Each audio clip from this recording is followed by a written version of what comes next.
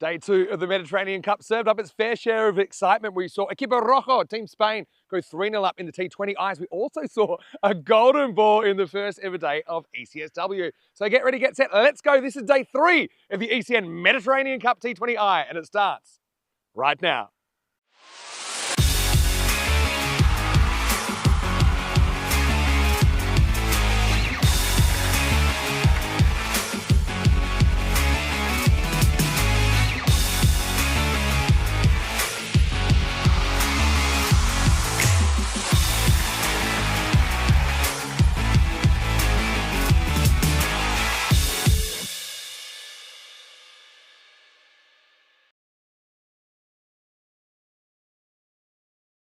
Good morning to you, wherever you're watching from around the world, and welcome to another huge day in European cricket. It's day 3 of the ECN Mediterranean Cup T20I. We have 2 more T20 internationals coming your way, and of course the third and deciding game of the first ever ECS-W. And wasn't that some drama last night? It was worth the wait, but we had a golden ball after sunset here in Zagreb. But in the men's T20, let's recap what we've had in the series so far. It's a best of 5 series. Now, Spain have wrapped it up already. This was the first match on Friday.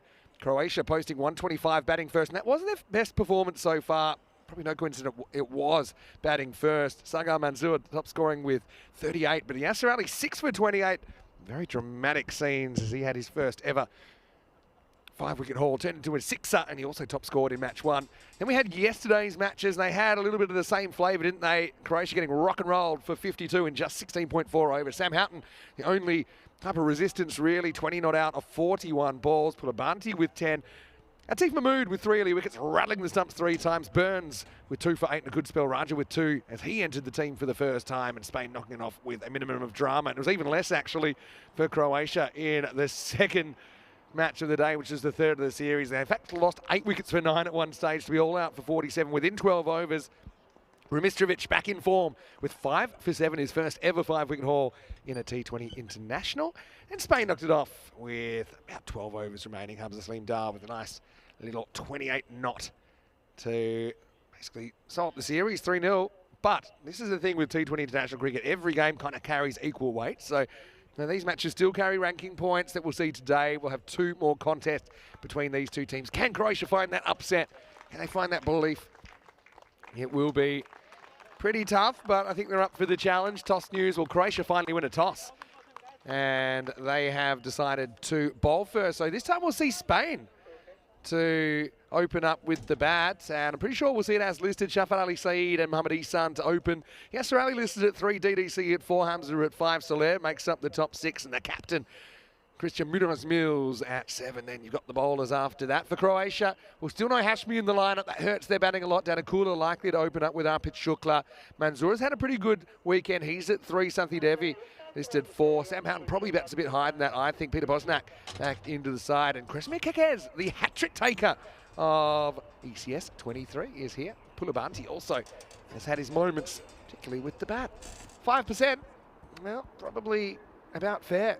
Croatia in home conditions on a slightly tricky pitch to bat, and so I always feel they're a chance of taking wickets. And they have taken a fair few wickets in the series, but just trying to put together a whole game. I think for Croatia to beat Spain, they probably have to play a flawless game, or kind of the best game of their lives, and Spain would have to have a bit of an off game. But certainly another great challenge for the Croatian team to come out and try and produce something special. Vinny Sander here, Mr. Maximo for ECN. Great to have your company, no matter where you're watching from around the world. Of course, Nish is on deck in Bulgaria today. And geez, weren't there some highlights out of Bulgaria? I've got to say, some stuff that you wouldn't normally see. Dalyan's kick catch. How do we feel about that? But yeah, there's plenty going on. 5 matches there today. We've got the T20Is and the third and deciding ECS-W here between the Jinx and the Lionesses. Danakula is going to open up. Ihsan, they like him opening in their first choice lineup, Spain, but certainly he's going to have to deal with a bowler. Danakula has consistently troubled the Spanish top order. Here we go with day 3.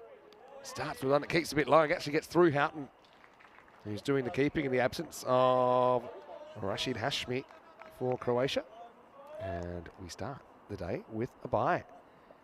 Morning to everyone in the chat as well. Good to have you with us. Happy Sunday. Hope you're enjoying yours so far.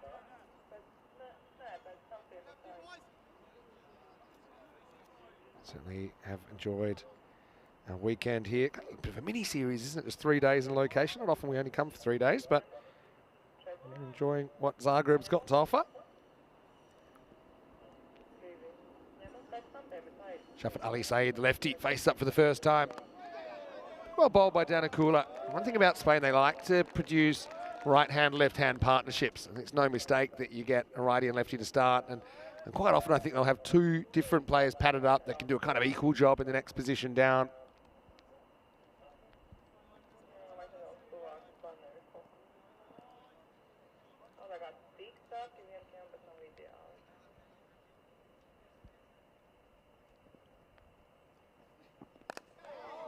Pushing run this time. Shafat Ali Saeed, first run off the bat in the day.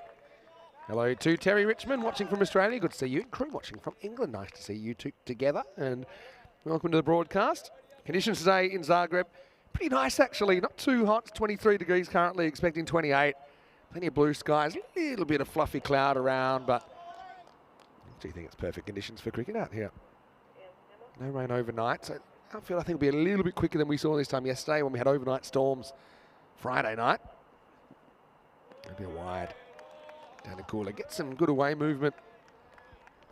Isan's kind of played his natural game. It's not a pitch that really suits his style, which is uber aggressive. I think he'll stick to his guns here. Can Spain have that confidence? They've got that long batting order. They can afford to take calculated risks.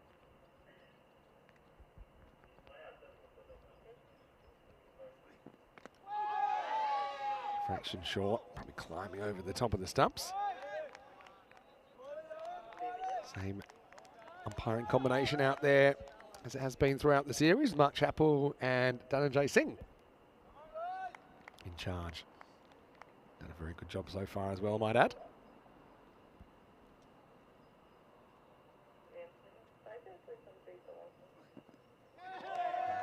A little bit of extra bounce. You can see Isan, not necessarily a huge move with his feet.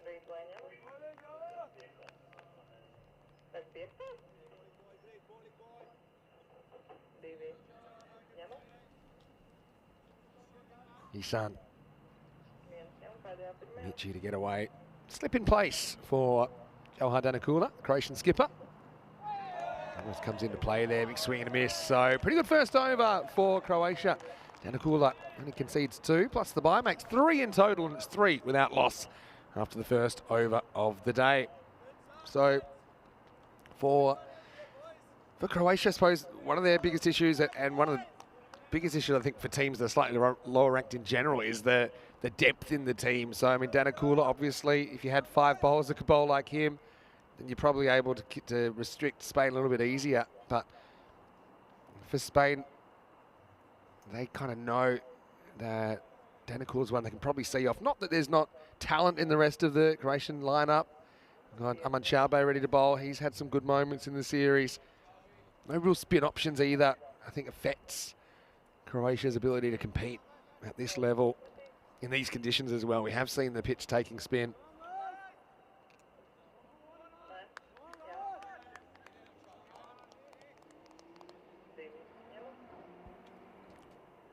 Chaube is going to start round the wicket to Shafat Ali Saeed.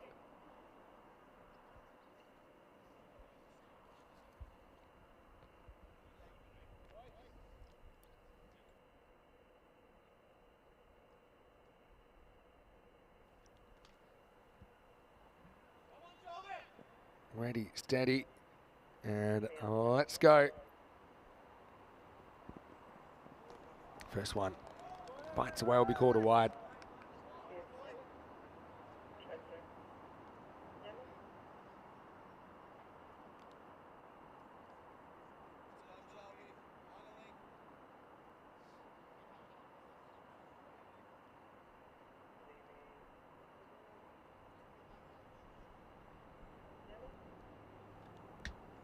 Chaube gets another crack at Shafat Ali Saeed.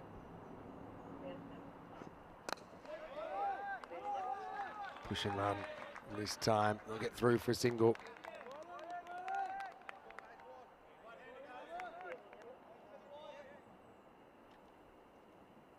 Isan. I just feel that if he can stay in and kind of survive these first few overs, he could make a big score. I mean, one thing in this series has been pretty bowler-friendly, to say the least. In fact, we haven't seen a half-century from an individual in the series so far.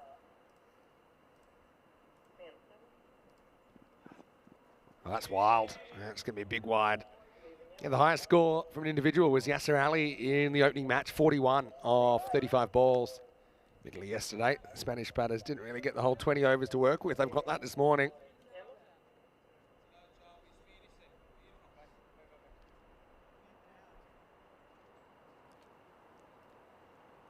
Jarbe uses one for the over. Probably wasn't a smart usage of it. Wasn't really too much of a dangerous ball. A little bit on this? No, there wasn't. It gets past Houghton, gets an awkward hop, runs away for 5 wide. So you can see Jarbe kind of letting the air out of the balloon here. He's sun off the hook, hasn't had to hit this, but he will get 5 for his team.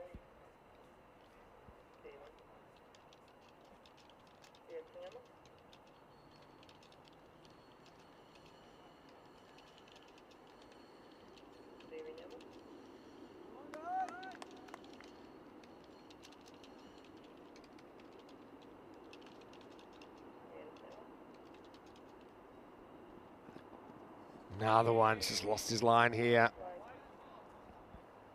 Danakula be frustrated, I think. Obviously, having a ball at the other end. Spain getting let off the hook.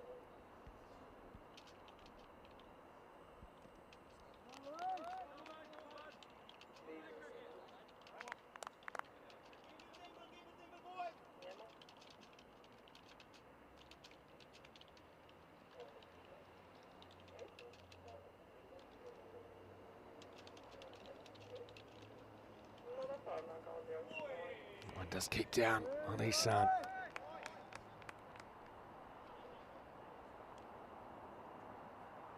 Well, Terry, just saw your message in the chat. Very, very sorry to hear that from everyone here at ECN and the European cricket community. It's you and your family thinking of you at this time. So I'm glad that you can be here with us at least.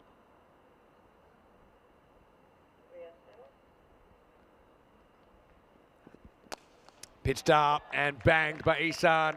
Down the ground, straight as the day is long. That's how you get off the mark. Had to wait for it. But he goes maximal. First one of the day. And if you can, get on the front foot and almost get it before it, well, just after it bounced, I suppose, then it does become a pitch that isn't too big. This Mlado's cricket ground.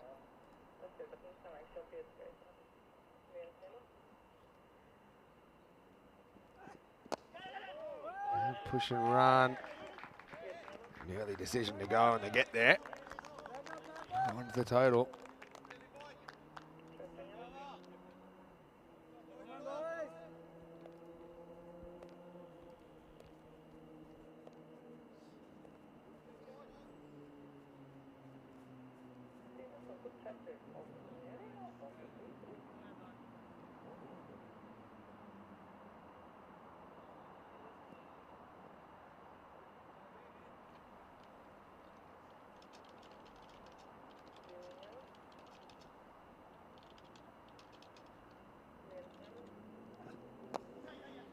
Shafar Ali Saeed works his leg side, looking for 2, not quite there.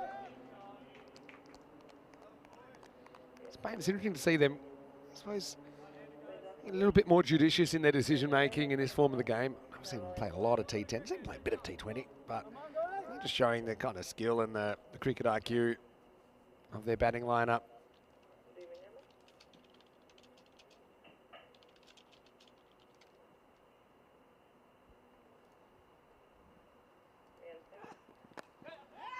Clutched away this time by Mohamed Isan. It's well fielded. There's Kekesh, who puts his body on the line. That's the end of the second over, and Spain are 21 without loss. 3-0 up in the series, so Spain know they'll be holding the first Mediterranean Cup in their team's history. But like I said, every match carries consequences, good and bad, carries ranking points equally.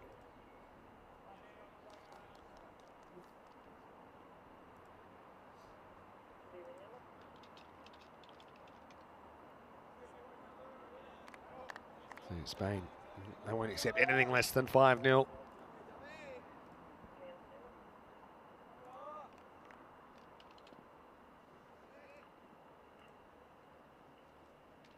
Tenakula's back.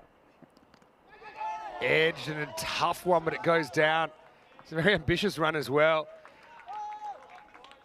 Houghton goes as far as he can. It's right off the end of his fingers. He had to dive because it wasn't going to carry to the slip. Maheshwari, let's have a look at it reverse angle. It's actually a pretty good effort. His only hope was probably for it to lodge in the webbing.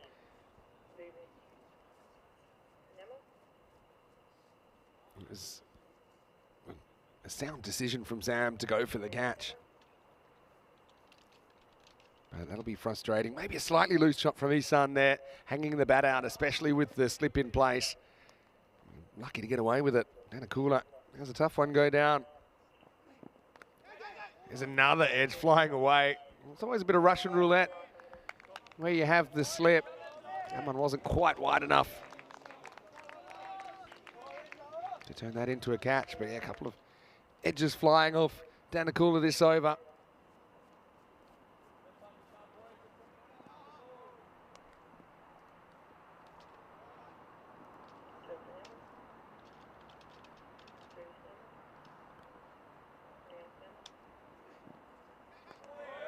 It's going to be called a wide. Umpires have a bit more, I suppose, discretion when it comes to wides in this form of the game. This is kind of half on, half outside. Not a bad spot to miss, though.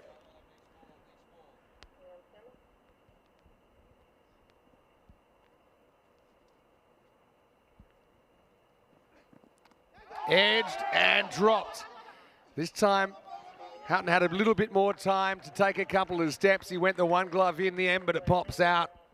And ECN dropped by the keeper twice in a row. Again, soft hands. Houghton, to be fair to him, it's not an easy part of the ground. It's pretty well worn to get some traction out of, so he doesn't go the full dive. He just kind of tries to take it on the run. Frustration for Croatia. That one was more of a possibility, really. I think the one earlier in the over that went down was kind of as far as Houghton could have reached, but that one, he gets a fair bit of glove on it, but just pops out.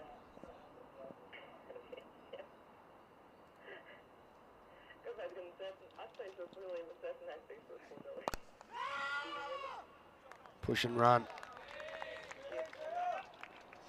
They won't run, actually, in the end. Be happy to eat it. Tenakula, he'll be so frustrated. He's had 3 edges fly away. None have been able to be taken. 2 have been dropped.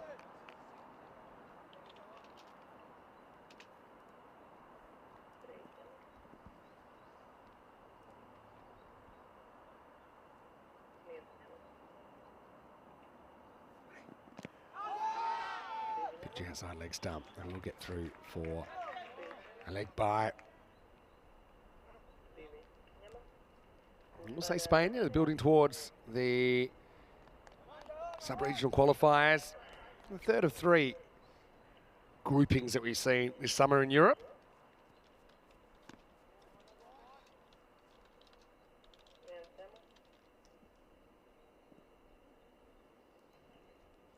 The 21st to the 28th of August will be those qualifiers. It's a wide. Houghton as well. He's had his work cut out for him so far. New Zealand-born Croatian keeper. Yeah, so qualifier C will see Spain in the same group as Cyprus, Czechia, Denmark and Greece also.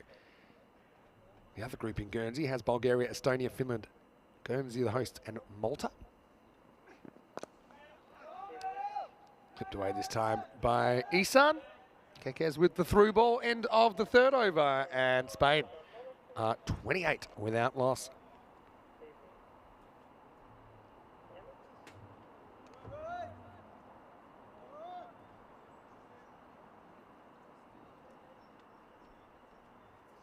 Long batting lineup, as you'd expect. Yasser Ali at 3, DDC, Hamza, Salim Dar. Alec Davidson's all there. Retains the gloves. As he's been listed as the keeper every match this series. Did have to go off due to quite a nasty knock he took in the first game, but he's listed to bat 6. I'm sure he'd love to get out there. No Danny Long Martinez in the lineup today. Rumistovic, again, he's rotated out. Sebastian Hughes-Pinyan comes back in for Spain. Still no Mohamed Atif in the lineup as well, as they prefer to go with Adil Raja. Certainly got lots of options. Like I said, sometimes I judge a team by the players that aren't in the 11, available but not selected. And obviously, you look at the players sitting on the bench for Spain, all very, very capable of doing a good job. Rathan Asami is going to bowl, so they make an early change here. Chaube didn't really have it. So, you know, I think it makes sense, make a change with Vignesh. See if he can make a difference. Isan, 11 off 11, including a Maximo. First one's short, wide, hit. It's straight. Shukla out there. It's only a single.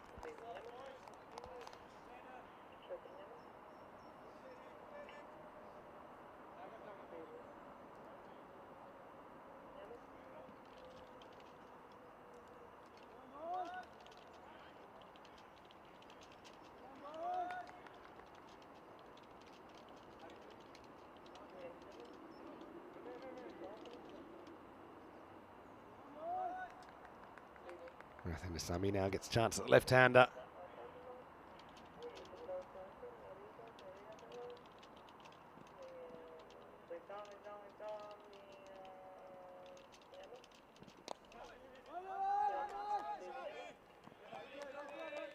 Shafat's happy to accumulate so far. It's some sort of minor injury they're considering leaving him out, but he proved his fitness before the game, and that's why he takes up his position at the top of the order. I think these two are the two that Coy Ruckus thinks are the two to open the batting for Spain at the qualifiers. That's why they're given every opportunity to bat together and try and develop that rapport. Both Catalonia-based players.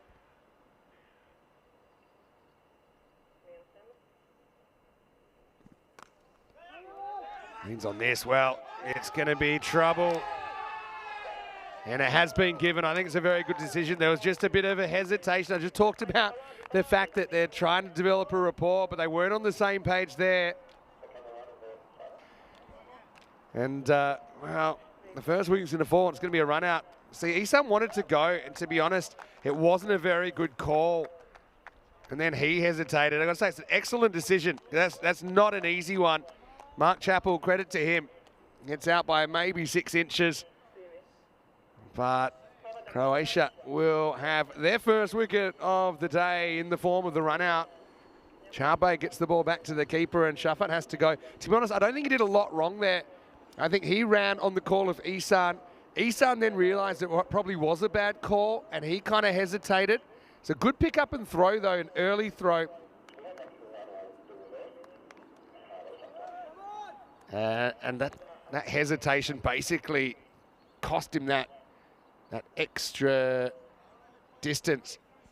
The run out's part of the game. That one probably was avoidable. Isan, I think he'll be the first to put his hand up and say, yeah, that was probably on me. But, you know, credit to Chaube as well. It was a good pick-up early, throw back. Houghton did well to get to the stump so quickly. So Shafat gone for 6 and it's 30 for 1. Here's Yasser Ali coming out at number 3.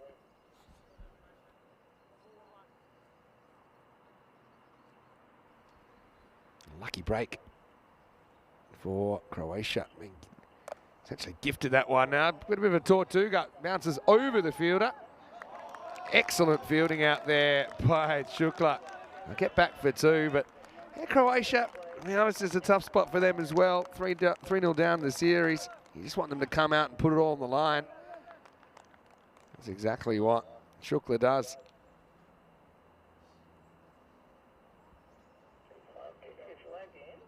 No, it's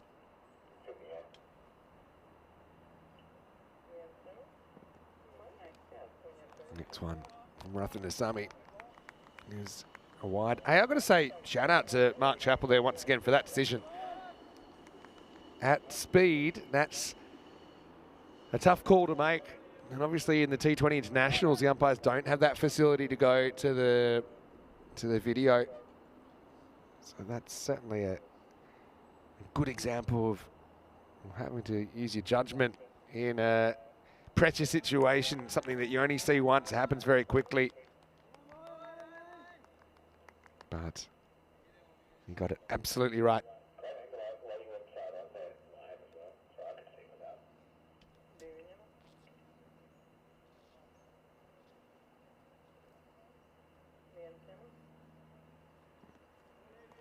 This one, just good. Nice little bit of outswing.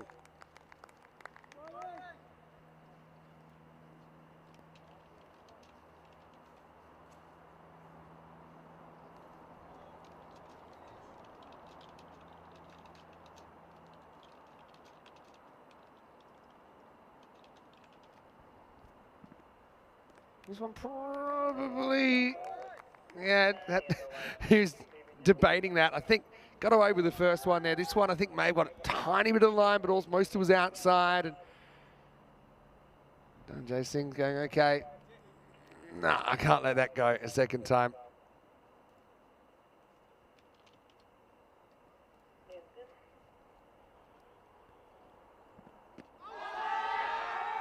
Oh, he's been given. Well, he went back to pull. And Yasser Ali's going to have to go. Let's check this one out. We can't really see how much it bounces. It does keep a bit low. Yeah, let's have a look. The only question here for me is the height. I just have a feeling that's climbing over the top. Hits him above the pad. And this is a good look at it as well. I mean, it does hit him in front of the stumps. There's no doubt about that.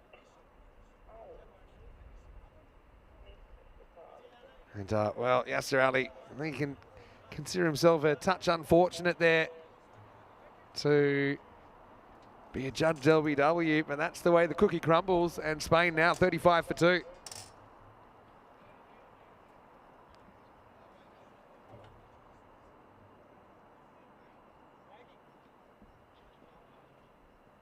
(35-2) then after 4. Pretty action-packed over that one from Vignesh Rathanasamy. Had the run out in it. Yasser Ali ends up being LBW for just 2.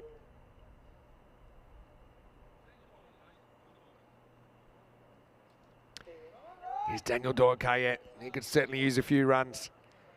New bowler being used now, and it's Hari Prasad Sathidevi.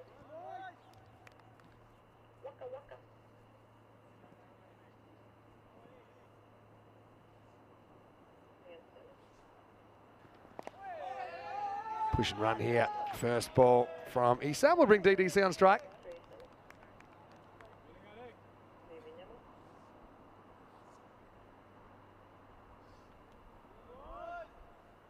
Daniel Dorkayet. They like him at 4. This guy could open as well. Sometimes they got too many options, Spain. That's probably not a bad thing either.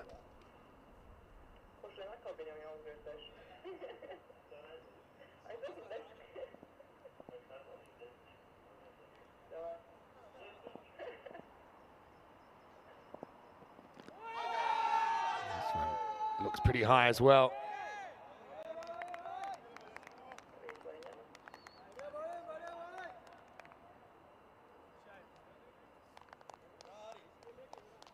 It's a little bit of nip back off the pitch there.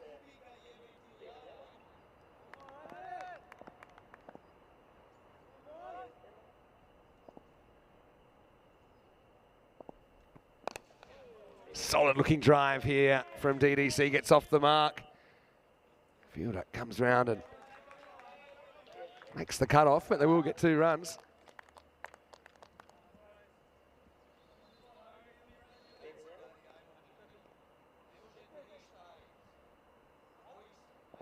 Spain obviously batting first for the first time in the series. There's one area I think DDC's working on, has been bowled through the gate a couple of times.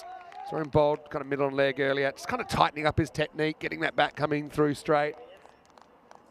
How to hit towards mid-on with a straight bat.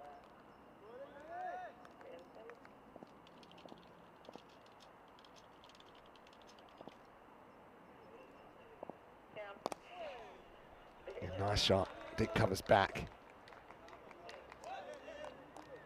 So it's an easy single there with that forward push.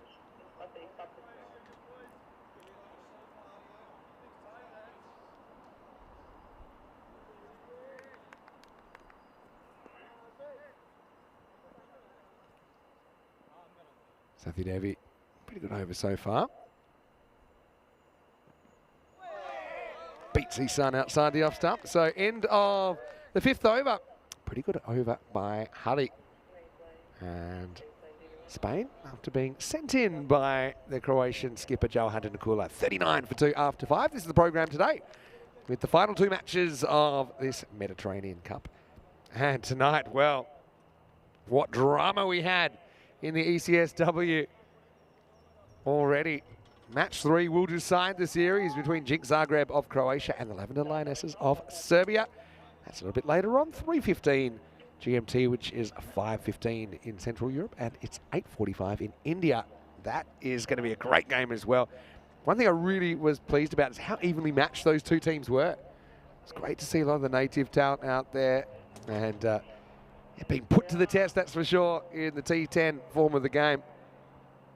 Rathanasamy ready to come back.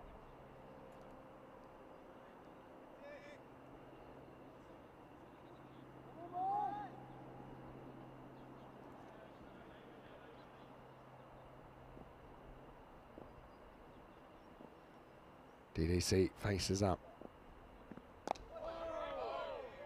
A pretty simple strategy, DDC, which is just to be tight on those balls on the stump, make sure that he gets bat on them, keeps them out. He can go after balls off the stumps. Anything that's short, he'll snap onto that back foot. He knows he's got plenty of time to bat here, about 15 overs still to bat.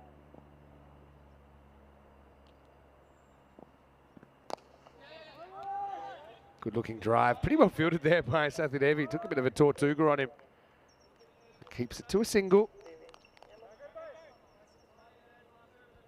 Devi in the circle there, but still very deep, right on the edge of the circle.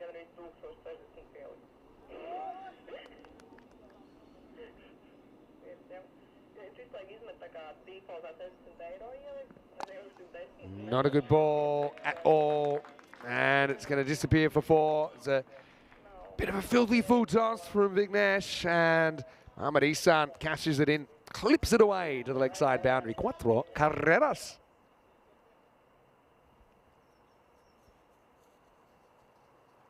Ihsan ridden his luck so far, has nicked behind a couple of times, got away with it a couple of times.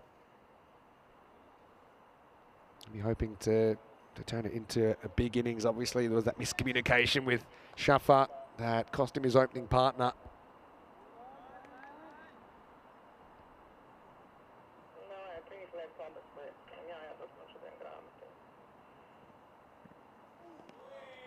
Down the leg side.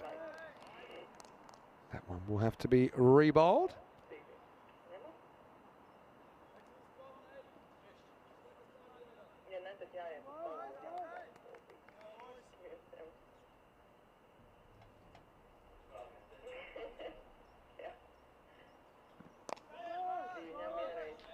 Ihsan Bisley pushes this one for a single. Spain with a slightly different looking attack today. They've been rotating their bowlers in and out. We do keep Atif Mahmood kind of spearheading the seam attack. Oh, one hand, one bounce. Well, if there's a World Cup of backyard cricket, I think I'd be picking Maheshwari for this effort. Watch this get belted into the ground, but that's sensational fielding. We're still on the way up. Last ball of the power play coming up.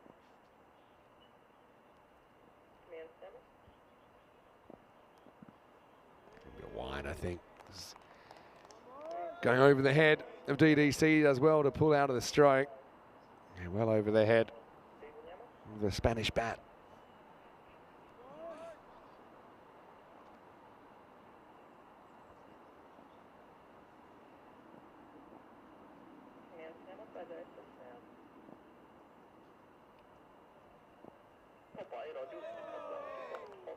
Last one passes harmlessly through to the keeper, and at the end of the 6-over power play, Spain 47 for 2. Nissan onto his third partner after Shafat Ali Said was run out for 6. Yasser Ali is on the wrong end of the LBW decision from Rathan Asami for 2. Daniel Dorkaya at the crease, taking a bit of time to get into his innings. I suppose he's got that time. Hamza Slim Dar listed to come in next. Alec Davidson sold out at 6, and then the captain, Munoz Mills, listed at 7, followed by the bowlers. Supercomputer listing 158 is the expected score. What do you think about that? Do you think that's a fair estimation? I'll say it's kind of below the rate they're already going, so I'm a little bit surprised. Maybe it's around the rate they're already going when I look at it. Well, Isan steps and hits it a long way. Maximo!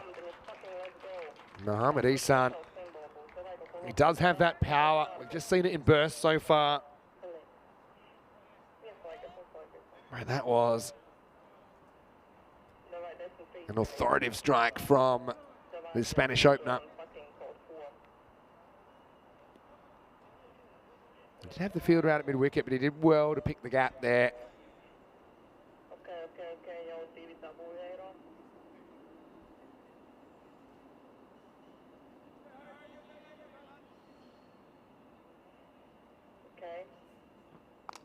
Fraction short this time. It's pretty well fielded down there by Rathan Asami. Didn't have too much room to move. It keeps it to 1. A couple of metres either side. I think this is going for 4 more. Yeah, pretty happy to see Isan at the other end at the moment.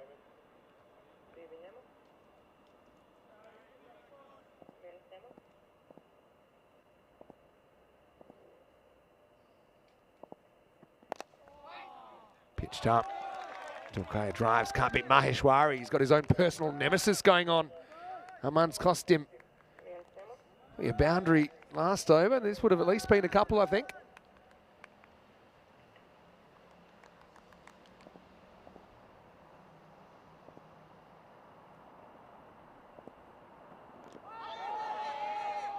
This one kind of beats him coming forward.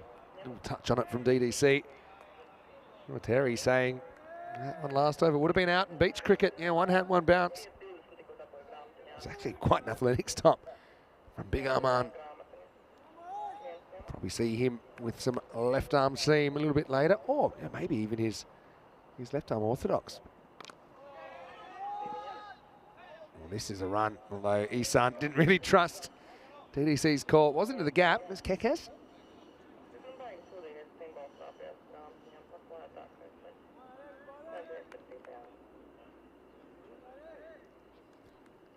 Sathi Devi's bowled pretty well so far. Doesn't have that breakthrough though. I'd love to get rid of Isan. He's had a chancy 25 so far.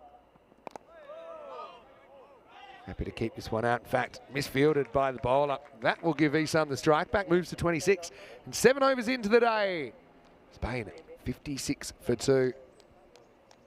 Interesting looking at that expected score. Basically saying they think, the computer thinks this is the rate that they're going to continue at. I would have expected that the computer would think they might be able to accelerate from this point forward. Maybe looking for something, let's say 178. Something like that.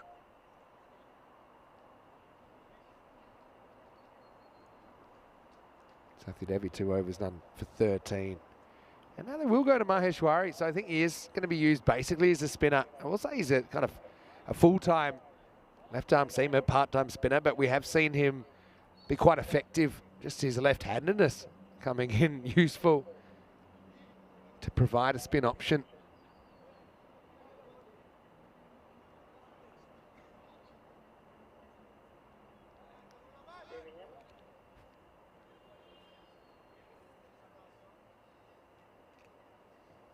Mohamed Isan has a fresh challenge here. It's funny how sometimes you can do some things in another aspect. So Aman Maheshwari's fielded really well so far. Wonder if that translates into a good bowling performance. Here we go with over 8. location first up, but also good run by Spain, turning that into a single.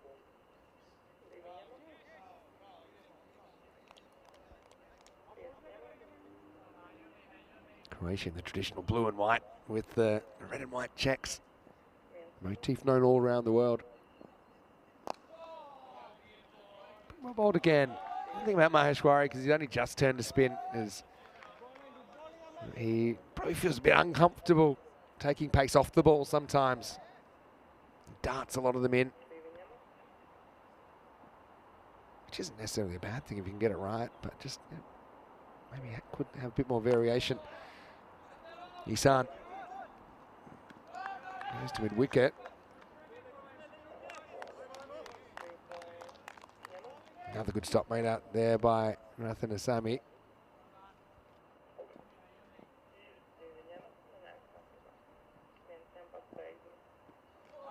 A bit of extra bounce there. Well, now they're going to take a bit of a dodgy one. Oh, it hit the base. And the bail almost came off, but it didn't come off. I'm not sure if it would have been out or not, but to be honest, there wasn't really a run there. I only got about 4 metres away from Houghton. I think when it hits the stumps, there you go, it would have been out, but the bail didn't come off. I think it hits the base, and which is part of the stumps. Wow, that is so unlucky for Croatia. But because he hits low on the stump or hits the base, it shakes him, but it doesn't bake him. The bail stays on. Half of it came out. The other half stayed on. And ECN's golden now. He's going to celebrate by pumping a 6. Maximal. Well, he's been dropped behind twice. He's basically been run out, but saved by the fact the bail doesn't drop. And now ECN, he just probably feels like he's bulletproof. Moves into the 30s with 6 off Maheshwari. It's actually a pretty good recovery by Houghton behind the stumps to get on his feet again after almost being knocked over by the extra bounce from the delivery.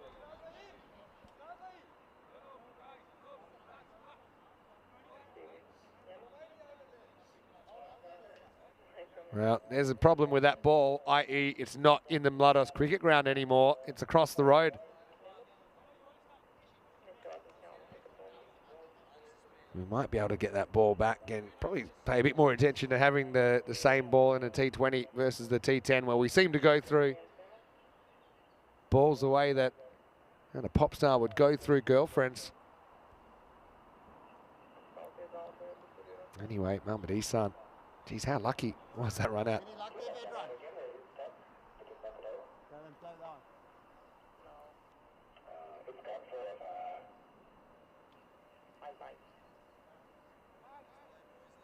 I think they will decide to go with a replacement ball now. ECN 34.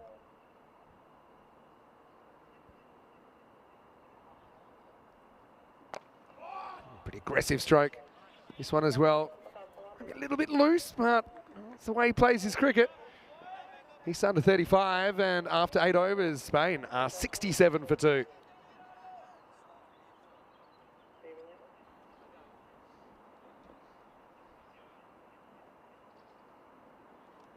Just slight uptick in the run rate over the last 3 overs or so, but pretty consistent around that 8s. That would translate to a score kind of 160 to 180. The other thing is, if Spain do have wickets in hand, when we get to the last 5, 6, 7, 8 overs, I think you'll see them treat it pretty much like it's T10. With a long batting lineup, the wickets being dispensable, essentially. But first, it's about getting to that position from which they can launch. Sathi Devi to continue. Still got Dana Kula with a couple of overs up his sleeve.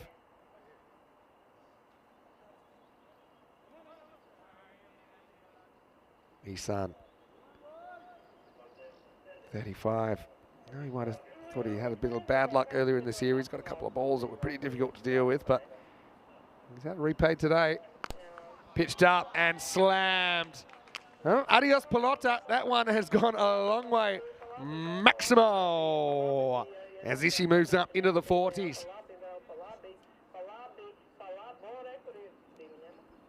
That's a long chase for Danakula into the daisies.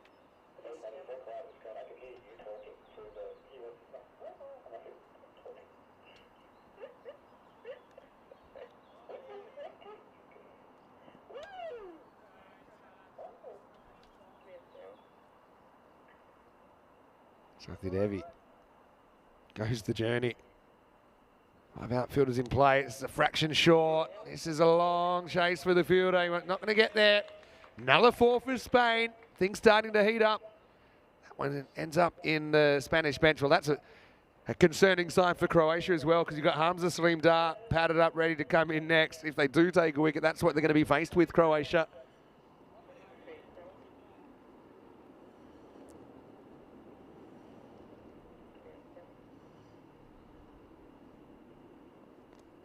Well, this one could be 4 more, and it will be. Just too short. Didn't have a fine leg at all, so he's under 49 now. That one was a bit of a gift, wasn't it? And Mohammad Ihsan happy to unwrap it. Just needed to get some bat on it round the corner. That's exactly what he did. Ended up coming pretty close to the cube. Not quite inside.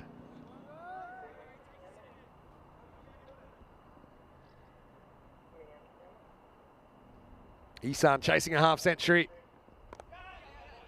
And he'll get it. 50 off 28 balls for Mohammad Ihsan. The first half century of this Mediterranean Cup, and it goes to the Spanish opener. He'll feel his job has only just started here, though. 4 Maximo 3-4s in his 50 off 28 balls. Does have a T20I century. Cracking shot this by Dorkaya. That was like a bullet. Cracked off the back foot, and that was something like Steve Waugh would play, I reckon, the kind of late 80s, early 90s. That really raced off the bat, screamed off the bat of Daniel Dorkaya.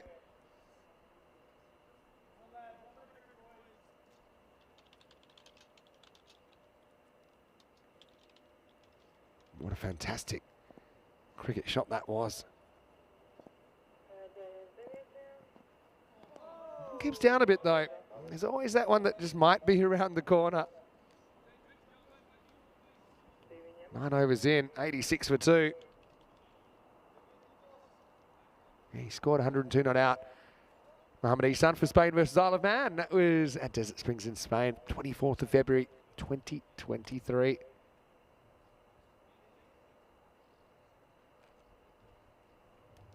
So 50 of 28 balls from Mohammad Ihsan. You know, if you can manage to score a ton on this pitch, then you know you've had a very good game. Players deciding to have drinks and over early. So maybe a bit of thirst. Bit of thirst creeping in. So looking at the bowling figures, Danakula 2 overs just for 9. He could come back second half. Maheshwari, I think, provides a little bit of variety. Only thing is, you know, he's their left arm seamer as well, and so yeah, he has to basically choose one or the other. Probably makes sense to try and have something that's a little bit slower. This is where we are after 9 overs.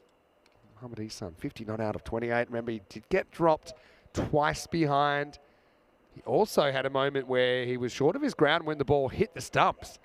A run out attempt, but the bail was not completely dislodged. And so he survived that scare as well.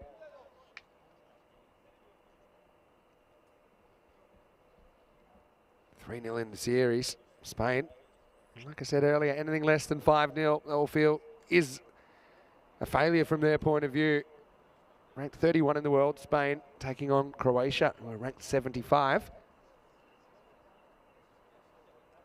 No, don't forget that there's plenty of cricket happening in Bulgaria as well today, with 5 matches there. And that Mike Jones, popular personality on the network, he brought up his 1000th run on ECN already today, so congratulations to Mike. He's a guy we have actually seen playing in ECS Croatia before for Belgrade. I'll never forget that he took 4 wickets in 4 balls. And not many people have done that on the network. I can actually tell you that in in ECN history. We've only ever had 6 people take 4 in 4.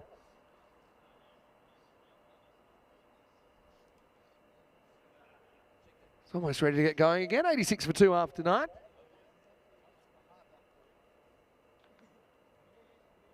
Maheshwari will continue.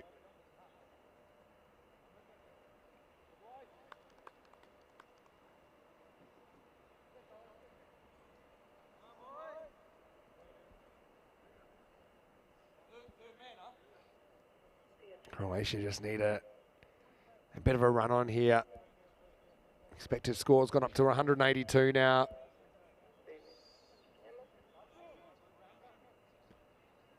And yeah, that's one thing we haven't seen because Spain haven't batted first in the series so far. We haven't really seen them go, what I would call kind of pedal to the metal, all aggression, which is what they'll get to in the last few overs if they've got plenty of wickets in hand.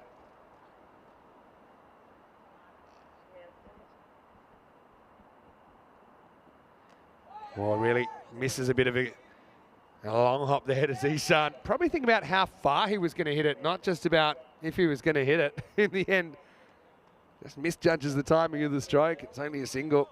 Maheshwari gets away with one there.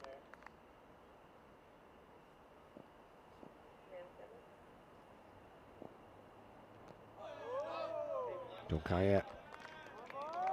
Just careful with this one. There's that variable bounce in this pitch, which I think it's always playing on the batter's minds.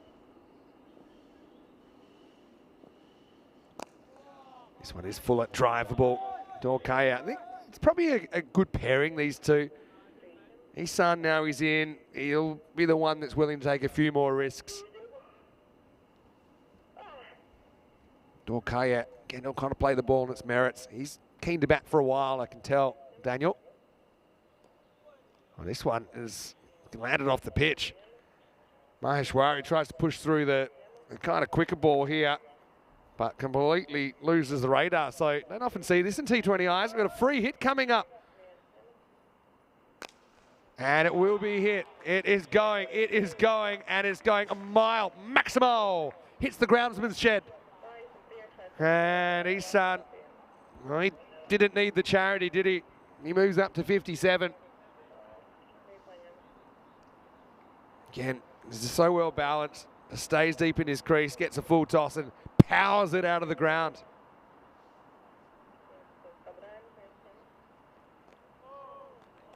This one's going to be called a wide. So there's a few danger signs here for Croatia that this could be getting away. I wonder if they're thinking about bringing Danakula back just to see if he can break this partnership. Well, in the air, long way in the air. Maheshwari in the hot seat. And he'll take the catch. Oh, this over's been a little bit like a bag of licorice, all sorts. It's had one off the pitch. It's had one that's been hit out of the ground. But now it's got the wicket of Ihsan. So Maheshwari does get his man in the end. And Ihsan is going to go no further. He'll be gone for 57. Trying to take that one down the ground. Maheshwari had a bit to do. But he completes the caught and bowled. And a good innings come to an end from Mohamed Ihsan, out for 57, and Spain are 96 for 3. Pretty good catch because he had to kind of back away and he was so far under it. He didn't really have a sense of perspective there, Aman Maheshwari. Ihsan, well, he'll be disappointed to get at that stage, but he probably also knows he had a bit of luck along the way. He get dropped a couple of times, might have been run out as well at one point. But a pretty useful contribution. Hamza Saleem Dar, the new batter. Left-hander coming out, so we go back to a left-hand, right-hand combination.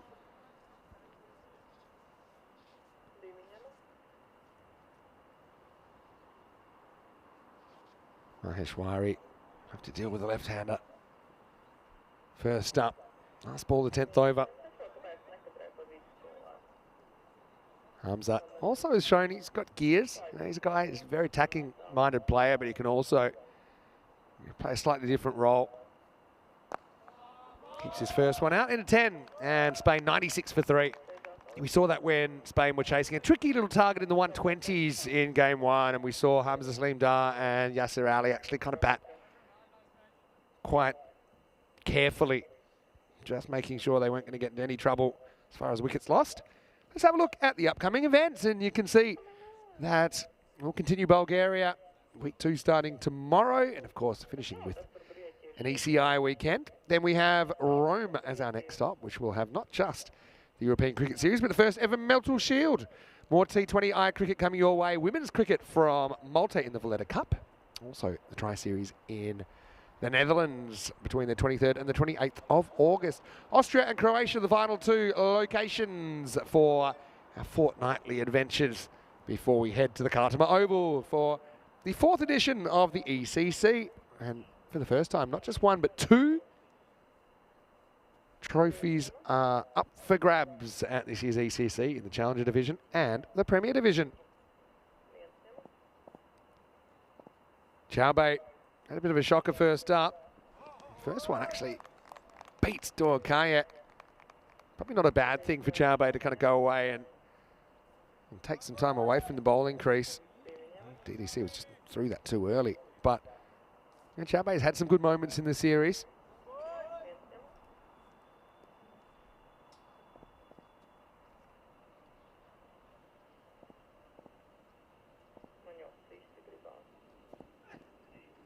Well, it's almost a replay. Almost takes Sam Houghton's head off. And then he gets on the way back. It'll be a bye. Well, if there was such a sport as extreme keeping, I think this would probably be the home of it. I like that Sam decided to wear the helmet just in case the worst happens. And so it makes sense. Chaubey, by the way, bowling at the other end. So that'll probably change his feeling a little bit. What he's delivering.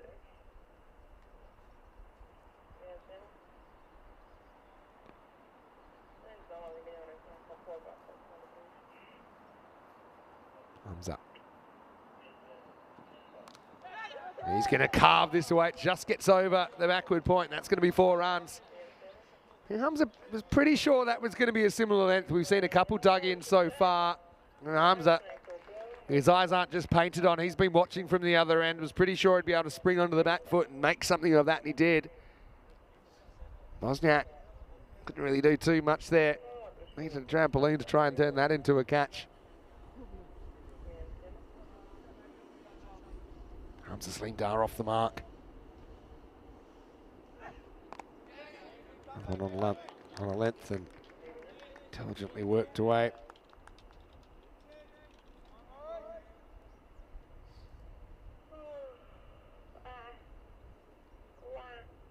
Hamza averaging around about 23 in T20I cricket in 22 matches. High score of 59 not out. Just the 150 in there, I'm sure. He'd be keen to add to that. Still a young man.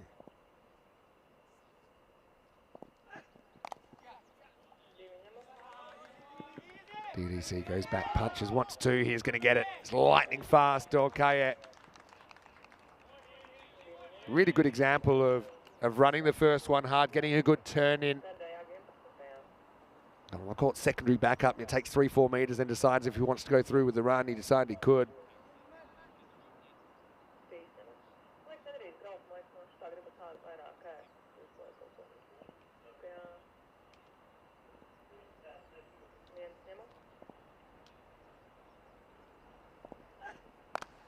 Fraction short this time. DDC does get some bat on it. Down to deep square for 1.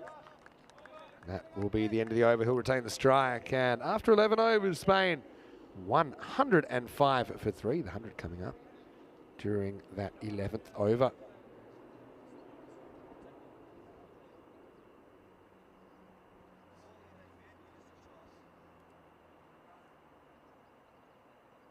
I'm going to say hello, Lucas Stubbs. Good to see you in the chat. He thought that Maheshwari is looking pretty cool bowling in those sunnies. I think they helped him out a little bit in that higher catch, Luca. Great to see you.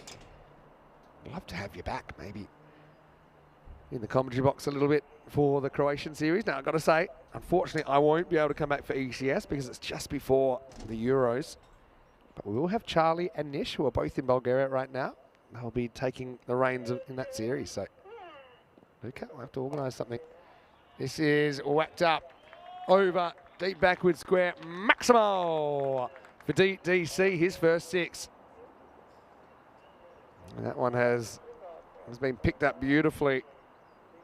Maheshwari just getting a little bit too leg stumpish. I think this is one of those pitches where you take what you're given. I think if you're trying to force the issue, and often you get yourself into trouble. But if you're against a tackler that will give you the odd bad ball, if you just concentrate on putting that away and accumulating the rest of the time, a bit like DDC is here, then that's probably a better long-term strategy. Another ball that's fraction short, and that's going to be 4 more. And this is kind of what I'm talking about. Maheshwari, not really bowling like a spinner. It's bowling more like a slow medium, kind of trying to put pace on the ball. I think I'd love to see him be a little bit braver, maybe try and turn it a bit more, maybe try and toss the ball up a bit and tempt the batters to come forward. No, it's not easy. You're bowling to this kind of batting lineup.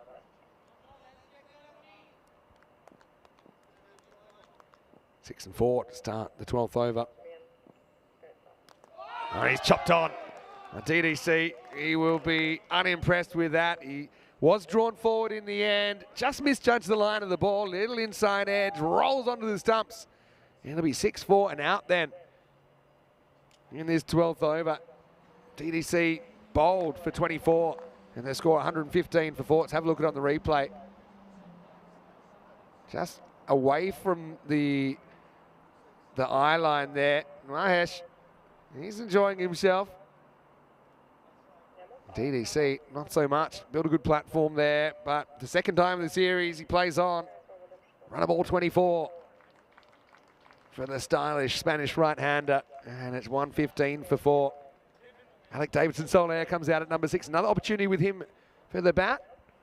He's had an eventful, if not particularly run-heavy start to his T20I experience. Strangled down the leg side for 1 in his first innings. Out without scoring in his second, so he gets a good chance at number 6 to be productive here. Again, I think there's a kind of period of about 3 overs or so here with Spain. We'll want to make sure they don't lose any more wickets. Then they can really launch in the last 5 with the batters they've still got to come, including the captain, Christian Munoz-Mills. And the thing about Spain, they do bat all the way down. You've still got players like Lorne Burns to come. Atif Mahmood batted really well on the T10 the other day. First one jumps a lot on Alec Davidson-Soler. Well, who should know what this pitch is doing more than anyone? He's had a great view from behind the stumps. That's a good length from Maheshwari first up. Nicely cut away by Davidson-Soler this time, just a single. He's off the mark.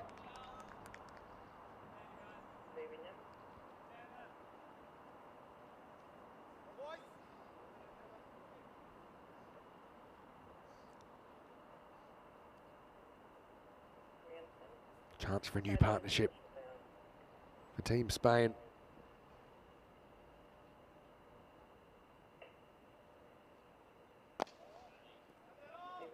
Clipped into the gap, long chase there. Well cut off. Danakula, the skipper, fires in the throat. But it will be the end of the over. And the score 118 for 4. 8 overs remaining. You see Isan 57 and Daniel Dorkaya 24. The only batters to reach double figures so far in this innings. 21 extras, a little bit on the high side as well, I think, at this level. If you take those 21 extras, let's say you take 15 of those away, and suddenly, 103 after 12, you're starting to feel that this is reasonable for Croatia.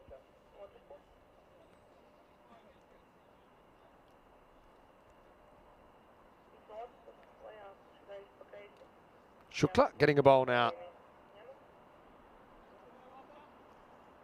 Yeah, so interesting. They're going to a 6th bowler here, Croatia. Shukla, expect him to open the batting in the second half of this game.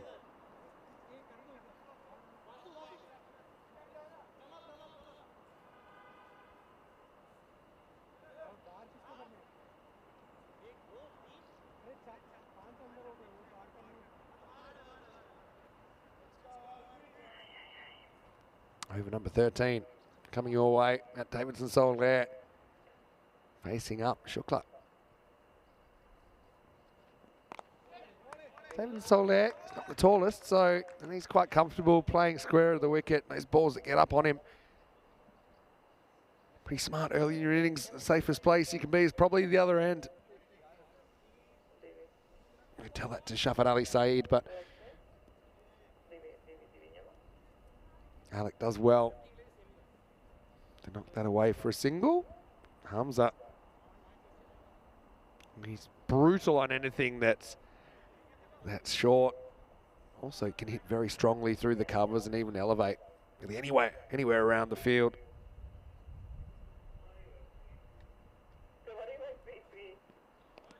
So I just leave this one, which is a good decision. That'll be a wide and bowled again.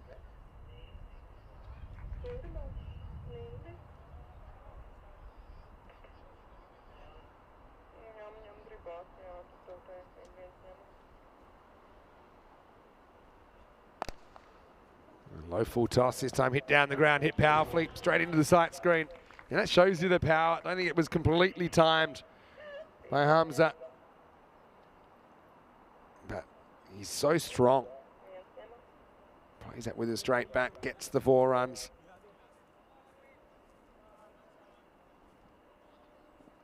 Rate's gone above 10 now for the first time. It's 200 pace. Just worked this time. Maybe a little bit of bat in that. Or not. That's a leg bite.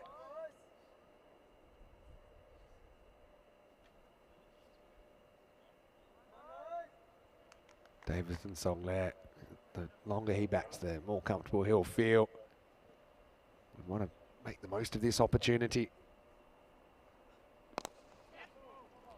He's happy right now just to be busy, get to the other end. You know, it's funny, new bat, I know you don't really think of it at this level, but it'd be interesting to see, you know, bring mid on, mid off up. Because you think about what would the batter like least. And I think to be kind of have to hit through or over the field is what Davidson Soler would like least. And he's happy taking the one at this stage. Bowled by Shukla.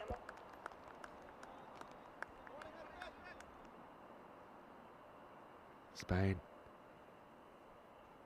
Opportunity to bat the whole 20 overs for the first time in the series.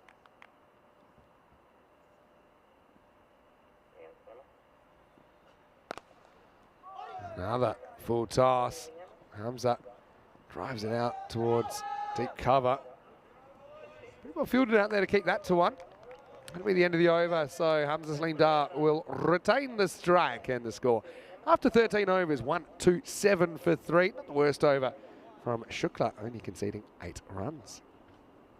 6 bowlers used, that gives him that extra flexibility. 7 overs left. You'd imagine Maheshwari will get a last, at least 6 overs left. 2 to be bowled by Danakula. Maybe 2 to Rathinasamy. Shukla could potentially keep going as well. That 6 ball always just gives that little bit of extra flexibility at the back end of the innings, which can be so important.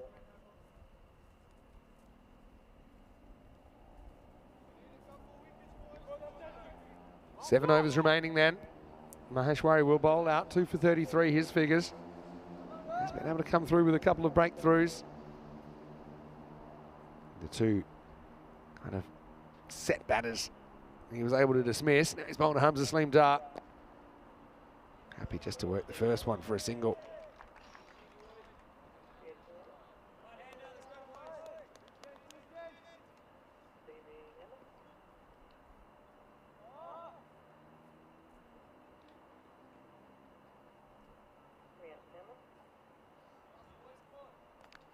Cover comes in reasonably tight, maybe trying to cut off that easy single.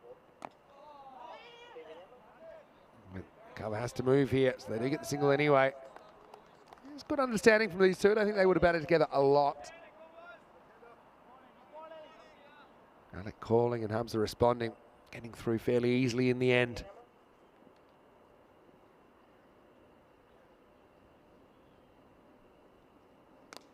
He goes for it. I knew that shot was coming. It's miles high. Is it going to carry to anybody? It doesn't. I don't know. I just had the hairs on my neck standing up, feeling that Harms has probably seen about enough of this. He knows he's only going to get a handful more balls of Maheshwari. It's a good matchup for him. Tries to launch this, gets a huge edge up in the air, but no infielder in the area. Falls safely.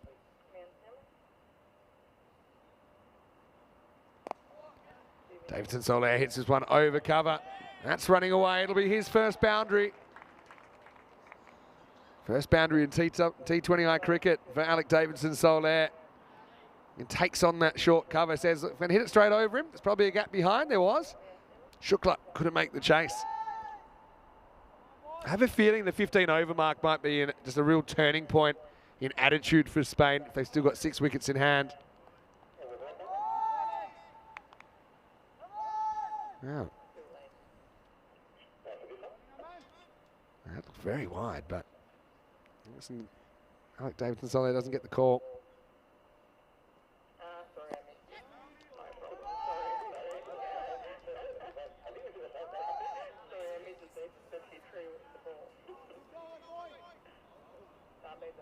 Maheshwari is going to finish his spell.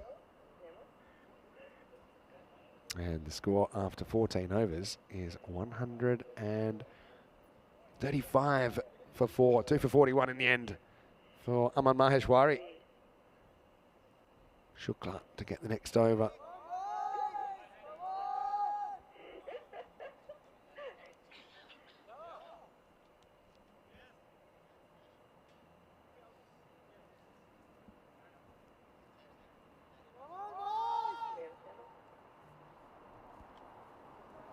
Shukla. What a pretty good first over. 6 overs remaining. Push and run. That's a very good run in the end. It wasn't too far from Maheshwari. Just completed his spell. I just got a feeling there's something about the 15 over mark. Still have 6 wickets in hand with 5 overs to go. See Spain kind of consciously going up a gear.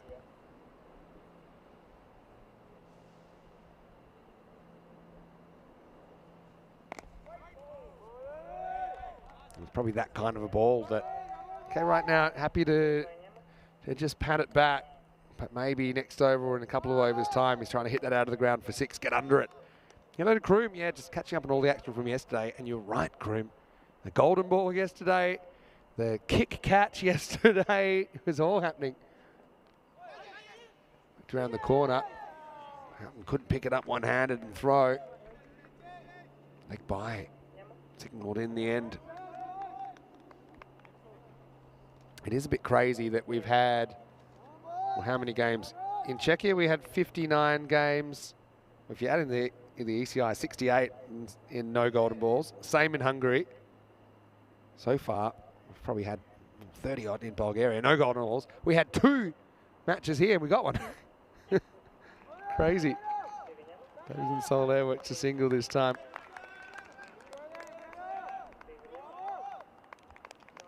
I know that Alex's sister, Andrea, who plays for the Spanish women's side, well, they're no stranger to golden balls. In fact, last night's golden ball was the first women's golden ball on ECN that didn't involve the Spanish women's team. Who had 2 golden balls already. Shook to lose this one down the leg side. It was a 3rd ever women's golden ball, 64th ever.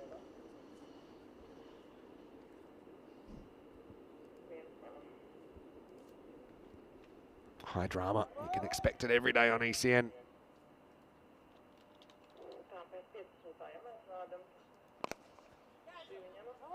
Pitched up and driven through the cover region. Might try for 2 here. They're thinking about it and didn't feel it was worth the risk. They just take the single.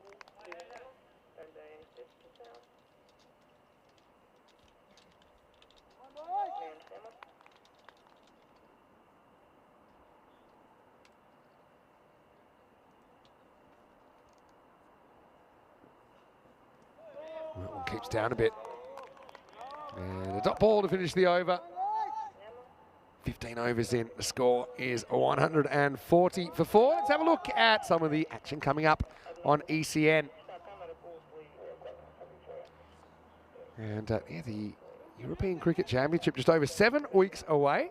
You can join us for the biggest ever ECC. 32 countries competing over 2 divisions. I think, correct me if I'm wrong, something like 125 or 126 matches, something like that. But it'll be 4 weeks to remember at the Cartamar Oval, just outside Malaga in Spain. Join us for the 4th edition of the European Cricket Championship.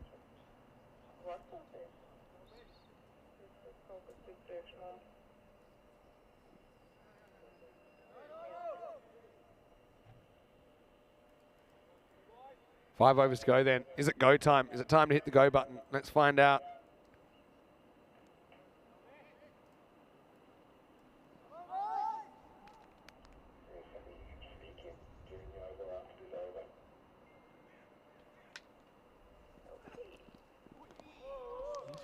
Beats Hamza outside the off stump. So 140 off 15.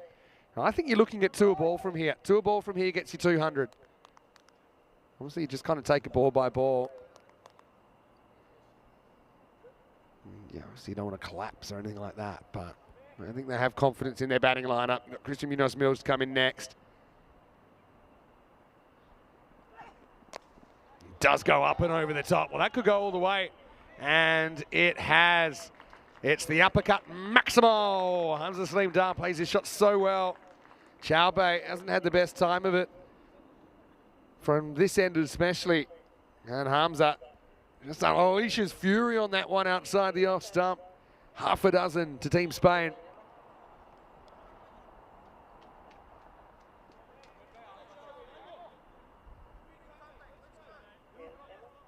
Signal of intent there from Hamza Salim Dar.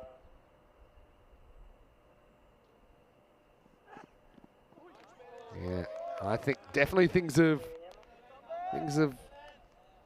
changed, I think, in the mind of Hamza Salim Dar, saying, all right, now I'm treating this a bit more like it's kind of 5.3 overs into a T10 match. And let's see what we can do. We're not going to run out of wickets. We shouldn't run out of wickets. How high can we climb? Chaubey better get it right, otherwise it could get ugly. It's a pretty good pull shot, actually, because that climbed on him. Should get 2 here. Yeah, they will get 2, even though Hamza laboured a little bit through the 44 yards.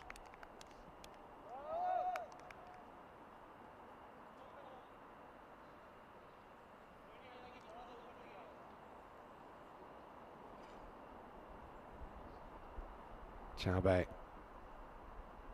continuing around the wicket to the left-hander. Well, that one does get up. There's a little bit of glove into the body of Hamza. He didn't enjoy that at all. He's going to straight away ask for some attention.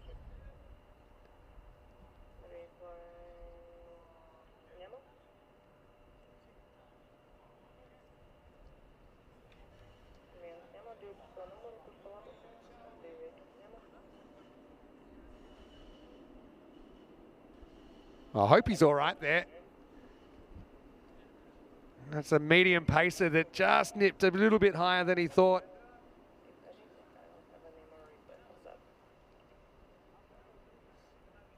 Yeah, he's a tough nut as well, so, you know, he wouldn't go down unless that really did sting him. That was a nasty little nip for Hamza.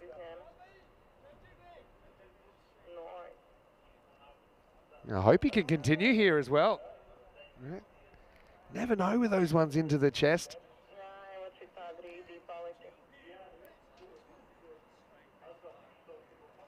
But yeah, taking some time. Chaubey gets a little bit of variable bounce out of this pitch.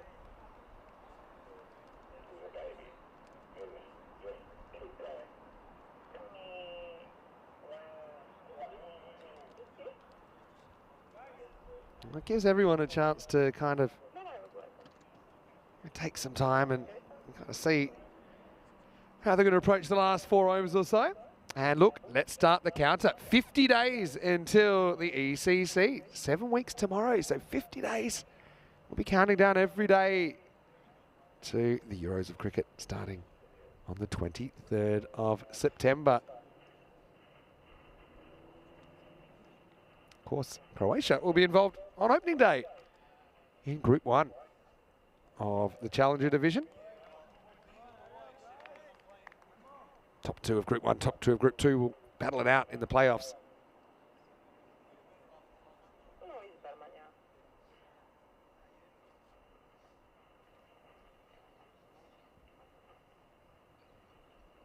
Good to see Hamza is able to continue his innings.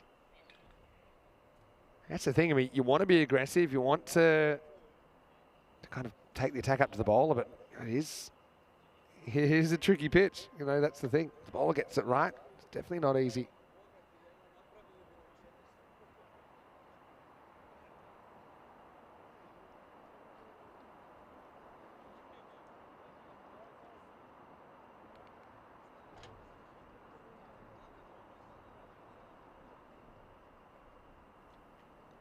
Well, Chauba, it's probably the closest thing to a victory he's had in the 2.5 overs he's bowled so far.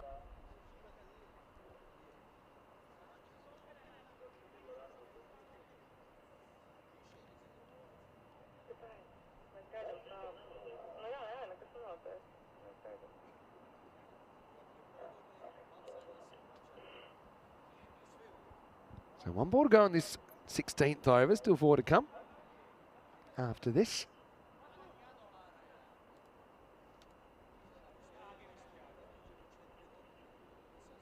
Very nice conditions if you just joined us. 25 degrees, pretty pleasant day. A bit of cloud cover offering some relief from the sun as well.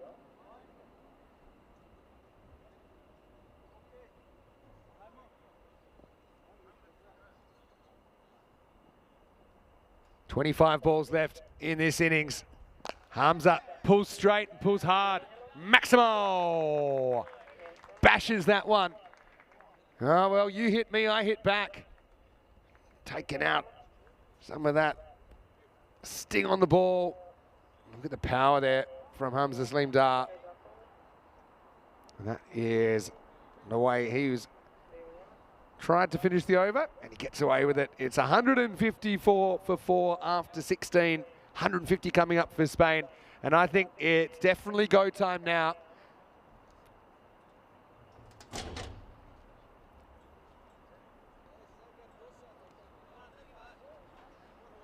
.25 extra is a little on the higher side. Mentioned that already. Danakula's going to come back, so he's got 2 overs up his sleeve. We might see Ramasamy back to bowl a couple of overs as well. Took 1 for 15 when he bowled. Shukla still got a couple of overs. He's only gone run a ball, so he's got some bowling to come. But I think Spain have been instructed now to go for it. No fine leg for Davidson Soler, so I thought maybe we might see him get a bit funky to manufacture a boundary at some point. 194 expected.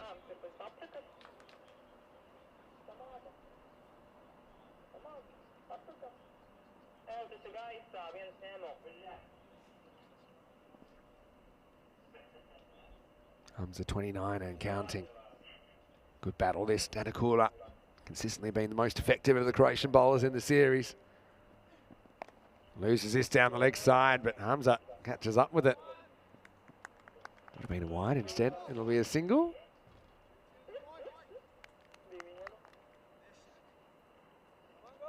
I think Davidson Soler. Let's see if he can kind of go up a gear in his game as well. I think this is a situation where he'd be looking for more than just the one a ball.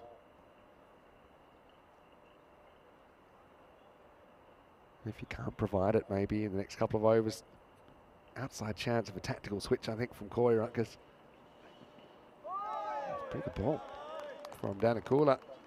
Finds that kind of uncertain area. I think the other thing, though, is I think Corey's very keen to get more batting into Alec Davidson Soler. So I don't think that he'll probably pull the trigger, even though you've probably got the bigger hitter in Munoz Mills to come in next.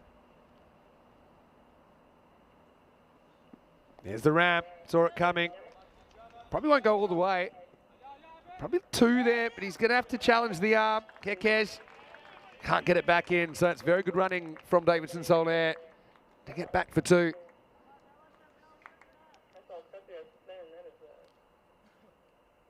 That's the thing, I suppose, this outfield not particularly fast compared to some that are around. Did have a little bit of rain a couple of nights ago.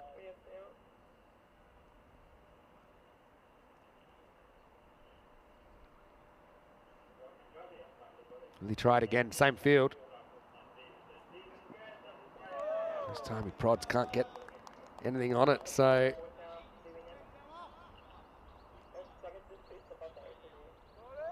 Last ball, the over coming up.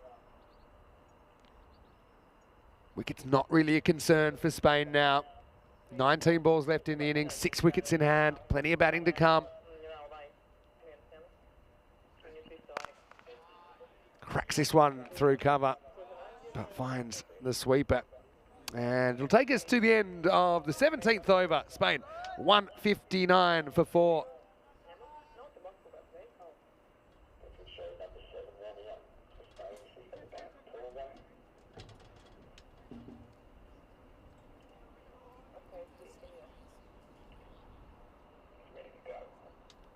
Two wickets for Maheshwari, the other one to Rathin Asami.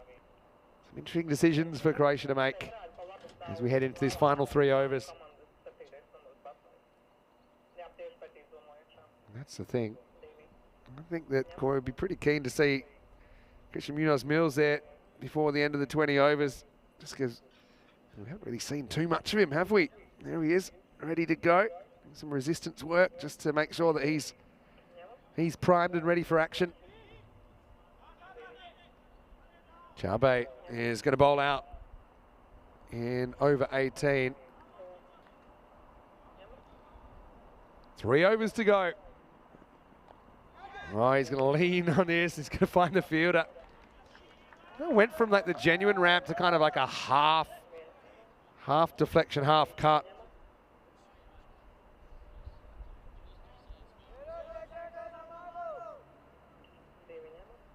What it does do, gets Hamza Saleem Dar back on strike. These two putting together a pretty useful partnership.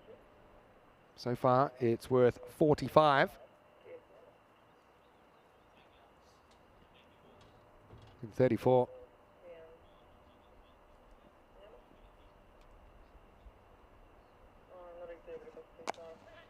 That one's hit over cover. It's hit pretty well. That'll find the boundary. Hamza Saleem Dar. He's motoring. He's 34 now. Hamza Saleem Dar. He's striking pretty well. 34 off 21.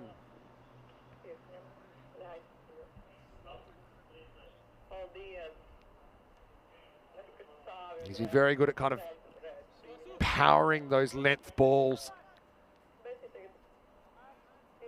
Got that one away from the outfielder. Chabe, done for 45. Wants this one as well. There's Hamza, but finds the fielder just a single. I've got a sneaky feeling that they may inject Christian by choice after 18. Just because there's not too much to lose. Davidson Soler, obviously, he's played his role well, but maybe at this stage they feel there's a slightly more attacking option, that more dangerous option as far as hitting boundaries. It's worth trying. Driven down the ground again. Alec certainly has shown a bit more of what he's capable of with the bat in this innings. Bit unlucky, honestly, on debut. Didn't take one, glance one off the face he bat down the leg side.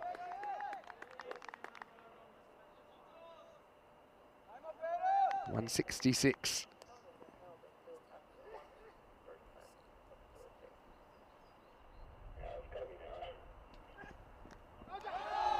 Oh, this might have taken a small edge, Wait for the signal or lack thereof.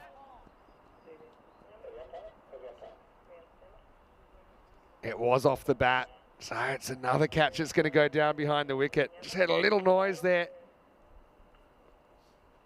Didn't make great position with the hands there. right off the end of the fingers. Stroke of luck.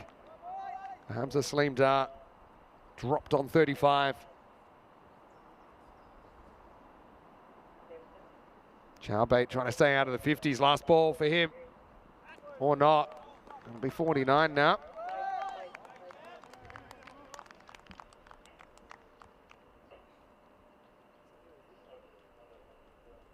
Croatia already, it's even if they pulled up stumps now at 168, it's a very ambitious target.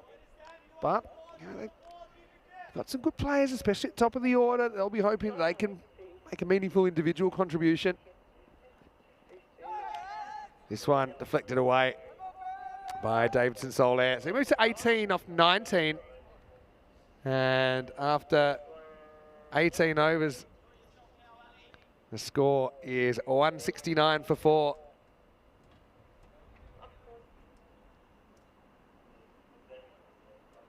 See Spain losing the 4 wickets along the way, including 2 in that 4th over.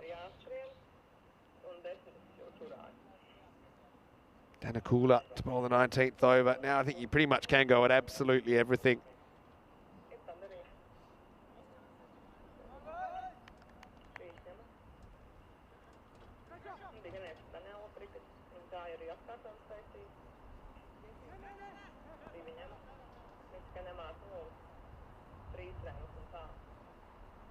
Twelve balls left. Spain, I still think they got visions of 200 here. 169 as we start the second last over. Swing and a miss though. Good area from Danakula. I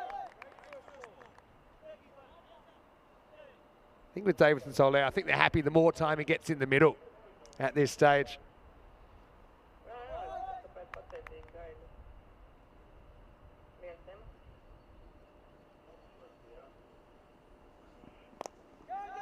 Runs at this, up in the air. Maheshwari comes back and takes the catch. So Davidson Solaire very keen to get on with it.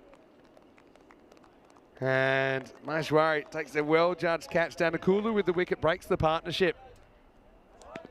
Davidson Solaire coming down the wicket, doing the right thing, being unselfish. Really trying to get on with things, which is his obligation at this stage. Useful innings from Alec. He'll go for 18 though. And it's 169 for 5. What it does do is it brings Christian Munoz-Mills at a good time to the crease. 10 balls left. Christian's a guy, to be honest, he could bat anywhere in the order. Could bat anywhere from 1 to 7. He probably has at different stages.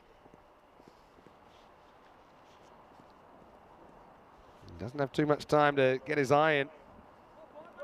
Goes for it first, ball stays a bit low.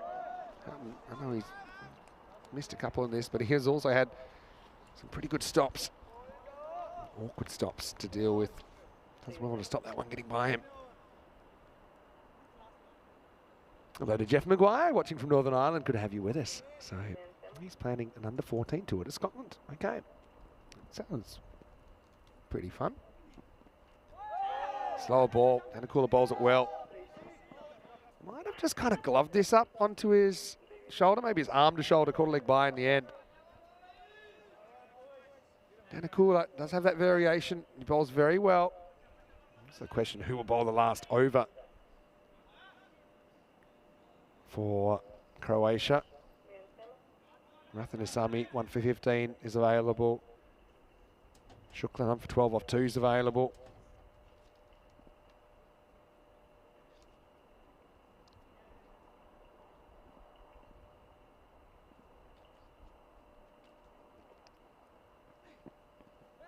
Slow ball again. Very clever bowling from Danakula. Spain haven't really been able to accelerate the way that I'm sure they've wanted to. I think the intent's been there.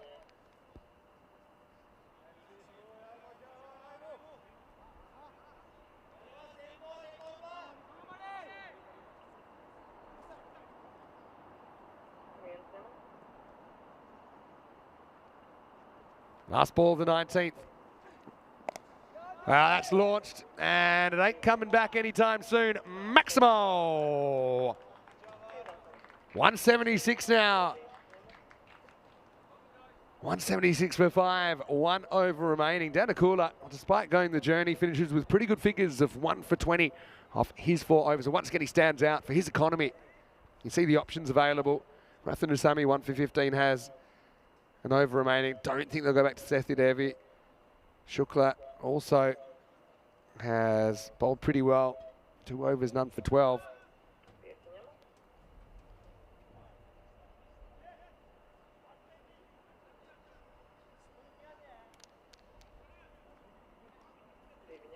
th over on the way.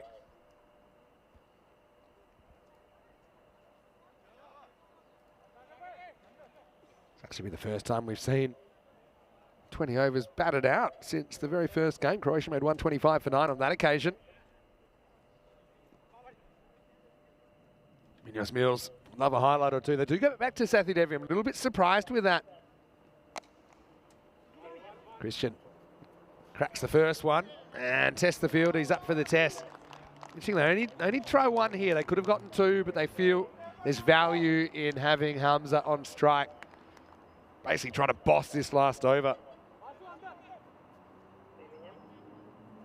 Yeah, not that Sethi Devi's not capable, but I'm a little bit surprised given how Rathanasamy and Shukla bowled in this innings that they're not given the last over. Let's see how it works out.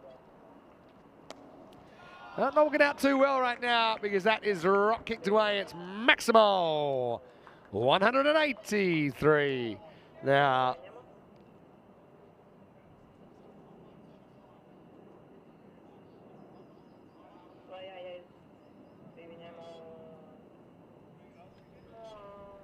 Sethi Devi offers something on the leg stump. Hamza Salim Dar dismissively flicks it away for 6.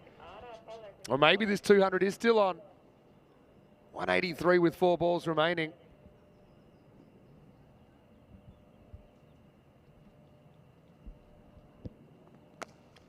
Hits this straight, going, and it is gone. Maximo and 50 for Hamza Salim Dar. Brings it up of 27 balls. And he's ridden his luck a little bit, but you make your own luck, as they say in the classics, and now he's cashing in for Team Spain. 189 with 3 balls remaining. Sethi Devi turning out to be a slightly suboptimal choice because this one's going to go as well. Uppercut over the top. And that one's gone for 6 more. Maximo. As Hamza hits 60 and now he's the top scorer in the series.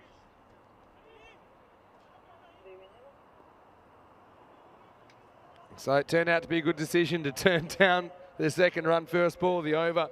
Because since then, it's gone 6-6-6. 195 for Spain, still 2 to come. And he hits this pretty hard as well. That'll be 4. Sethi Devi isn't going to want to look back at this over.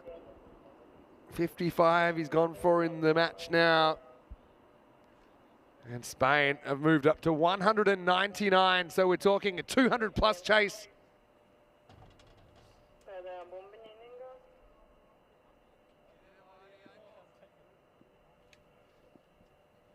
Last ball coming up. This is the acceleration Spain have been looking for.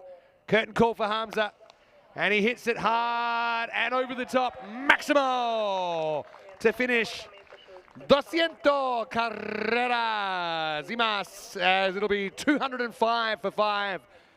That last over goes for 29 in the end for Sethi Devi. We said there were other options. They decided to stick with Hari, but it backfired spectacularly as Spain hit the magical 200. 205 for 5 off the 20 overs. I know we had to wait a little bit longer than we might have thought for the acceleration to happen, but when it happened, it was dramatic. That was the first wicket. It was a run out.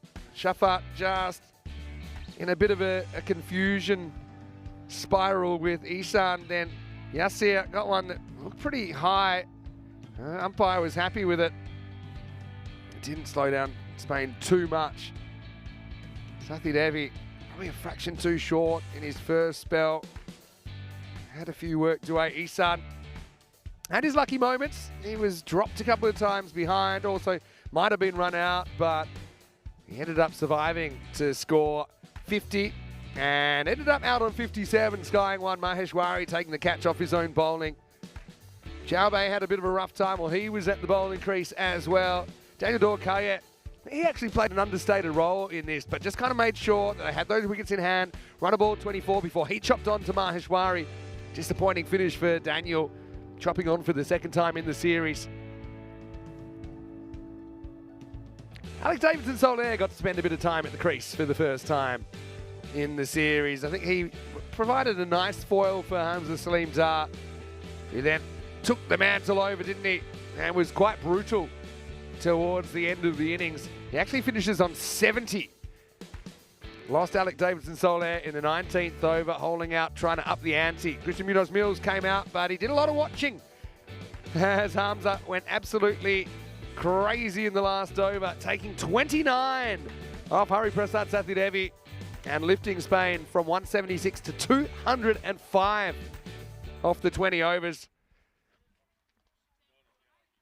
And that sets a fairly ambitious target, to say the least, for Croatia. 206 for them to pull off their first win in the series. 57 to Ihsan was an early runner, lost his opening partner to a run out. And Yasser Ali, a bit unlucky to be OBW for 2. DDC with 24 before he chopped on, but Hamza Salim Dar ends up top scoring with 70 off just 30 balls. 7 Maximos and 4 fours in there. Alex Davidson-Soler with his highest score so far in the series of 18, and Christian Munoz-Mills made a brief appearance. 27 extras, a bit on the high side as well for the hosts, as they allow 205 off the 20 overs. Bowling-wise, well, Danakula once again sticks out, doesn't he? 1 for 20 off his 4 overs. Didn't have a lot of help. Rathan Asami or Shukla could have been brought back for that last over. They went for Sathi Devi, and it got ugly. He ended up none for 61. Chaubey also pretty expensive, bringing up the half century. Well, let's not forget Croatia yesterday. They were only able to score 52 and 47, respectively. Admittedly, in the first game, they were able to get 120 plus, but I think it's a case of how close can they get and how well can Spain execute their skills as well with their bowling attack. Danakula has a big responsibility. Shukla likely to be at the top of the order as well.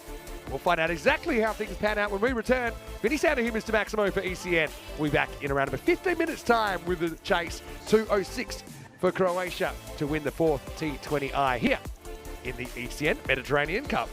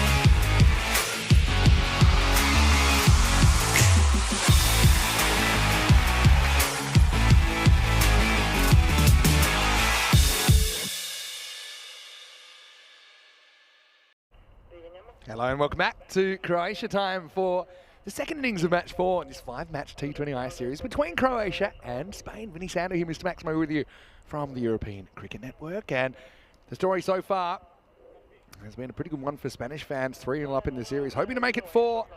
Spain sent into bat by Croatian skipper Joao Hardanakula. They put on 205 for 5 in the 20 overs, including a big 29-run last over. The biggest over of the series so far. And so Croatia will need 206 to win. Now look, there's probably not too much chance of that happening based on what we've seen so far, but I suppose what we are going to see is a contest, aren't we? Croatia, they'll be disappointed with the way they batted and failed to be competitive with the bat yesterday. Bowled out for just 52 and 47 in the 2 games, so they'll be hoping that they can at least make a respectable score, maybe kind of 130, 140, maybe a few more than that. I suppose you never know if you can have 1 or 2 players click at the top and get in. Maybe we could see a Croatian miracle. Atif Mahmood is going to get us going for Team Spain. We also know this pitch has been playing a few tricks, especially when the Spanish teamers have been on. Here we go with the reply. Starts with one down the leg side. Alex Davidson Soler, once again keeping in the helmet. Took a nasty blow on day 1. He batted pretty well as well, Alec. Nice little support role. That partnership with Hamza Saleem towards the end of the innings. Shukla and Rathan Asami, the 2 openers. So Danakula once again not opening. He'll bat in the middle order. That's pretty well bowled. And whistles through.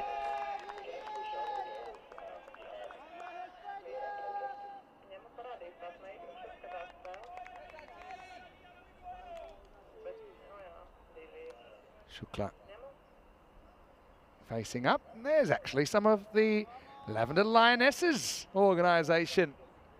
And they've come down to catch some of the cricket, which is fantastic. We'll see them later on. Big game for them as well, deciding game. This one's full.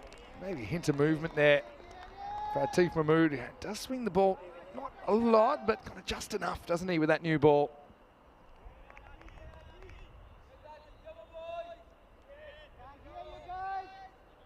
Atif has been a fixture bowling the first over for Spain during this series.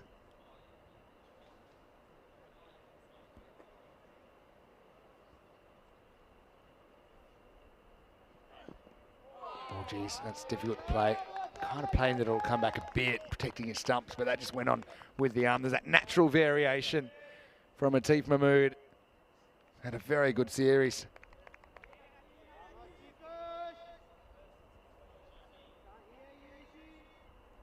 Hardly a confidence builder for the opening bat, Shukla.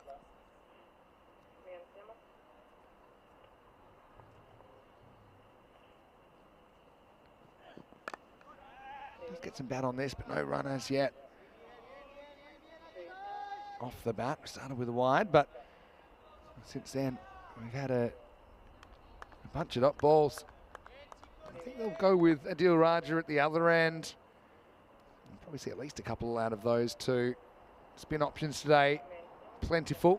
As usual, 3 genuine spin threats for Spain. Yasser Ali, the off spinner. You've got Lorne Burns, the leggy, and Sebastian Hughes-Pinyan as well. It's a nice shot through the covers from Shukla. That will run away to the boundary. So, nice attacking shot from Arpit to get him off the mark. And Croatia have their first boundary. Shukla actually looked pretty good earlier in the series in the innings where he ended up getting run out. Isan got him just backing up a step too far.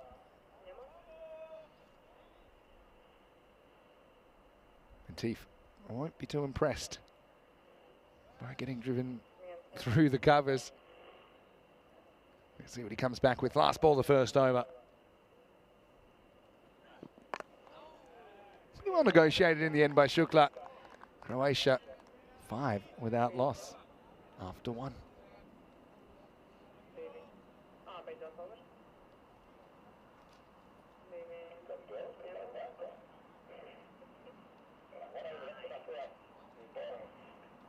Adil Raja will take up the attack in over number 2.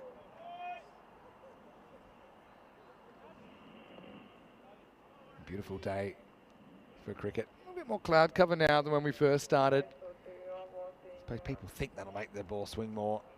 I'm not sure if it's actually true or just something that you notice the ball swinging more when it's cloudy. I don't know. Scientists are still working that one out. But Raja, he's one guy, I think the way that he bowls and the lengths he bowls, I think he's probably one of the bowlers I'd like to face least on this pitch.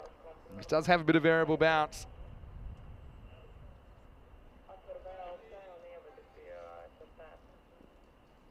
Slip in place for Adil Raja. Here we go with over number 2. Rathin Asami shows a fair bit of the stumps to Adil. Isan negotiating a bit of a tricky bounce there to field that. Isan, very enthusiastic character, obviously, no matter what he's doing. He's very skillful in the field, as well as a pretty competent gloveman when asked to play that position. Made a half-century in the first innings of this game. Did Isan. Well, that's what Rathin Asami's going to do. I think he's not going to hang around and try and build an innings or anything like that. He's out there saying, okay, attack's the best form of defence. I'm not going to sit and wait for a ball with my name on it. I'm going to swing the willow. Takes a lot of courage to do that, I suppose, when you're dealing with this kind of attack. Engineered to make you feel a bit uncomfortable at the crease.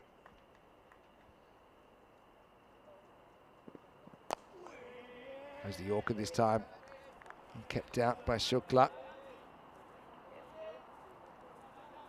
No Ramistovic in the lineup for this game, though he is on the field. Hamza Saleem Dar taking that blow to the chest. Hasn't taken the field. Charlie Ramistovic on as a sub. Imagine Charlie will come back into the side this afternoon. Keeps down a little bit, handled by Burns in the gully.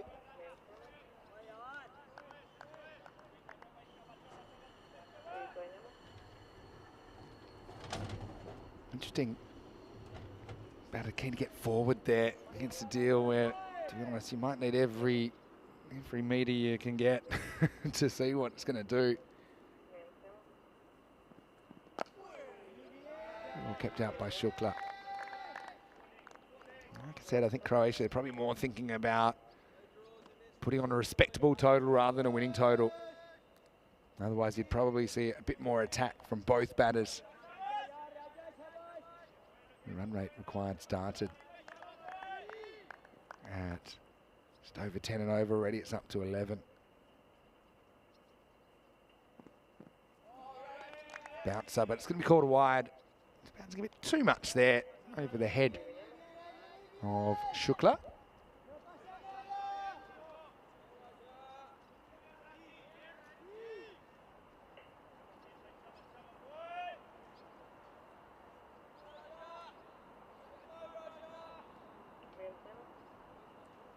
Just a single and a wide off the over so far. Last ball of the second. Up in the block hole. Well negotiated once again by Shukla. And, in the end, it will just be the 2 runs off the over. 7 without loss after 2.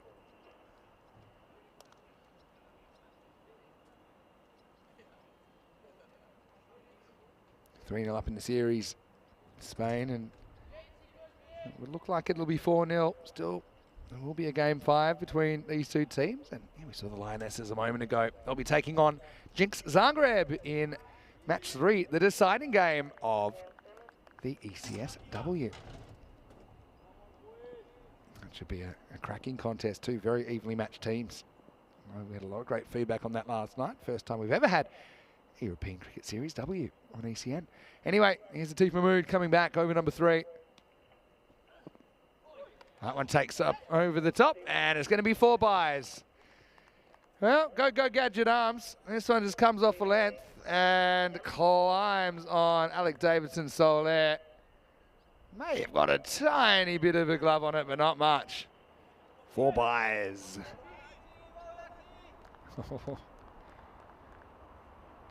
Latif getting that to really rear up off a length.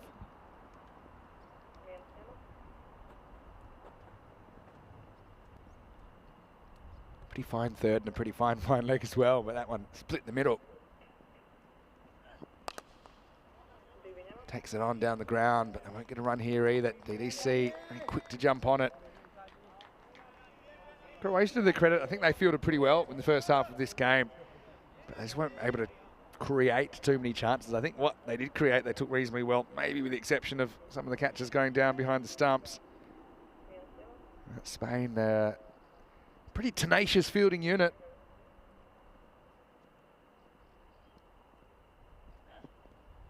Well, there's the rolling cutter, and they'll get through for another bite.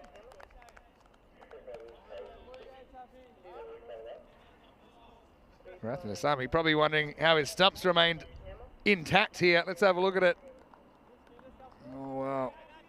Missed off stump by a bit. Alec Davidson sold there. Well, I hope the cricketer Spaniard going to pay for his counselling after this 3 days. There's another nasty double bouncer that takes off and whistles past his nostrils.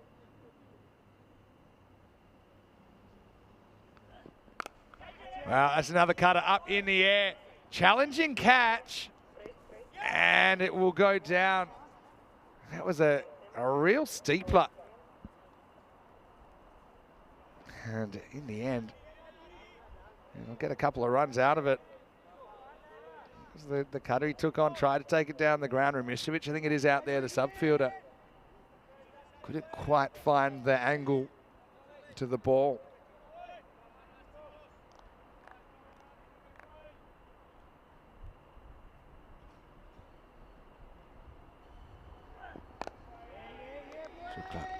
Shuts up shop this time.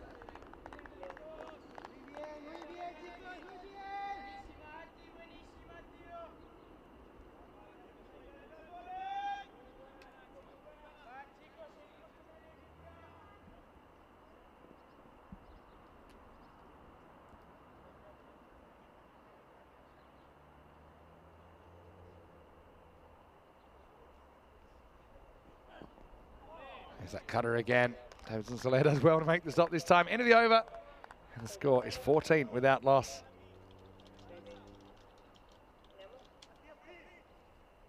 Mahmood with another testing over. Yeah, that's the thing. It's one thing to survive. It's another thing to kind of score at 10 and over. Or more than that now. To remain competitive in the game.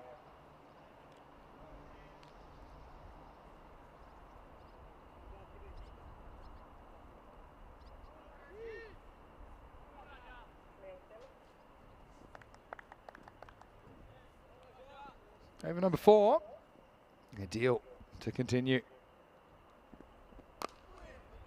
And credit to Rathanasamy, still trying to take on the game. He's been quite brave and trying to take risks. And probably it's their best chance of scoring more. I know it can blow up as well, Croatia, but they're a little bit outgunned, I think, in this bat versus ball matchup.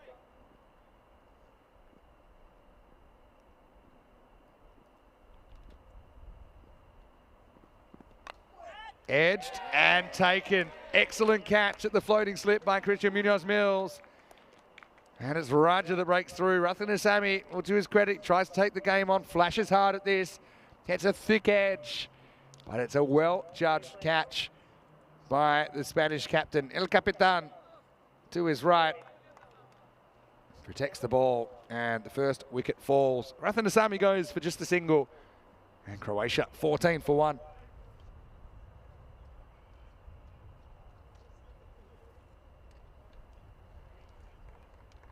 Good field placement as well from the captain himself to have that floating slip in there. You know, a good chance of an edge flying away. He covers a lot of ground, doesn't he, Christian, as well? Tall man and can field anywhere on the ground. He's made that kind of straight position his own in the southern cross field that we see Spain employing quite a lot in the short form of the game. Also doing a good job at slip. Pouching that one. They've also got the fairly fine third. They've got a genuine gully in there as well at the moment, Spain. Here's Sagar Manzoor. Well, he's had a breakout weekend for Croatia. And once again, he's got his hands full, batting 3. Raja steaming in. First one climbs. Outside the off stump. Manzur just watches it go through to the keeper.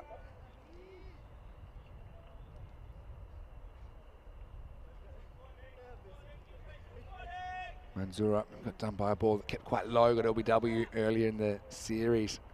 Well, it wasn't entirely his fault.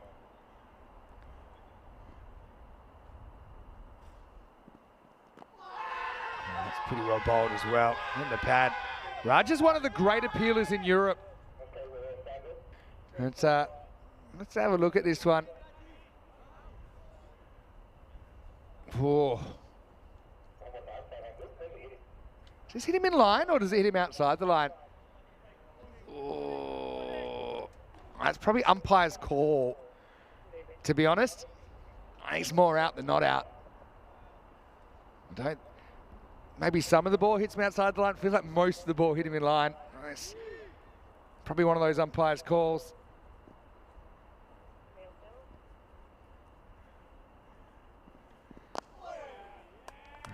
Raja had every reason to get excited about that. The appeal didn't go his way. His height's always an issue at that end, but didn't seem like that one was heading over the top. Kind of hit him on the knee roll, caught on the crease.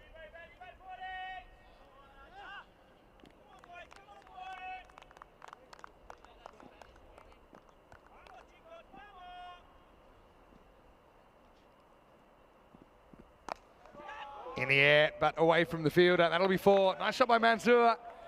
Had a fairly uncomfortable opening stanza, but he does get off the mark with a nice shot square of the wicket. And plays it from the crease, leans back. Throws the bat at it and gets 4 runs. So good finish to the over for Team Croatia. They're 18 for 1 after 4.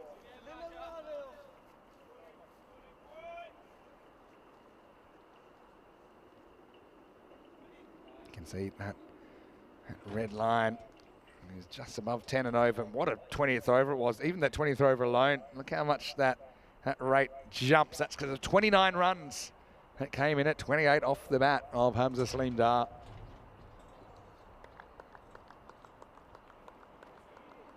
Shafat Ali Saeed is going to bowl. Now, this is a bit of a change in tactics from Spain. Have liked to bowl out Mahmood. Shafat's probably been under-bowled in the series, so he gets his opportunity here in the 5th over. Left arm over. This one doesn't really come back. We saw Shafat taking a couple of wickets in the T10. The opening match of this weekend, straightening the ball down the line. This one kind of holds its line. Shukla at the other end, 6 off 13. Be interesting to see if he does get any hoop here. Shafat, that's what he's trying to do. Swing it down the line. Christian Munoz-Mills comes out of the floating slip, comes into mid-wickets. That's a sign that they think it will swing, but no evidence of that after 1 ball from Shafat. Well, they're going to make a late decision to go. Bowler's ends on. Oh, I think this would have been out if it hit. It's a really awkward angle that Christian had to throw from. But he knew exactly what he had to do. One-hand pick-up throws at the bowler's end. Had to hit direct, though. And if he had, I think it would have been adios. Shukla gets off strike. Manzur to face up to Shafat Ali Saeed for the first time. Pretty well bowled. Still not quite getting that in swing, I think is what he's wanting to do. Every cricket ball is different. Some will swing, some won't.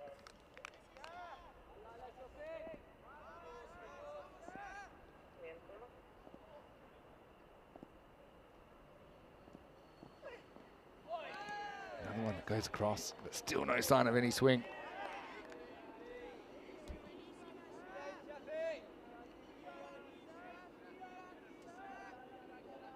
Thing is, if the ball's not swinging, well, then probably we'll see some slightly different tactics. Or we might even see Shafat bowling a second over if it's not going to swing for him. He might roll his fingers on a couple. Potentially they'll go to spin at that end, unless he can move the ball off the straight here. Leg side, be called a wide, I'm pretty sure.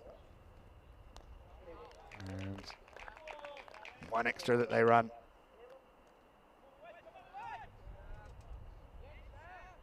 Mitchell had a slight injury that was bothering him. Almost didn't take his place in the 11.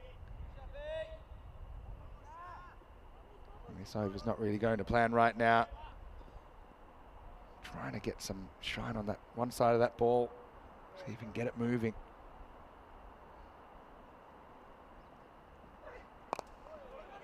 Pitched up, worked off the stumps nicely.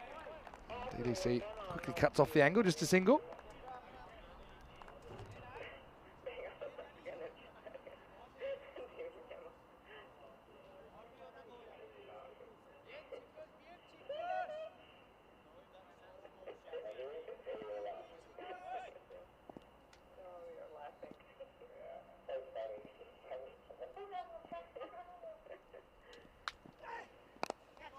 In the air, but nicely struck.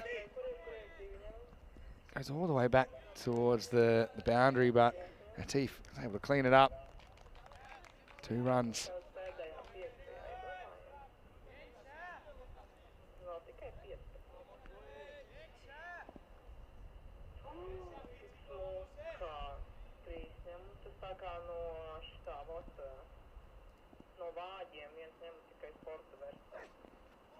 Whoa. Oh, has this brushed the glove on the way through? That'll be the end of the over. Let's check this one out. It certainly did rear up. If it hit anything, it was probably the arm. I don't think it was the glove. It was above the hands. See it here? Maybe just flick the elbow, if anything. Textbook back defence. Only problem was, the ball screamed up above his head. End of the over. And the score 25 for 1 after 5. I think Shuffart might get benched after that, only because they were looking for something specific out of him. I don't think that he was able to extract the kind of sideways that he wanted. May get a second over. I guess we'll see.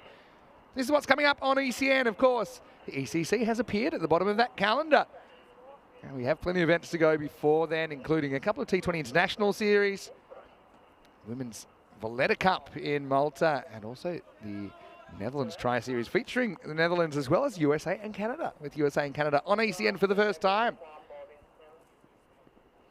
That would mean now we've covered teams in Europe, obviously. We've covered Thailand, so that's Asia, and now we've got North America.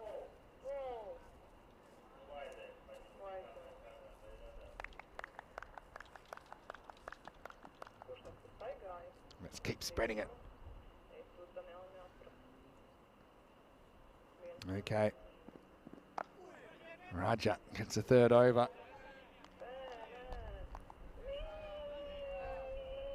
And a question from Jeff. Hey, Jeff. Hopefully you're well. Who's my best all-rounder in Europe? Here's Hamza.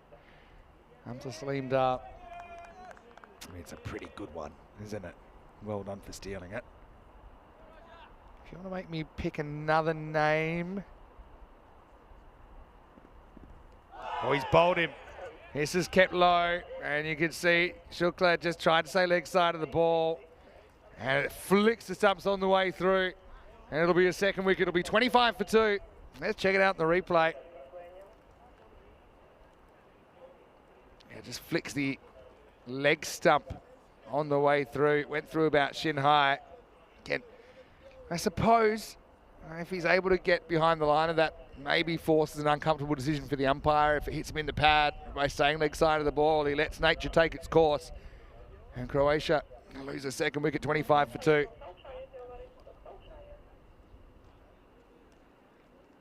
Sam Houghton comes out at number 4. Hardly a confidence builder when you see the last batter out in that fashion. Okay, so you want to say, trying to pick another all-rounder in Europe. I'm going to go, just for a bit of a fan favourite, I'm going to say Shahid Afridi Jr. There's one for you. Imagine we'll see him playing for Germany at the ECC, although squad's not released yet.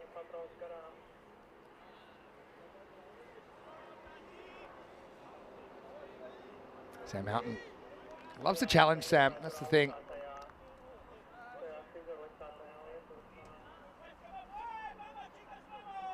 There's some people that have an almost sociopathic love of when things get tough on a cricket field. I think Sam's one of those. He's a real battler. He's facing Raja Adil. And he's bowled, first ball. Stumps get blown up. Perfect Yorker from Adil Raja.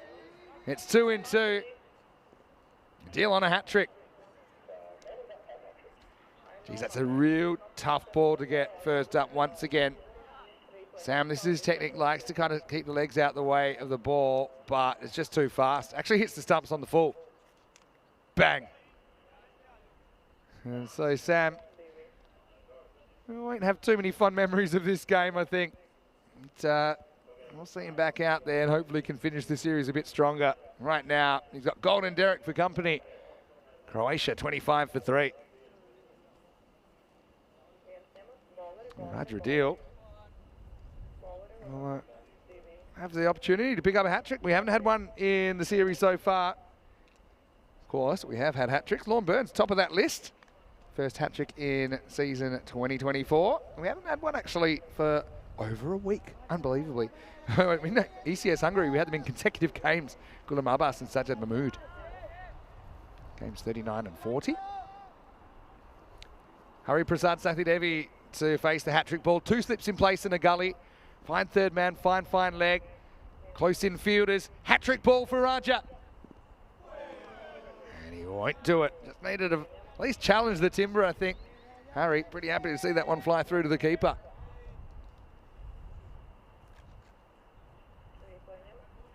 I wonder who they'll bowl next over. Just got a feeling they're going to go to Burns. Seems to like bowling from that main camera end.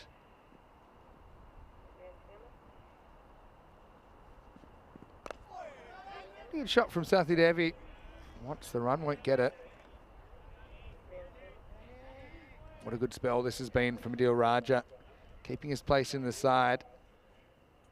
At the moment, keeping Mohammad Abtif out of the lineup. I think it's also partly just to do with managing the youngsters' workload.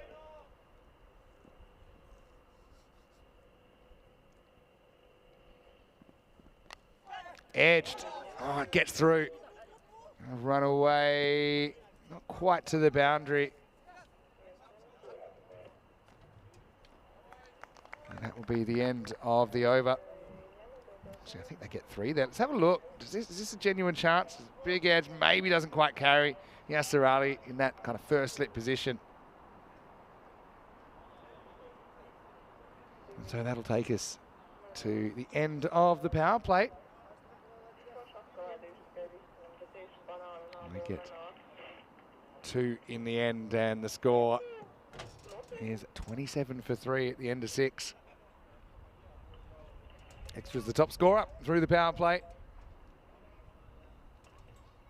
Now we will get Burns as predicted. They're just giving Shafat an over, seeing if you get the ball to swing, because that didn't happen. With the options they got available, they're very quick to swing a change.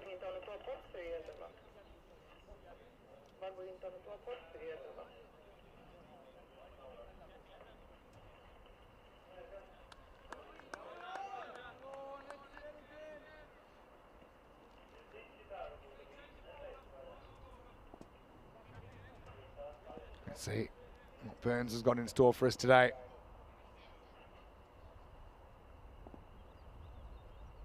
Mansour faces up. Burns, I think he's showing more and more of a propensity to want to toss the ball up.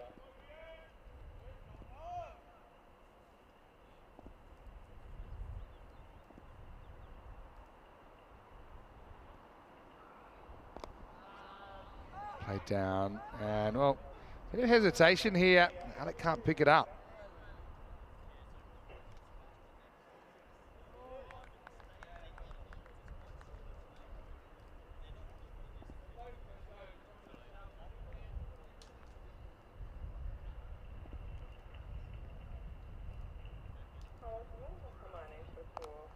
Not a great ball by Burns, and it's going to get the treatment. That's gone all the way. Maximo sees Carreras. Yeah, nice shot. That's a long time coming for Croatia as well. And believe it or not, they weren't able to do that yesterday in the air momentarily. Yeah, they hit 1-6 yesterday in the 2 matches. That's only their 5th 6 of the series.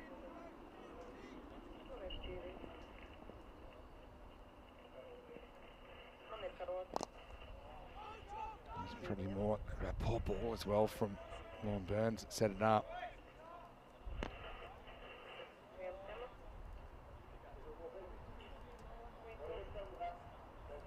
Credit to Mansour, continues to keep fighting.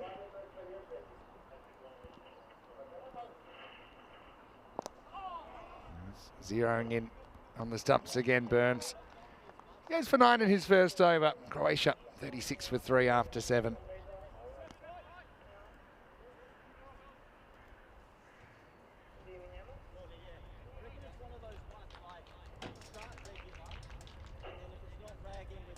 Three for 8. Raj has been a star. It'll be pretty hard to get the ball out of his hands right now. I think they will. And they're going to go to another spin option, young Sebastian Hughes-Pignan. Back in the side.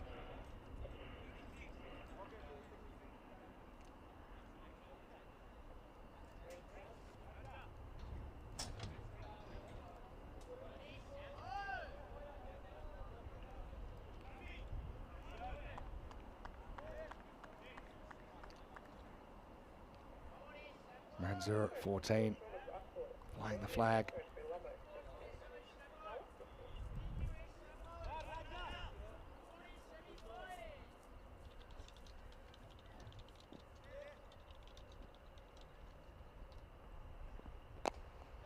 Takes it on down the ground, could be trouble. It will be. And so Sebastian Hughes-Pignan strikes with his first ball of the day. Just pitched up Mansour, tried to take it on down the ground, trying to be attacking, but Daniel Dorkayet patrolling that long on boundary, takes it fairly comfortably. Easy catch for an experienced fielder. And Croatia lose the 4th wicket, 36 for 4.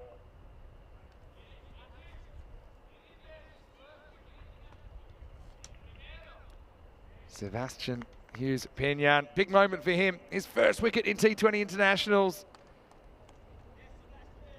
And I'll be hoping it's the first of many to come. I'm sure it will be. Really talented young player. We've seen him playing in the second 11 system, which is a very good level of cricket in England. Playing for Durham, playing in the longer form of the game as well. Well, we saw Charlie, another young left-arm spinner for Spain, take a 5-for. Sebastian's made a brilliant start. Pullabanti has had a meteoric rise up and down the order. A bit like Bitcoin. He's been down, he's been up. He was 11, now he's 3, now he's 6. Here he is facing Pignan. Good ball.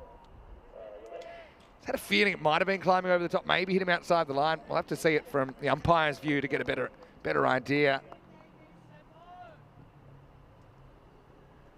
Not far away. I just think you look at how high it's bounced, how quickly. And it's going over the top for me, amongst other things. This is going to be 4. Nice shot by Pullabanti. One thing about him, he likes to attack. He's not easily intimidated. He's able to swat that one away into the gap. 4 runs to Croatia. The other thing with Croatia, it's a bit of a concern, is how quickly their batting can fall away towards the bottom. We saw that yesterday. In fact, at one stage, they lost 8 wickets for 9 runs. This one's Pullabanti's favourite little cut shot. He just likes to play the ball very late and use the pace.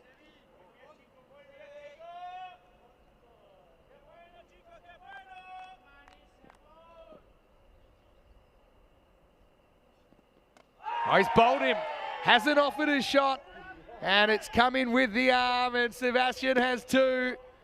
Misjudgment from Sathi Devi, and over goes the castle. And they say there's only 2 types of leaves, good and bad. And this one was definitely the latter. Let's have a look on the replay. It's coming in with the arm. Doesn't really turn. Comes in, clips the top of off. Yeah, you kick yourself. 2020 still short form cricket to not offer a shot. But very clever bowling from the youngster. Not really trying to spin the ball. Sathir Devi is bowled without offering for 3. It's 41 for 5. The forecast not particularly rosy from here. We know that Croatia's last 5 wickets in this innings haven't provided too much. Maheshwari coming in at number 7.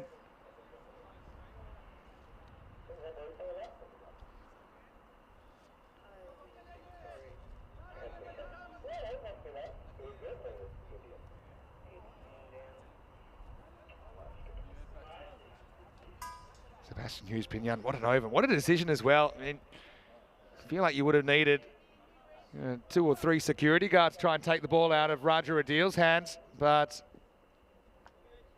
yeah, Sebastian has done a great job here. Last ball of the over.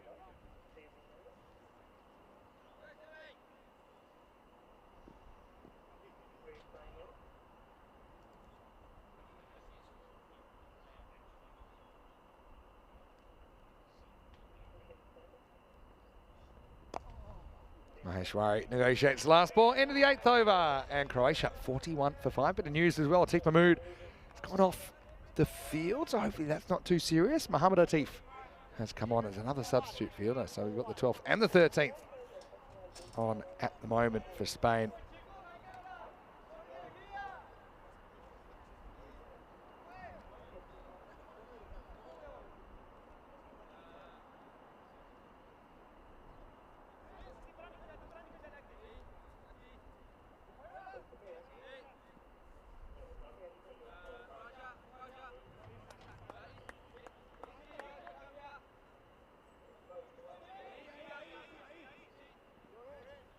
Here's Lon Burns coming back.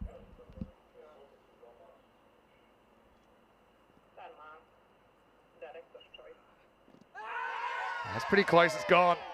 Got a long way across there, Pulibanti. Not happy with the decision, but it's hard to see what was wrong with it. Did he get outside the line? Probably the only thing that might have saved him. Let's check it out in the replay. Drift in a bit. I mean, it kind of hits him in front of off stump.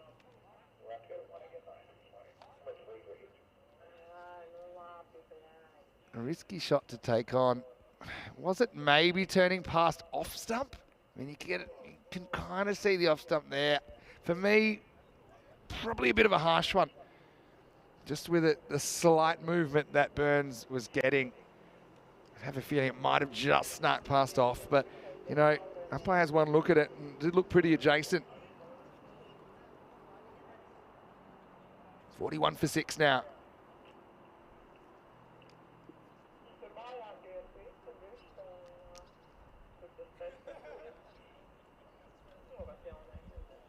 Lon Burns comes to the party, his first wicket.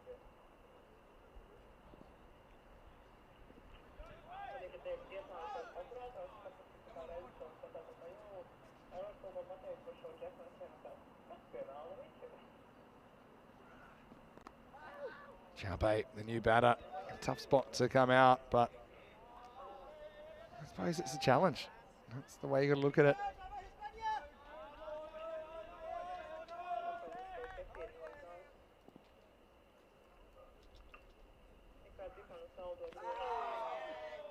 That's very well bowled.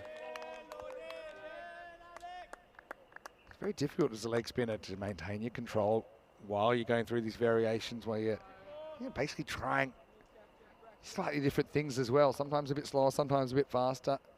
Sometimes attacking different areas of the pitch. Oh, it's really well bowled. Take a little edge. I feel like I had to. It jumped so much.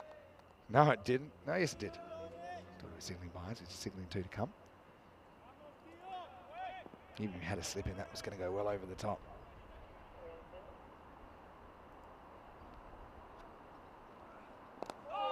Very well bowled by Burns. And by Maheshwari to keep it out, get to score.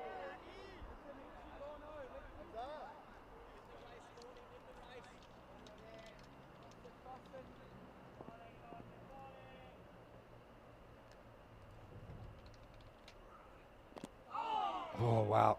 A little bit of an inside edge on that, like it was. That was going to crash in the middle stump. And Maheshwari does get off the mark. He'll retain the strike. And at the end of 9 overs, Croatia 43 for 6. Great over by Burns. 2 runs off that and the wicket.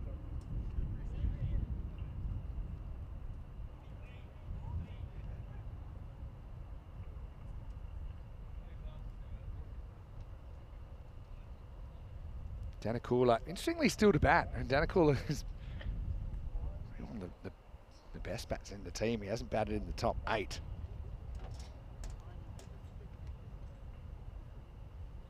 But yeah, just a sign that he's trying to give some others an opportunity to see if they've got the answers.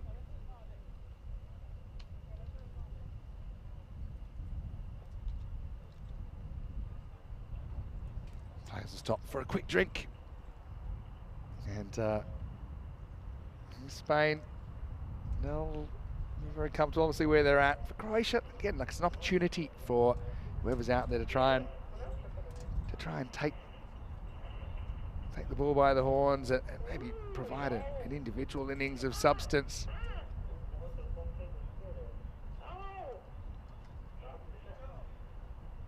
For Spain, though, I feel all right, 4 wickets, job done. Have a little bit of a break, and the next match, final match in the T20, will be starting in around about an hour and 25 minutes. So that's 11:45 a.m. GMT. It's 1:45 in Central Europe, 5:15 in India.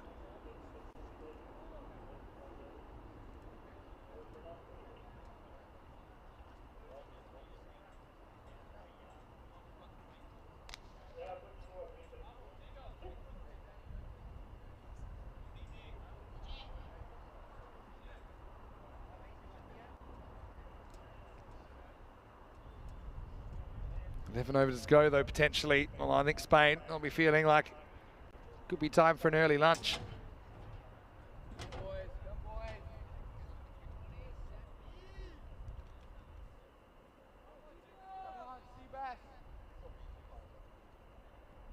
We'll see Sebastian continuing. Still 4 wickets up for grabs.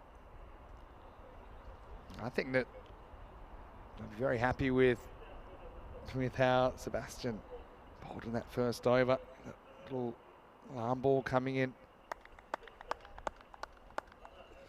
It was a very good one to get Sathi Devi.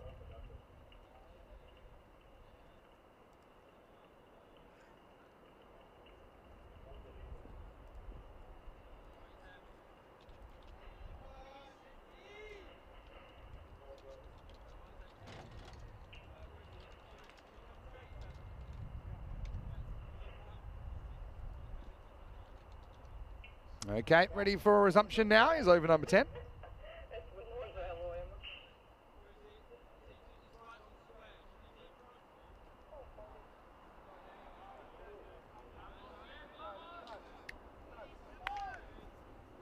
Slip in place for Sebastian. Gets this one to keep down a little bit first up.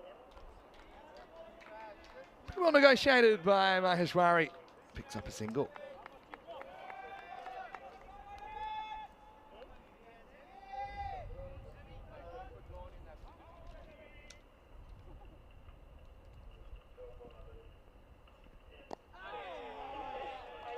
See, Sebastian's attacking those stumps. He's got those options, doesn't he? Trying to rip one past the outside edge. Put that in the batter's mind. We've already seen him trick a batter into leaving a ball that he thought was going to spin past. This is picked up and hit very well. Maximal for Chaubey, who bites back. That's good counter-attack from Aman. Makes up his mind to go after this. Ends up in the trees. Dorkaya has to watch it sail over his head.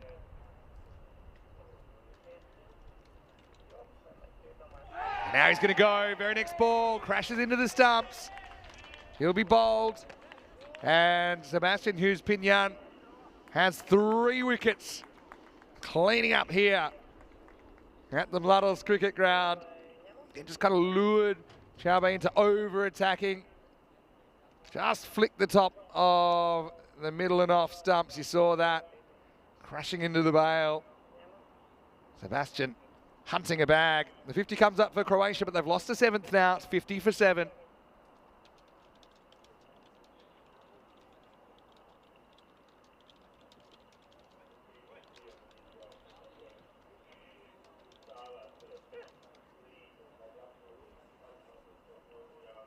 So Danakula is going to come out at number 9, betting very low here. Probably feels all right.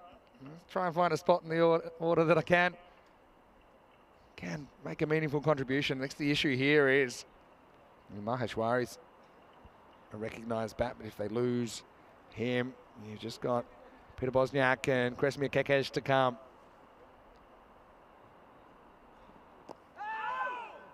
Pretty well bowled first up. Once again, Hughes Pinyan hunting the stumps. Hello to Alan, nice to see you in the chat. Bat pad would have popped up to someone under the helmet. Takes it on, and an excellent catch by Dorkaye. It's going to be 4 for Sebastian Hughes Pinyan. What an exhibition this is, and once again, the turn causing the burn for Team Spain. Excellent outfield catch, and the anticipation there from Dorkaye. Danakula goes without scoring. It's that early jump he gets, 2-3 steps, almost pops out, but not quite. Dorkaye holds on. Danakula bats himself low, but the score's even lower. He goes for a duck. And the score now 50 for 8. And the more things change, the more they stay the same for Croatia. It looked like they might get skittled for a similar score to what they scored yesterday.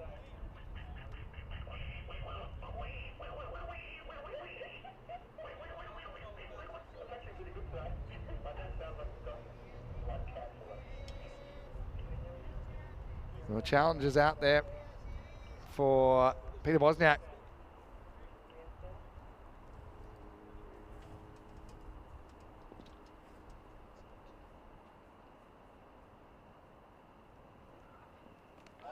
Burns comes back.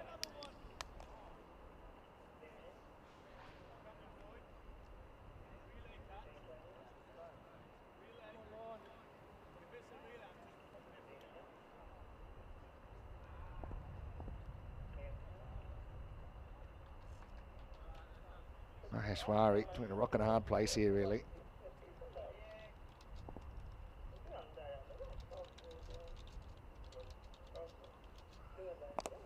Wow, what a shot from Maheshwari. Just clips this way for 6. Maximo. Well, if you're looking for positives, he's their second top scorer in the series now with that shot from Maheshwari. Takes on the spin of Burns and wins.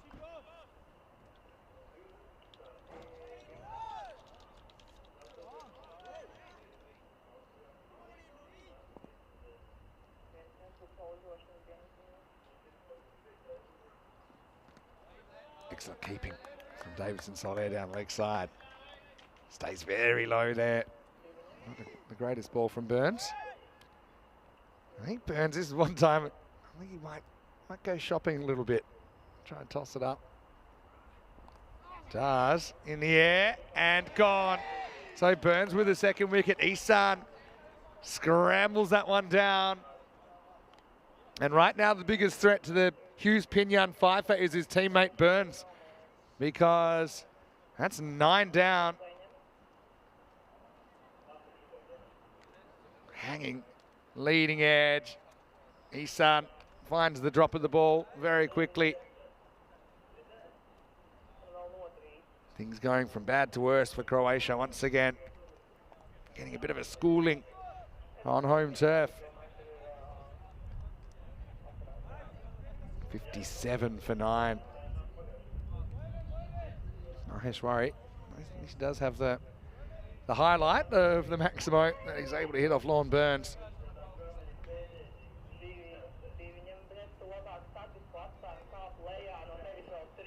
Kekes looks pretty cool in the sunglasses, like something you might see in an 80s pop band. Croatia does have an ECN hat-trick that he picked up last year in the European Cricket Series. Burns, probably with no sense of compassion, he'll be trying to finish things off here.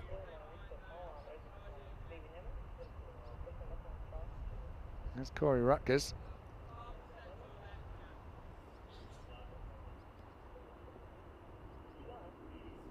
Last wicket.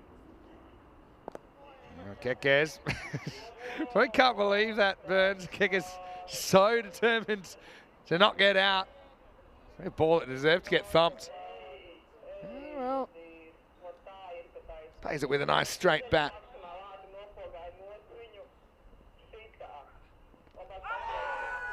I don't think so. In a team of number 11s, I still feel Kresimir would be batting number 11. So it's an interesting little matchup we got here. That one climbing over the top. That might have just flicked the pad on the way through. Right, Burns probably feeling greedy. Last ball of his over. Oh, it gets past everyone, including the keeper. It's going to be 4 byes. Yeah, again, that's good turn and bounce from Burns. And Croatia will make it up into the 60. 61 for 9 after 11. Well, young Sebastian has got 4 for 12 off 2. I'm sure he's going to come back now here. If he can take the last wicket, he'll have his first ever 5-for in international cricket. T20 international cricket. 3-0's about to become 4 for Team Spain.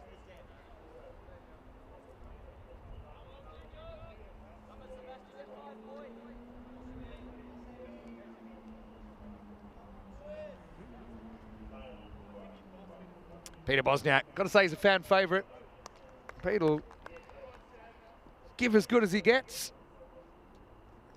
What's his tactics here? In the air, oh, he's dropped the 5-for. Might get another chance, but it was a tough catch to his non-preferred side. Told you, Pete's a bit of a pocket rocket. He loves to spin a yarn as well, as Bosniak would love it. Love a big shot or two here. Another one. That's the thing I like about Bosniak. He's not thinking about blocking this out. He's searching for personal highlights, and why wouldn't you? He's taking this on. I think you've got to get it above the eye line. Try and draw him forward here. Maybe he'll run past one. The next one gets through.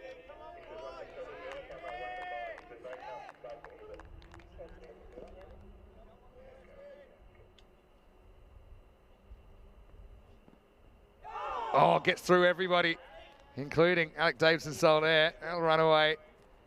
A couple of byes. Oh, only one. All right, Kekes' turn.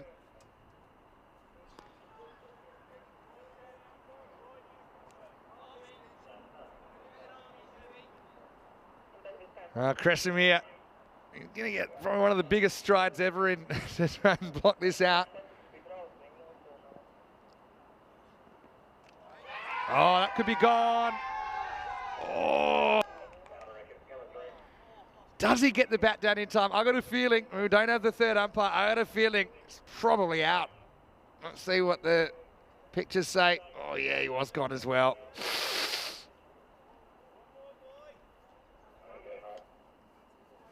Yeah, it's a tough one with the umpire. Now, to be fair, I know we can see the replay, but this is T20 international cricket, and it's not quite the level that we're able to do it in ECS cricket. In real time, it was very close, seemed like a dead heat. Well, that's 2 5-ers that have gone missing. And you'll have to wait, because that's the end of the over. It ends up being a fake maiden with just the bye off the over. And the score is 62 for 9 after 12.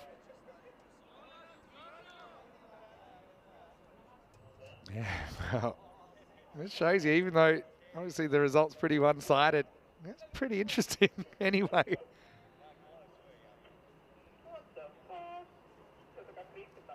Stuck on 4 for 12. Here's Sebastian Hughes Pinyan.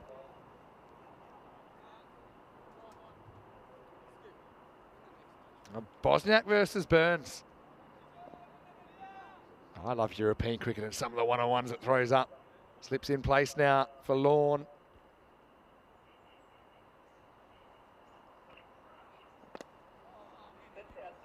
Might get a run here. Again, Pete's going to swing the bat.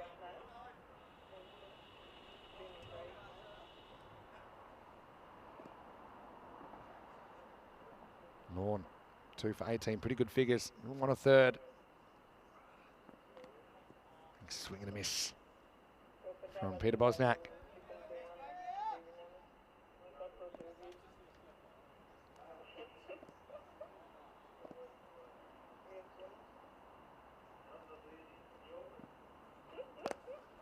Right, really went shopping there. It's good to see Bosniak off the mark.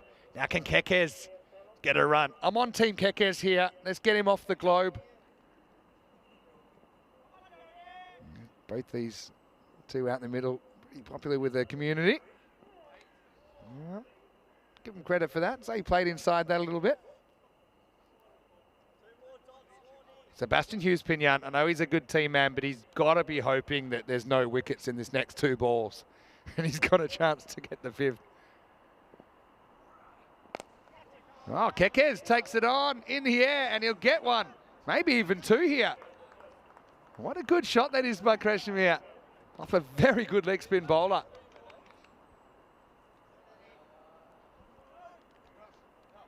And both these two have avoided Derek.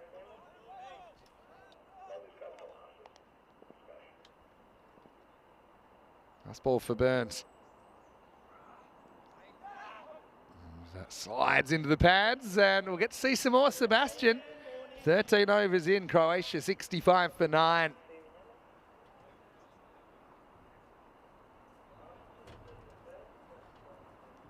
So, will they need someone to replace Burns in that top end? That's the question. I mean, you've got Nadil Raja to come back. Atif Mahmood's off the field right now. All right, Sebastian, the young man, stuck on 4 for 12. Can he get 5? Not yet. To be fair to Bosniak, I like the way he's attacking this. He's saying, all right, come on, this is 2020 cricket. I'm not here just to block it out. I want to score. And there it is, it's 5. That's a big moment for Sebastian Hughes-Pignan.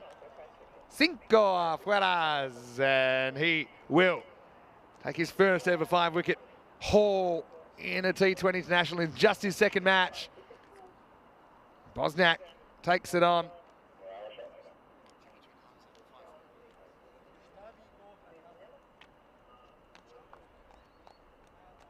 So it's going to be all out for Croatia.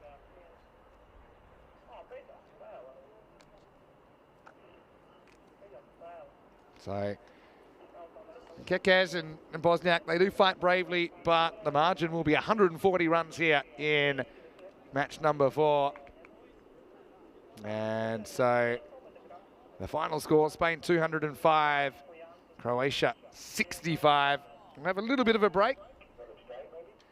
Coming up in about an hour's time, and we'll be back an hour and 5 minutes away from a start in the 5th and final match in this T20 International Series between Croatia and Spain. Toss will be happening before too long. And don't forget, we still have the deciding match in the ECS-W. And that will be later on in the afternoon. Let's go back and have a look at the highlights. 2nd innings, Rathanasamy, again, doing his best to attack. Wasn't easy. Atif Mahmood and Nadil Raja, pretty formidable opening bowling combination. That was the first wicket. Thick edge flying away to Christian Munoz-Mills.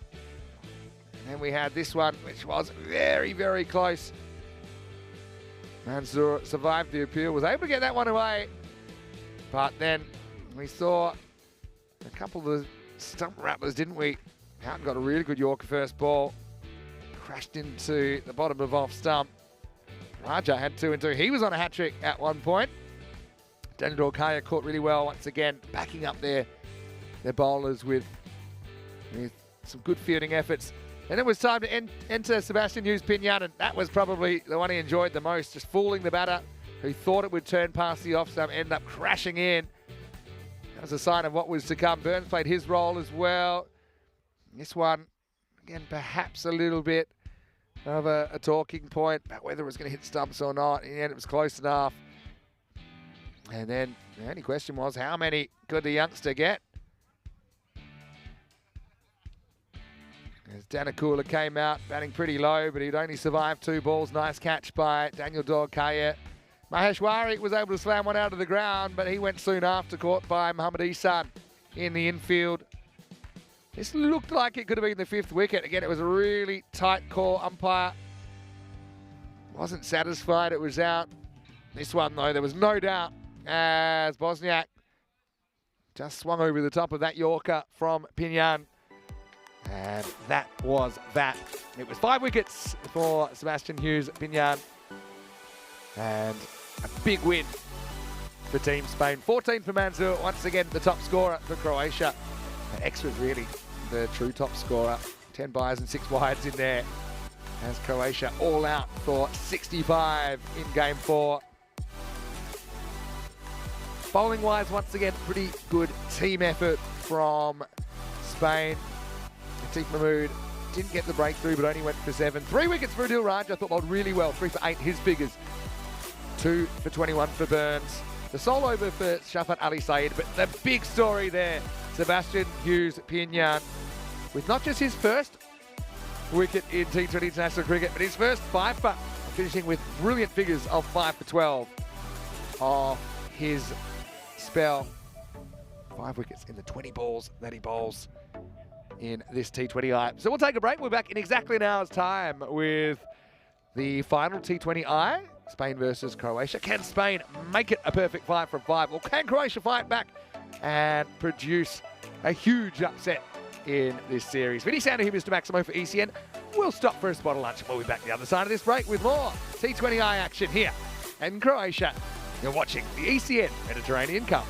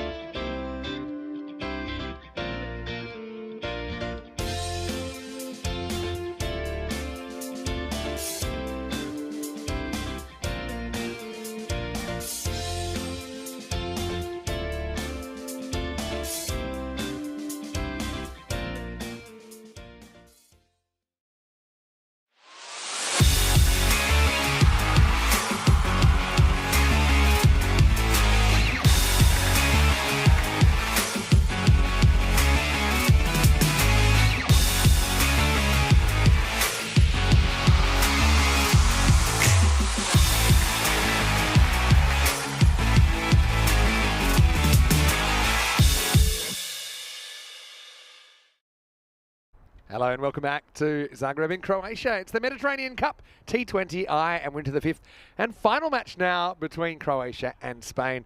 Spain, of course, with an unassailable 4-0 lead in the series as we head into the final match, but still vital ranking points on offer. Croatia, can they provide the upset that hasn't come so far?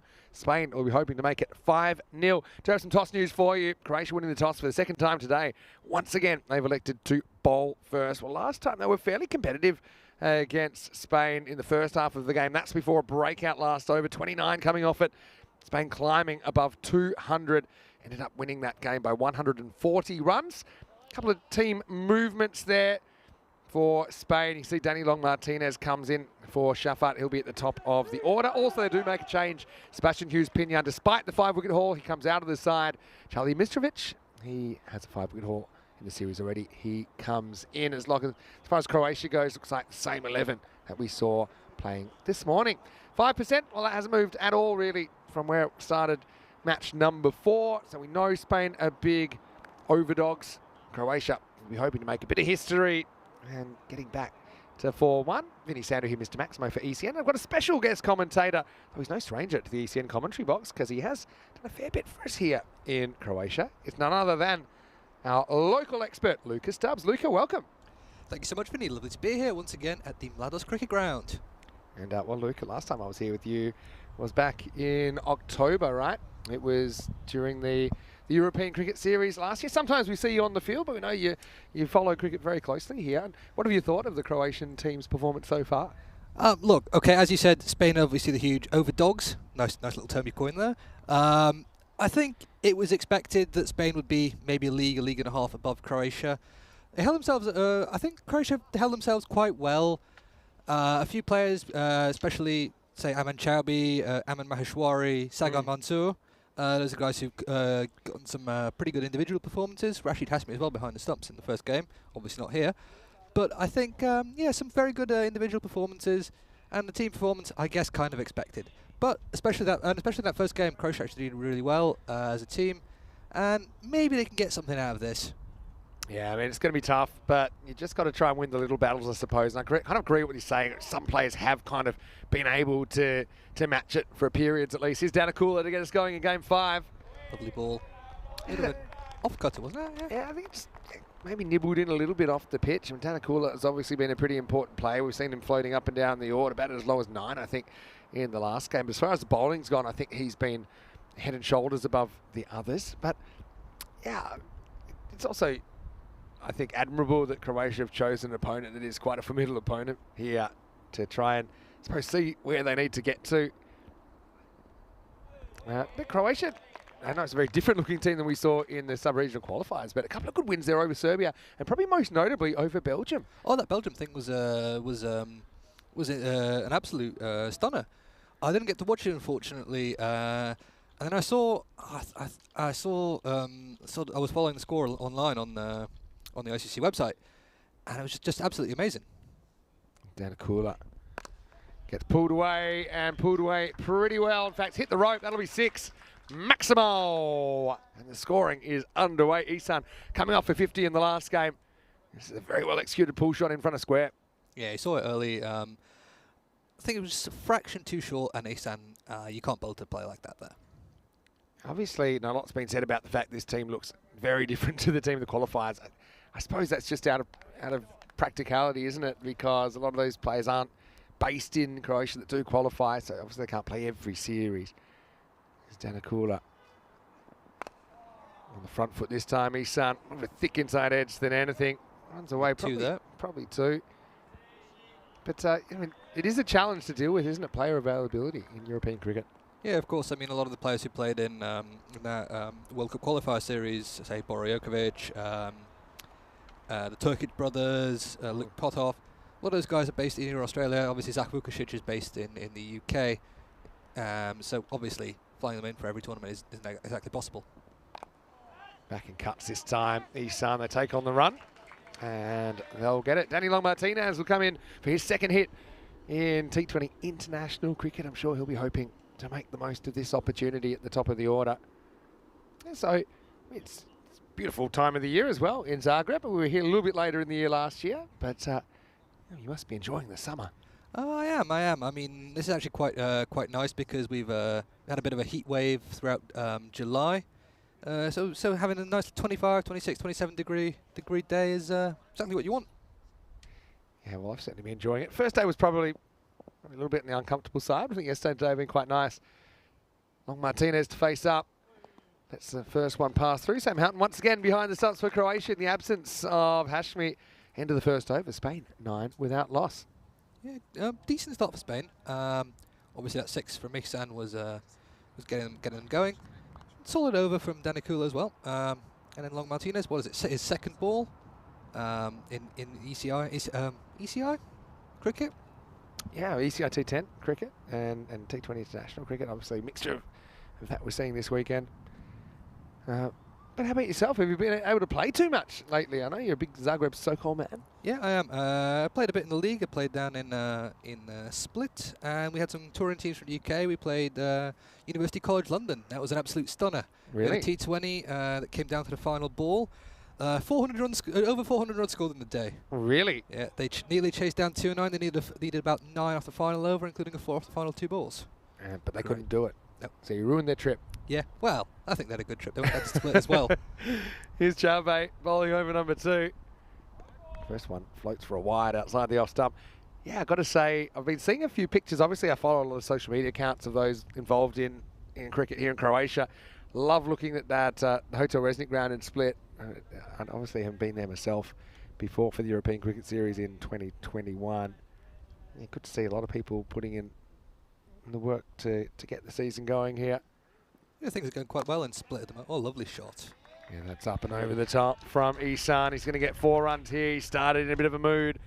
Spain, they've got a long, strong batting order. You look at the fact they got someone like Christian Munoz Mills at 7. They got Burns at 8. I don't even know if he's had a hit during this series. Hasn't needed to. That was a very good shot up and over the top. Yeah, proper depth in batting Spain.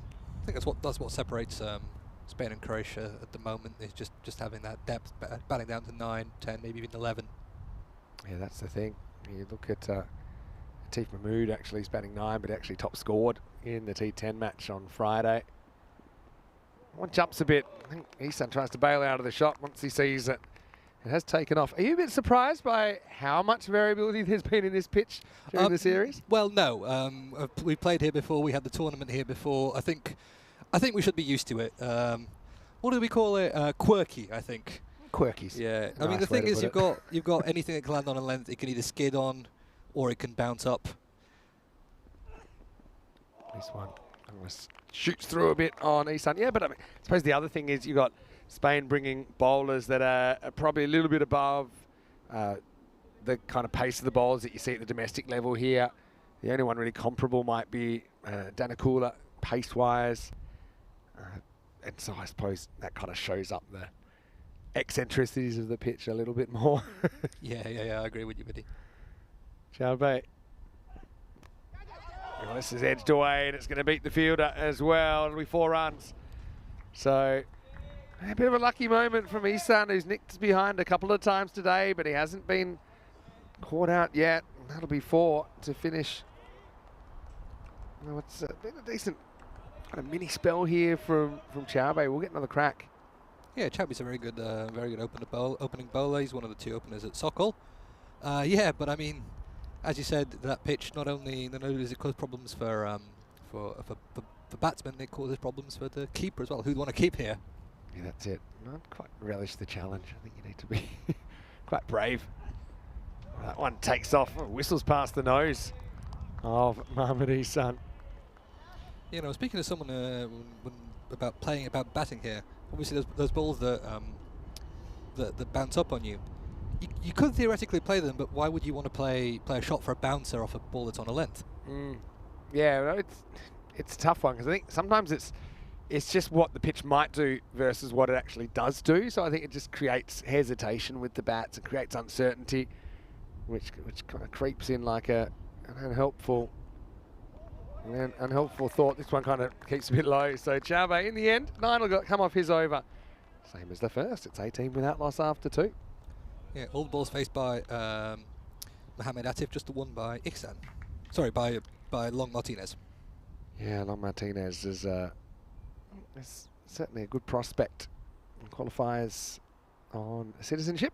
4-0 in the series, and even the kind of net run rate, 5.12. The facts over 5 means if, on average, there's more than 100 runs between these two teams in a 20-over contest. So, it is one of those things where Croatia, they'd be thrilled. Even if they could pick up a win here, they would feel like it's been a huge success. But I think it's something I say a lot. You only get better, I think, when you play better teams. It's something you see at all levels of cricket. If you can compete even in patches with an opponent above you, then it does wonders for your overall standard. Here's Danakur to bowl second over. Great ball. Yeah, so, yeah, what do you think of the selection of Spain to come and take part in this Mediterranean Cup? I mean, this is for them. They haven't played the World Cup qualifiers yet, have they? So No. I think this is a good chance for them to see, take a look at some younger players, say Long Martinez, Rumišević, and Davidson Soler. Yeah, sure. And see who they can bring to that tournament. Long Martinez gets off the mark here. Well tucked behind square. Yeah, I think it's a really good point you make as well. It's not just about the development of the Croatian side, obviously playing a nation that are 44 ranking spots above them, but about Spain trying to develop their squad heading into those qualifiers. They start on the 21st of August in Guernsey.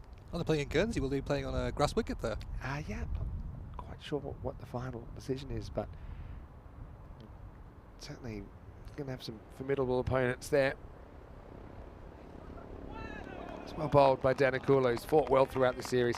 Now, I do think what I last heard is it will be on artificial, so this is good preparation. I actually think the fact the wicket is variable, I think it kind of gives the bowler some hope in a format 10 and 20 over cricket, which has come very batting heavy. I think obviously it takes a lot of skill to be able to deal with this, and to deal with a bad outcome sometimes.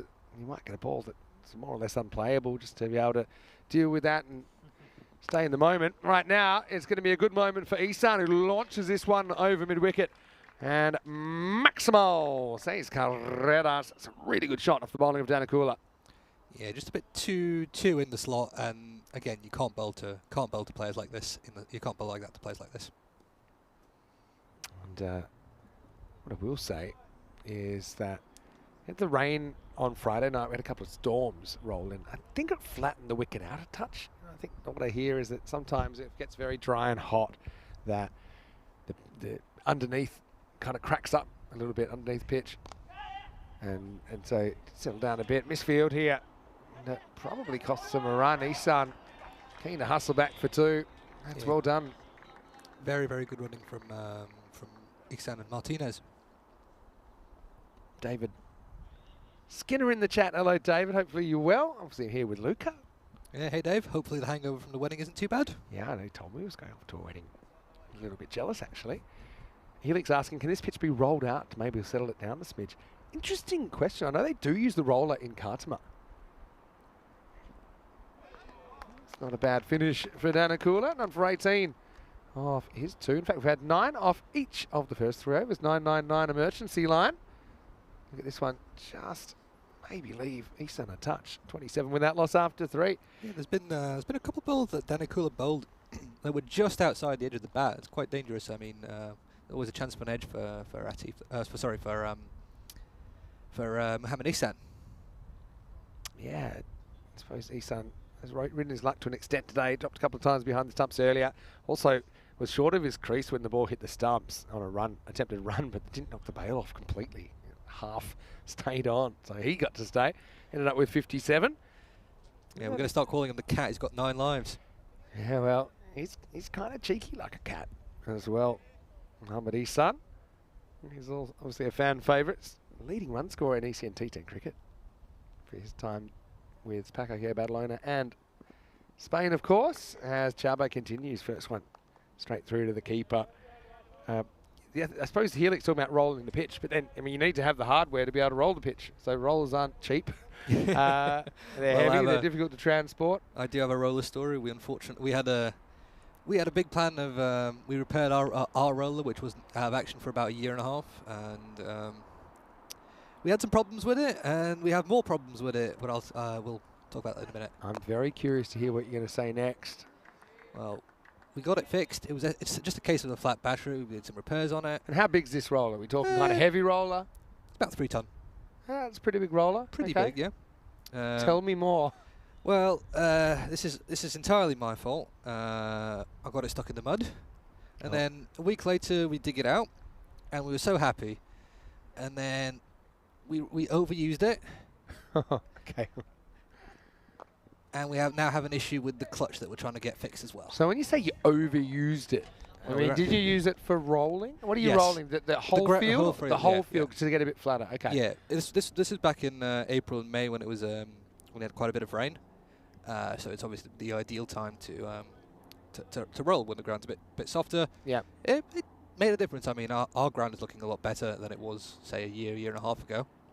But obviously, again, hopefully we can get that roller fixed. I love any story that starts with, this is kind of my fault. But anyway, Chambe, that's another go at Long Martinez.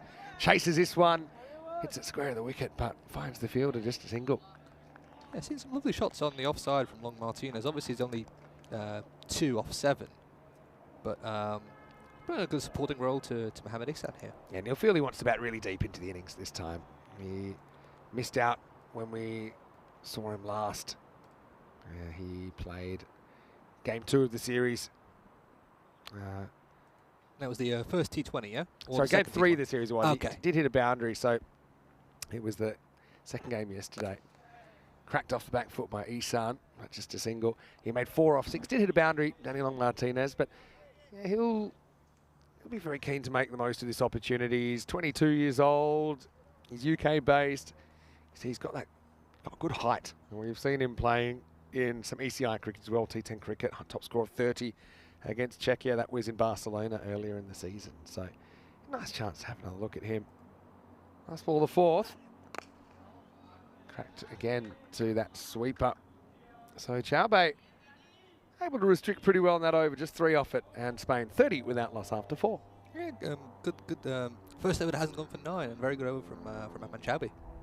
Yeah, great. Helix asking, well, can you borrow a roller? But they don't grow on trees, do they? They don't grow on trees. They're not cheap either. There's places that bring them out for rent. Well, you need to wait for one to fall off the back of a truck, but it's going to have to be a pretty big truck.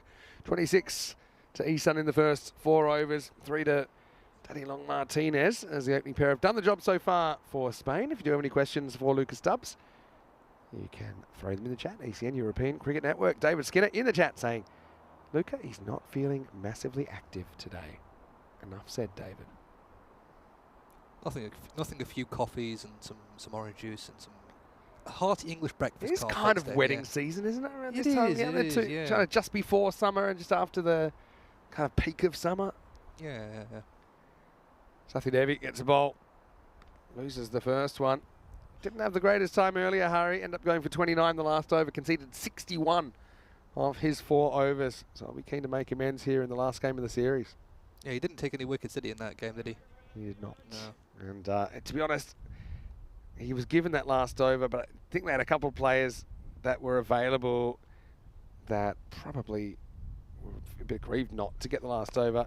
Rathan Asami bowled a couple of tight ones, so did Shukla, whereas Sathi Devi, although we know he can be a very good bowler, but his 3 overs cost 30 plus already. Yeah, I mean, one thing I could say about Croatia's team here is that they're lacking in spin.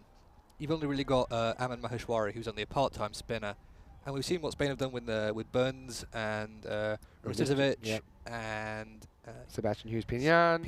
Yeah. Yasser Ali. Spinners, yeah. Well, hit straight and hit pretty well. And I think that might have gone just 1 bounce and 4. So Danny Long Martinez with his first boundary, a nice shot over the top of the infield. Yeah, you love a good straight drive, don't you? Pretty good technique as well, their high elbow. Yeah. So I mean, with Spain, they've got 4 genuine spinners. And to be honest, if they wanted, they could probably play them all together. They typically have played 3, and you haven't always seen Yasser Ali bowling.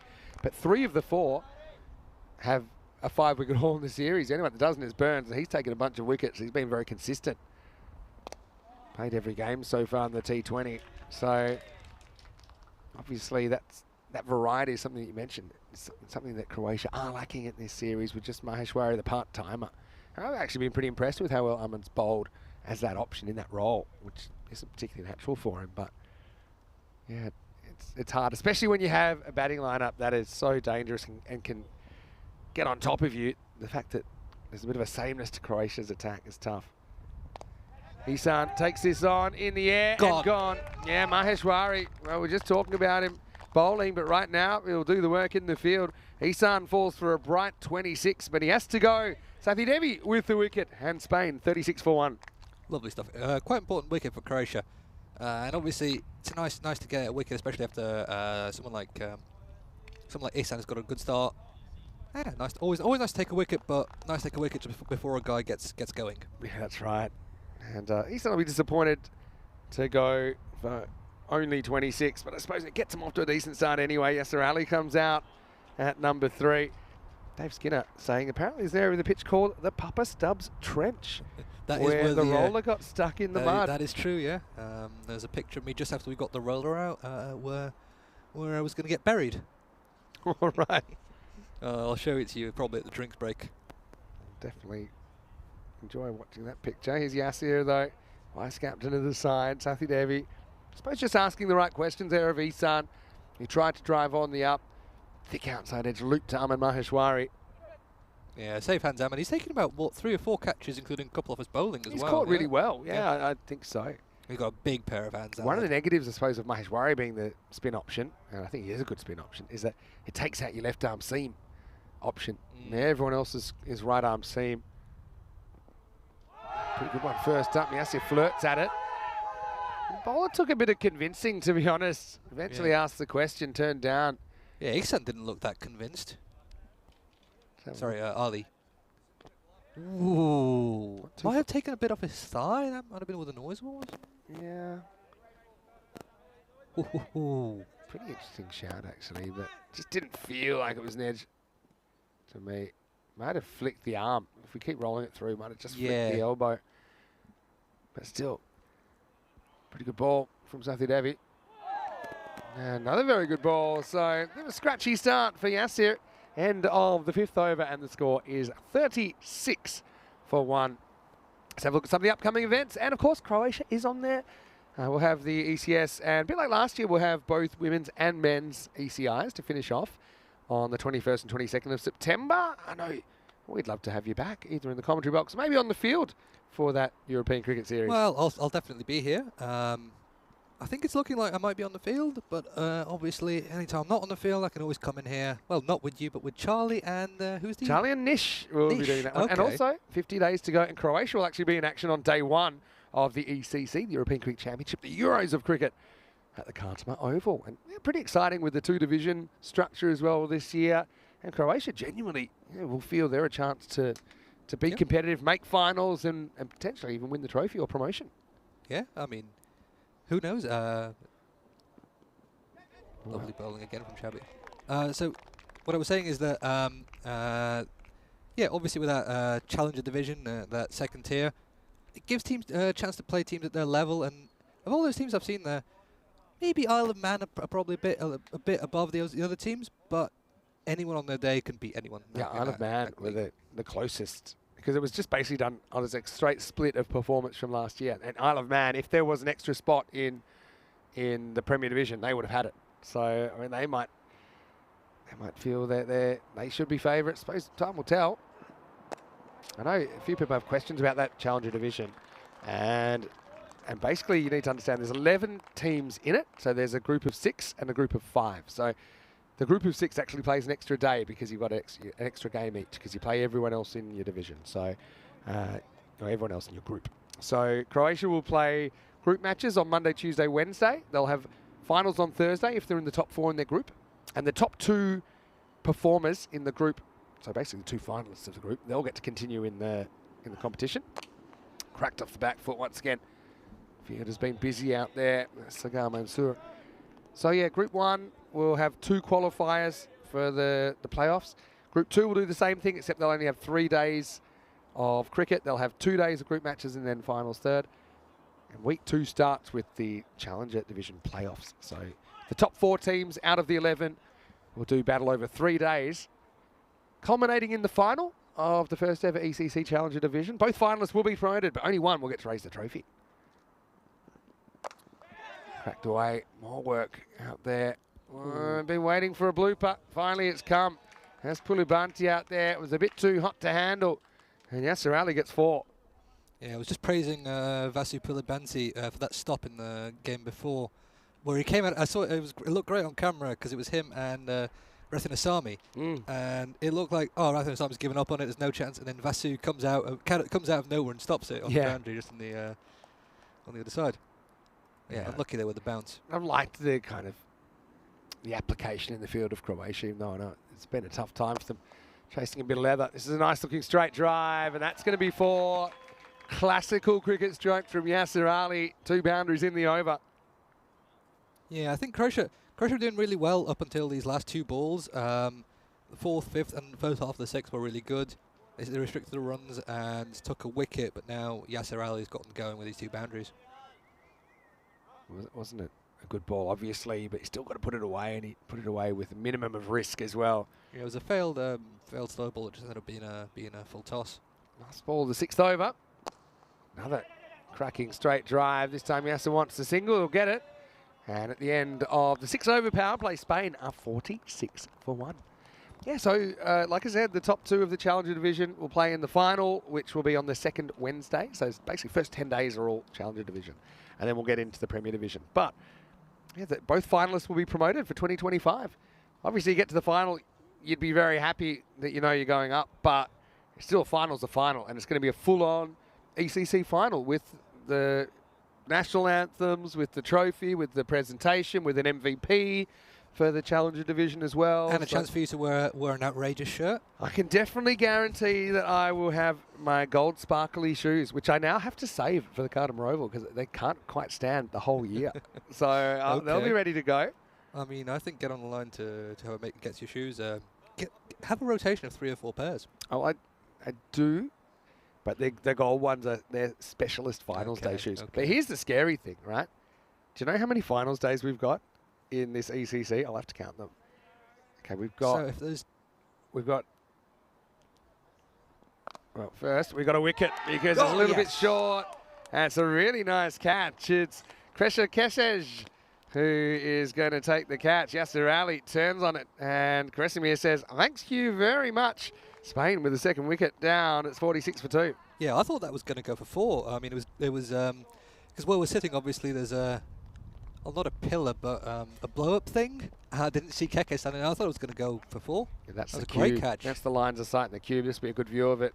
Kresimir Kekes, thanks you very much. Lovely catch. Drilled at him, and good quick reactions from Kekes. Yeah, no luck for Yasser Ali today. 2nd time he's gone for single figures. So 46 for 2. Daniel Dorkaya comes to the crease. Made a pretty handy run of ball 24 in the earlier game, but he hasn't quite had that breakout big innings so far in the series. I think he's a pretty good barometer of this Spanish batting lineup. Yeah, so I just worked it out. We'll have 8 finals days. So Group 1, Group 2 final day, Championship Division final day, Challenger Division final day, I should say. And then we'll have Group A, B, C, D finals days in the Premier Division, and of course Championship week. There we go. Yep. In week 4. He's done the maths. 8 times he has done the maths. It's a great format though. I really do like it. The shortened groups.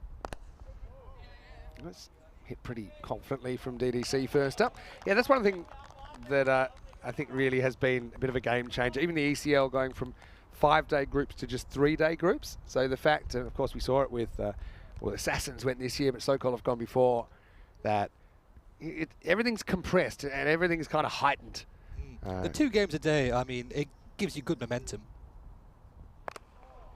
Bites back off the pitch, but it's an excellent shot from Danny Long Martinez. That'll run away for 4. Ball that didn't get up too high from Sathi Devi, who has 2 wickets now, but this time he's pulled away to the leg side boundary. Yeah, he's read that quite well for one of those balls that doesn't quite jump up as much as you'd expect. Great shot from Long Martinez. He's up to 13 now. Like I said, I think he's going to be pretty happy to bat very deep into this innings. 50's up as well for Spain in the 7th over.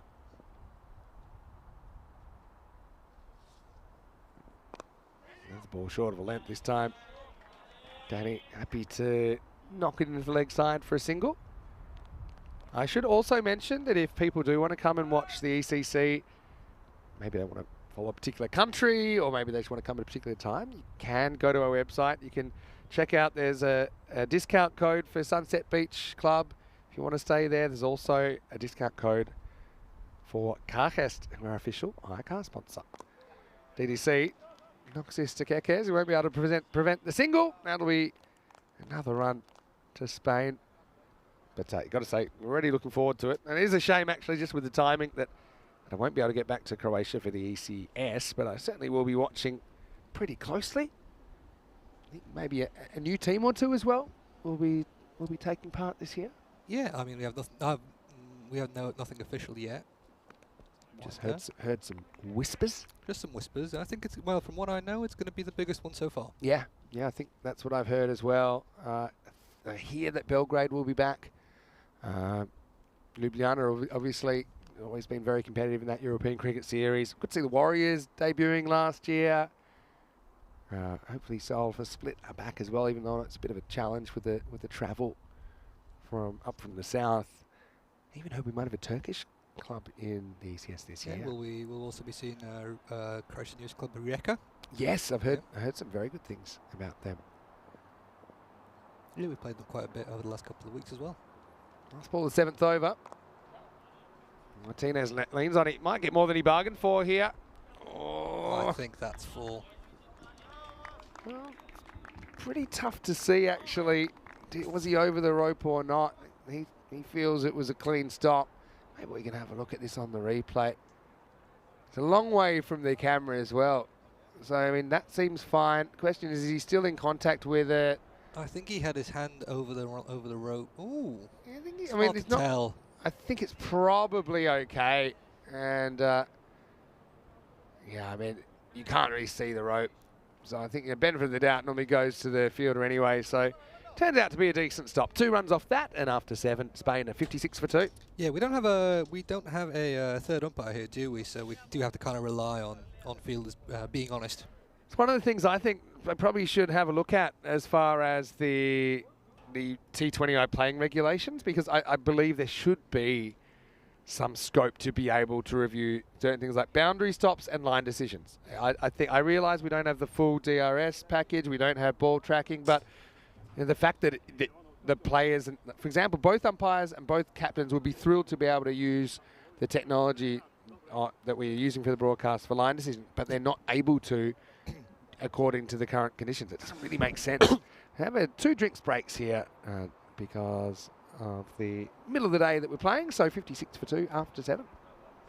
Yeah, and obviously it helps the umpires as well just to know whether something's a boundary or not. Yeah. Or whether something's a catch or not, etc., etc. In the end, you just kind of want right decisions made. I don't think there's really an argument against using technology for line decisions or boundary stops if it's quick and if there are certain principles. So, for example, with boundary stops, the benefit of the doubt goes to the fielder. That is kind of the ICC directive anyway. For line decisions, I just think it takes the pressure off the umpires having to make a real tough call in real time. And you want to reward fielding teams for getting dismissals. They're hard to get, so it feels a bit unjust if the video shows straight away something's out and the umpires don't have the power to call on that technology. But everything takes time, I suppose, to filter through. As a wise person once said, it is what it is. It is what it is. Sometimes I think it isn't what it is. Wow. Could happen. It is what it is, or it isn't. Yeah. It is what it isn't. No, I think that the regulations don't really anticipate a level of production that's in between what I'd call like a 1-camera stream and a top level multi-million-dollar budget production. So the fact though, at ECN obviously when we're in control of the matches with the T10s, we can use technology to get more decisions right. I think it's very hard to argue against that. As long as it's quick, as long as it's consistent, as long as it's fair, I think they're the principles that you have to follow.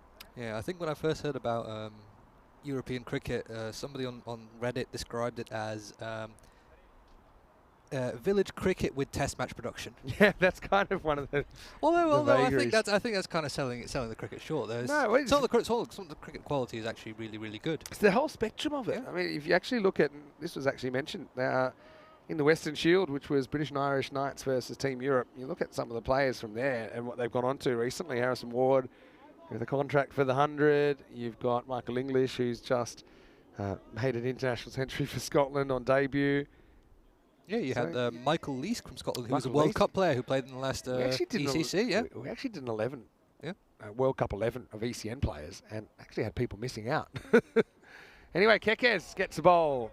He's a guy who took a hat-trick last year in the European Cricket Series. Probably should have been a double hat-trick, but, well, robbed of a double hat-trick, I would say. Kekes, these must be prescription goggles that he's bowling in here. I think he's just been in the pool. I've forgotten to take them off. Almost like a fly coming in at you. I don't think you can practice for this. Danny Long Martinez on strike to the Croatian. Kekes. Pretty well bowled. I think with Kresimir, he's not trying to bowl express, but he's just trying to get it in dangerous areas, maybe get something a little bit variable out of the pitch. I'm happy to see him bowling for the first time in the series. Yeah, obviously, I remember him bowling in the ECS. I think his first over he got absolutely tonked and bowled quite a few extras, and then he took a hat-trick his next over, so yeah, these things happen. That's pretty well bowled as well, but well dealt with, and well, that's probably not the way to do it. I think that Dathi Devi wasn't sure whether it was his or not, and by the time he realised it was, he wasn't organised enough to get down to the ball. Yeah, got to call those, and you got to use your hands. Hopefully he can hear us here.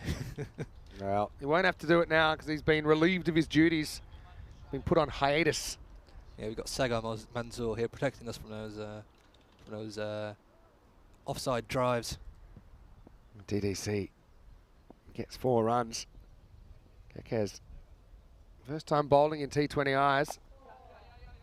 Punched off the back foot by Dor Kaya. He'll get a single. I'd say it might actually not be, because I think Kekes played back when the ICCs still had the Euro series.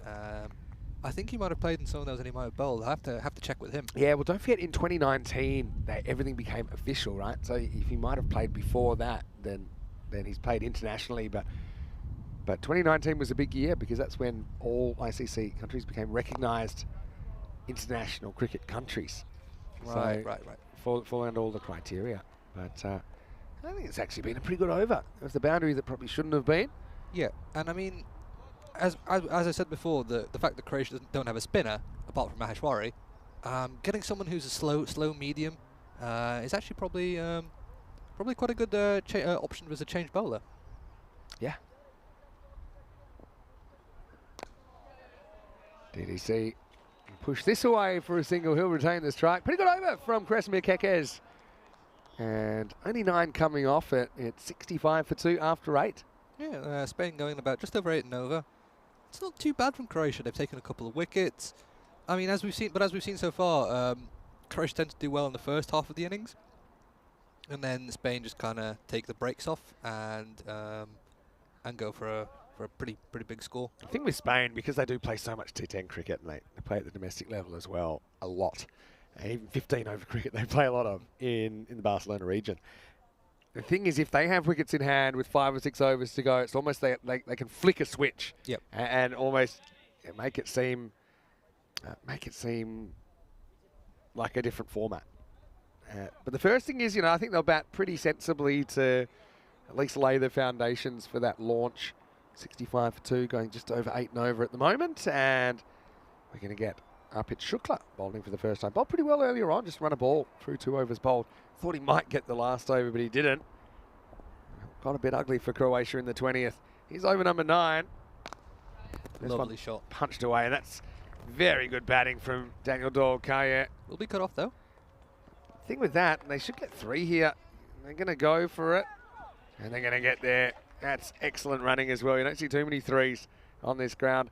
Yeah, I think they made that such a good shot is it didn't bounce as much as I think DDC would have predicted, but because of his technique and the fact he's got such a nice kind of swing of the bat, he's played it with such a straight bat, he was still able to adjust and get it away almost to the boundary.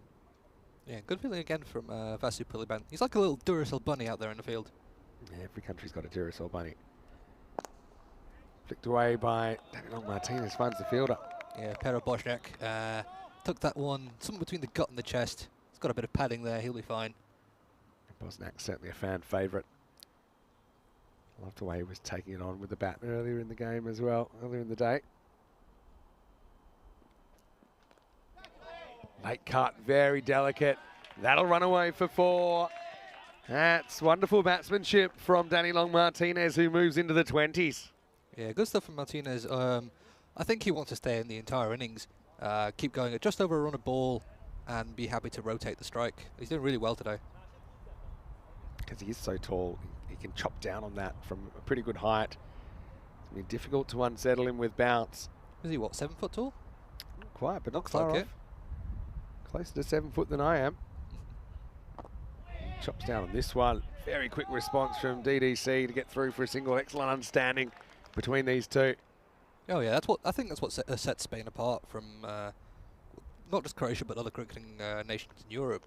They have all of their batters have experience batting with each other, and they know when to run, they know when not to run, and they know how to take a marginal single, or turn a single into a 2. Yeah, we saw that 3 earlier in the over as well. That was very well run.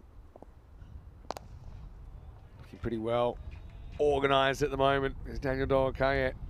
Single down the ground.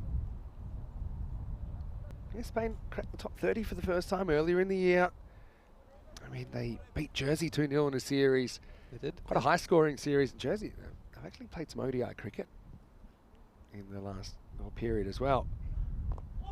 Another little chop off, pretty much a Yorker from Shukla. Danny Long Martinez will retain the strike. We're 9 overs in. Spain 75 for 2. That's a very good defensive shot, actually. The fact that Spain's batsmen have managed to take these, they play a defensive shot and still get a couple of runs off them is really good for them. Yeah, they've been busy, I suppose, trying to accumulate runs with a minimum of risk. If it's still there to hit, they'll attack. They won't mind going over the top as well. But in this phase of the game, middle overs, 5 outfielders in place. They probably feel they can pick up a fairly risk-free 8 or so and over. That over ended up going for 10 and a 4 and a 3. 3 singles and a dot. So, yeah, Kez is going to get a second over. Quite liked his first. Let's see if he can get the breakthrough. Yeah, I think he deserves a wicket. He was robbed of a hat-trick last year. In double ECS. hat-trick, Yeah, yeah. double hat-trick, sorry, yeah. So talk everyone through the 4th one, because I remember the hat-trick. It was an LBW that wasn't given. It was pretty plumb, but I think the umpire didn't want to give it for some reason. Take it to the Supreme Court. Okay, it's pretty good first up. He's got this kind of fairly front-on action, kind of raises both arms, then wheels over. Pretty repeatable action. Yeah. It's also just wonderful to see people that have played all their cricket here getting opportunities, even though the sticky tape on his back not holding up as well as his bowling is so far. So how good is that kit? I love it. Fraction short, pull shot comes and it goes Maximo. Danny Long Martinez is going to launch this one long. It's his first 6 in T20Is. Yeah, you can't. If you're going to bowl slow medium, you can't give anything short. Even with the variable bounce, yeah, because it is so short. Batter has a decent look at how high it is bouncing. Didn't bother trying to keep that down, backed himself to get it over the top. Yeah, Martinez into the 30s now. Nicely struck. Much better. Yeah, much better length there. Drawing Danny forward. The longer he bats, Danny Long Martinez, the better he's looking. And it's going to be tough to get him. Remember, still 8 wickets in hand. Look at the batting still to come. Hamza Salim Dar at 5. Alec Davidson Solaire at 6. Just feel they might back Christian Munoz Mills up at 6 in this game because he hasn't had too much of a hit. That one goes very wrong. It's going to be a no ball. Yeah, just slipped out of the hand. There'll be 2 there, plus the no ball. TDC would be pretty keen to get back knowing there's a free hit on offer. And that one just slipped out, I think it's probably the right word. Danny Long Martinez might be a bit annoyed that he didn't get it more towards the middle of the bat and would have had a boundary. But anyway, time to sound the horn. Free hit time. And Kresimir Kekes, well, he won't be taking his first wicket in international cricket off this ball. I can assure you of that. Let's see if he gets funky here. No fine leg. Or does he just kind of stand and back himself to bash it up and over the top. I mean, I'd be worried here. You've taken a couple that have come towards the commentary box in your time, especially in Croatia. Well, that one was Rico. Well, here's a free hit. Fielder can't get there. That'll be 4. Shukla gives it the big dive, but Danny Long Martinez will help himself to another boundary, up to 36 now. Yeah, I think Shukla, I think he could have done better there. I think it was too far in. He came too far in, and he went towards it. I think if he'd have hogged the boundary, I think he could have stopped that. You need to skate around rather than come in. I think you're right there. Yeah, it's a free hit. You're not going to. I mean, there's no point in catching it. So give yourself as much room as possible. Well said. Couple to come, and then we're at the halfway point of this innings. Too short. Too short. Going, and gone once again. Maximo. This over has gone off the rails now. It's gone for 19. Kekes had a promising start, but he's just lost his length with disastrous consequences here in the 10th.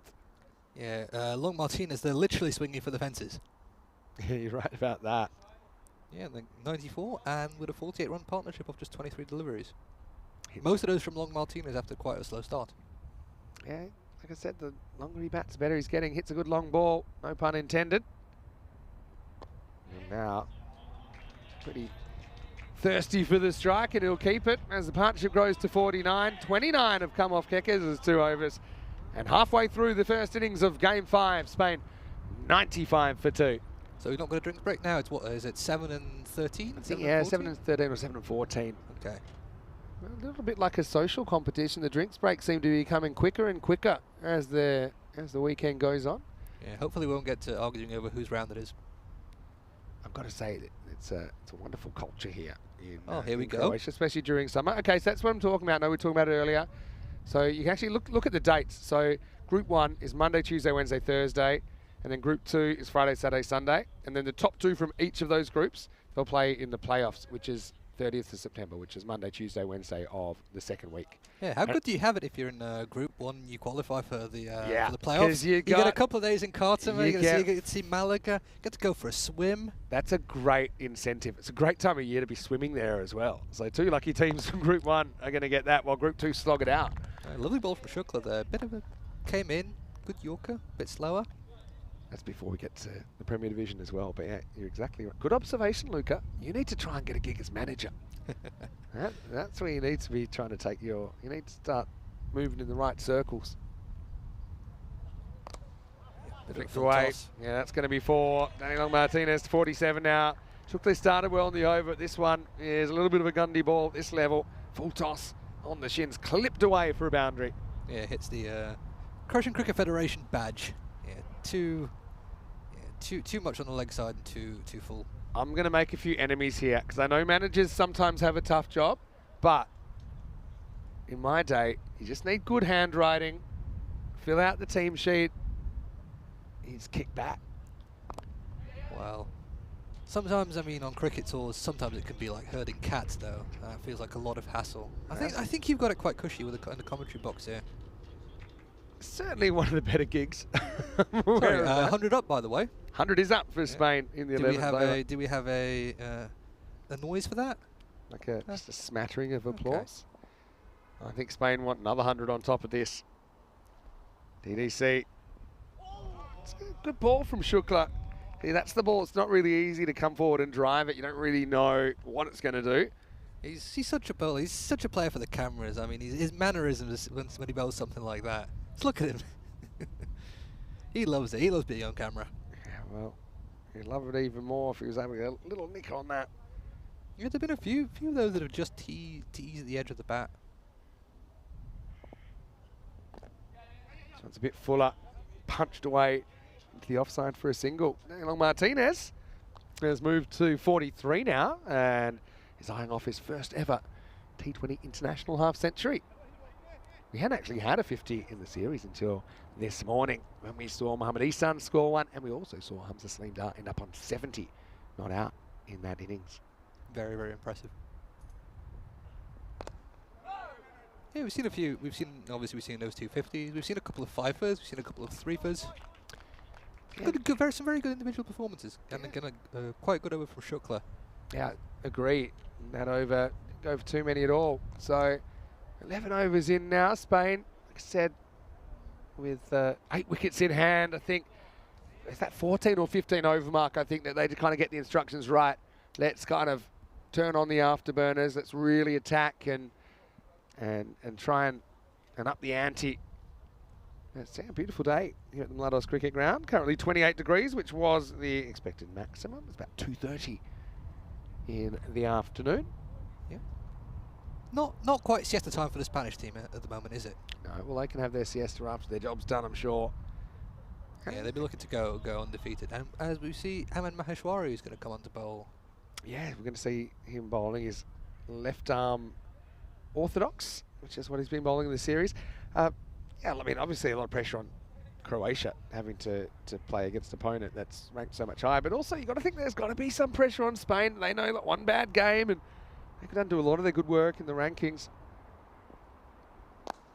Good start from Maheshwari, but pretty good-looking knock down the ground from Daniel Dorokaya. So even here, if Croatia could somehow rock and roll Spain, maybe 130, 140, bat better than they have in the series, maybe they could pull this off. Just seeming a long way away right now.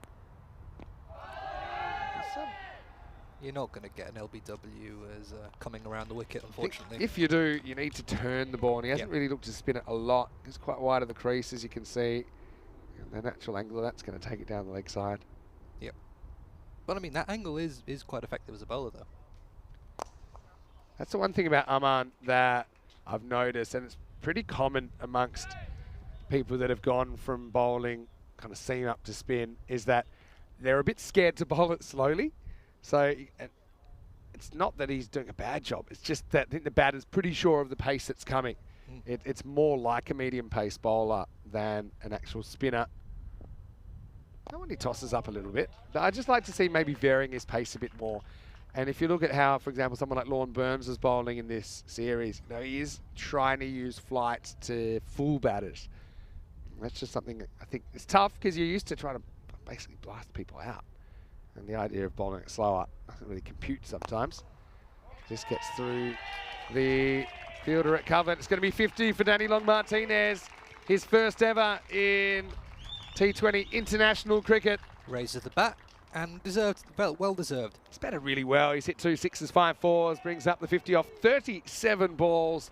That's a proud moment for him. Not just him, but his family and everyone that's been involved in his cricket journey so far. There's still a long road ahead for Danny. In the air, dropped. There's the full toss, and it was hit pretty hard by DDC. But it's going to be out of the hands, and it's going to be an overthrow as well, Mansour. You see him here. Just couldn't quite get the hands around it, kind of burst through the fingertips. Yeah, it was a chance, but not. I would say 70%. Yeah. It's one of those you would think a player would take, but you know, there's always a chance that you drop them. 107 for 2 then after 12. DDC survives, gets 2 because the overthrow. Yeah, I was think a bit of a bonus run. Was just distracted, just wasn't paying attention because of the drop catch.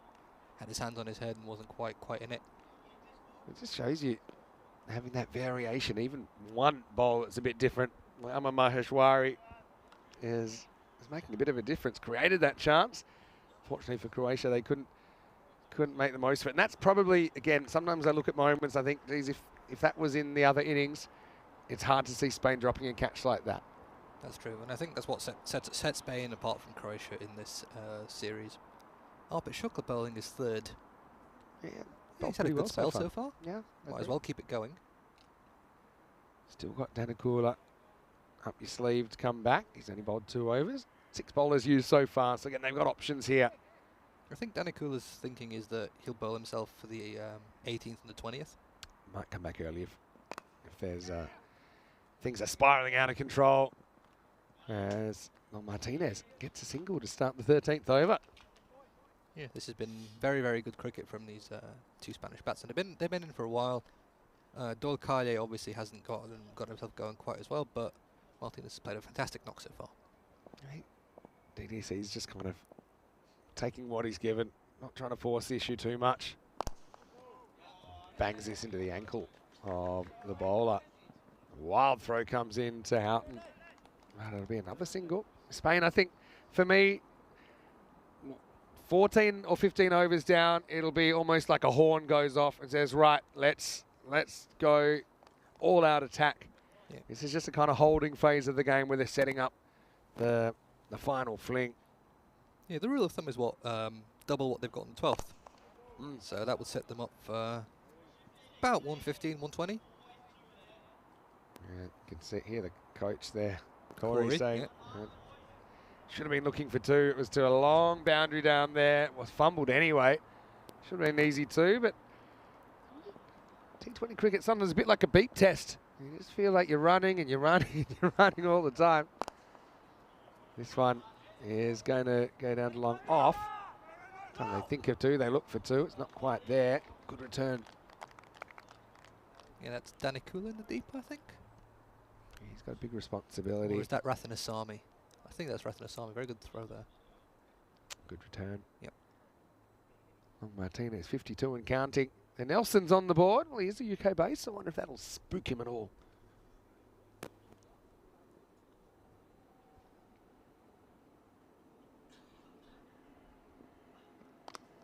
Thick edge flies away, falls safely.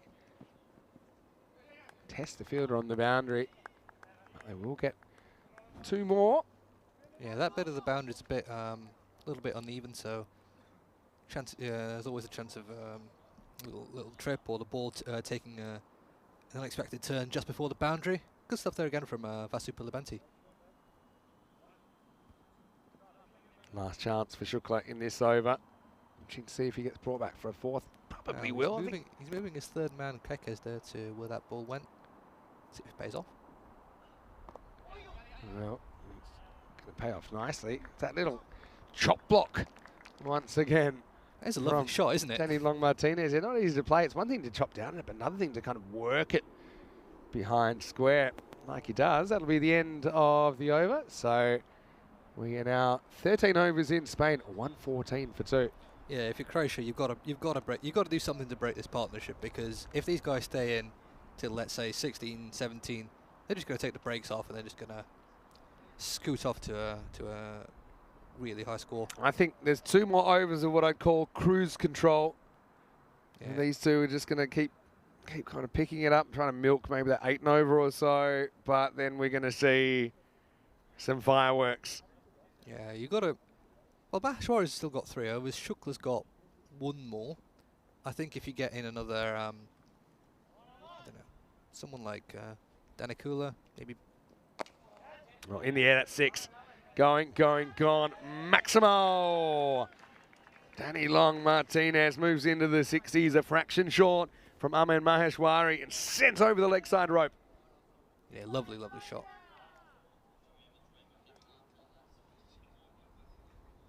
That was a very good, it's almost like a short arm jab from Long Martinez, but covered the rope easily. Got to pitch it up a bit, Maheshwari. Well, he does, but it turns out to be a low full toss. Another test for the fielder, but it's going to be another boundary for Spain. He moves up to 65 now. Still plenty of time left in this innings. Danny Long Martinez responding in kind. Hasn't had too many opportunities to prove himself so far at this level. But this has been a breakout innings for the youngster. Yeah, I can see Corey Rutgers over in his chair. He's got his notepad. I think he's writing in big block letters. Excellent. I don't think he can spell it, but he might attempt it. Daniel Martinez, mentioned he's 22 years of age, UK based. And look, probably in the first choice lineup at the moment, they're going with Shafat and Ihsan opening, but with him making runs, obviously it keeps him knocking on the door. I think having that internal pressure is pretty important. I look at some of the healthy international teams, not just in Europe, but outside Europe and at all levels, really. I look at who's missing out on these 11s, and it's a pretty good way to judge how strong the team is. That one is up in the air, curving away. That's going to be 6. Maximo! As Danny Long Martinez swings his way into the 70s. 72 not out What a brilliant knock this has been from the youngster. Oh, this is great to watch, Vinny. Well, obviously not great to watch if you like me and you support in Croatia, but you have to applaud as good a performance as this from Martinez. What did you say his highest score for Spain was 30, right? 30, yeah, that was in so T10 format. More than double that. Yeah, that's true. Maheshwari has another go. Push through. Well, actually might have got a little bit of glove on the way past. Wait and see if there's any signal. It's off the bat. I think they'll take a drink. So Danny Long Martinez will move to 73 and 14 overs in. Spain 133 for 2. Yeah, just think while they have this drinks break, I think maybe the message goes out. You don't want to spook Danny Long Martinez, who's maybe eyeing off a maiden T20I 100, but you never tell a player when he's going for 100. We do have Jinx Zagreb coming up later on tonight, but I think especially even someone like DDC now, I think you're saying, all right, you can probably force the issue a bit more. 6 overs to go, Spain, 133 for 2. Yeah, I think this is already getting away from Croatia. You said maybe Croatia could keep them to 140. Maybe that could be chased, but I think we're on for a 180 plus. Tough thing is, I mean, if Spain were all out for 80, you'd still probably say it was a 50-50 game at best. So, you know, with Spain already 133 and 6 overs to go. I mean, if you work off 2 a ball, 72 gives them 205. That's exactly what they scored in the earlier game. So it's going to be a tough slog for Croatia.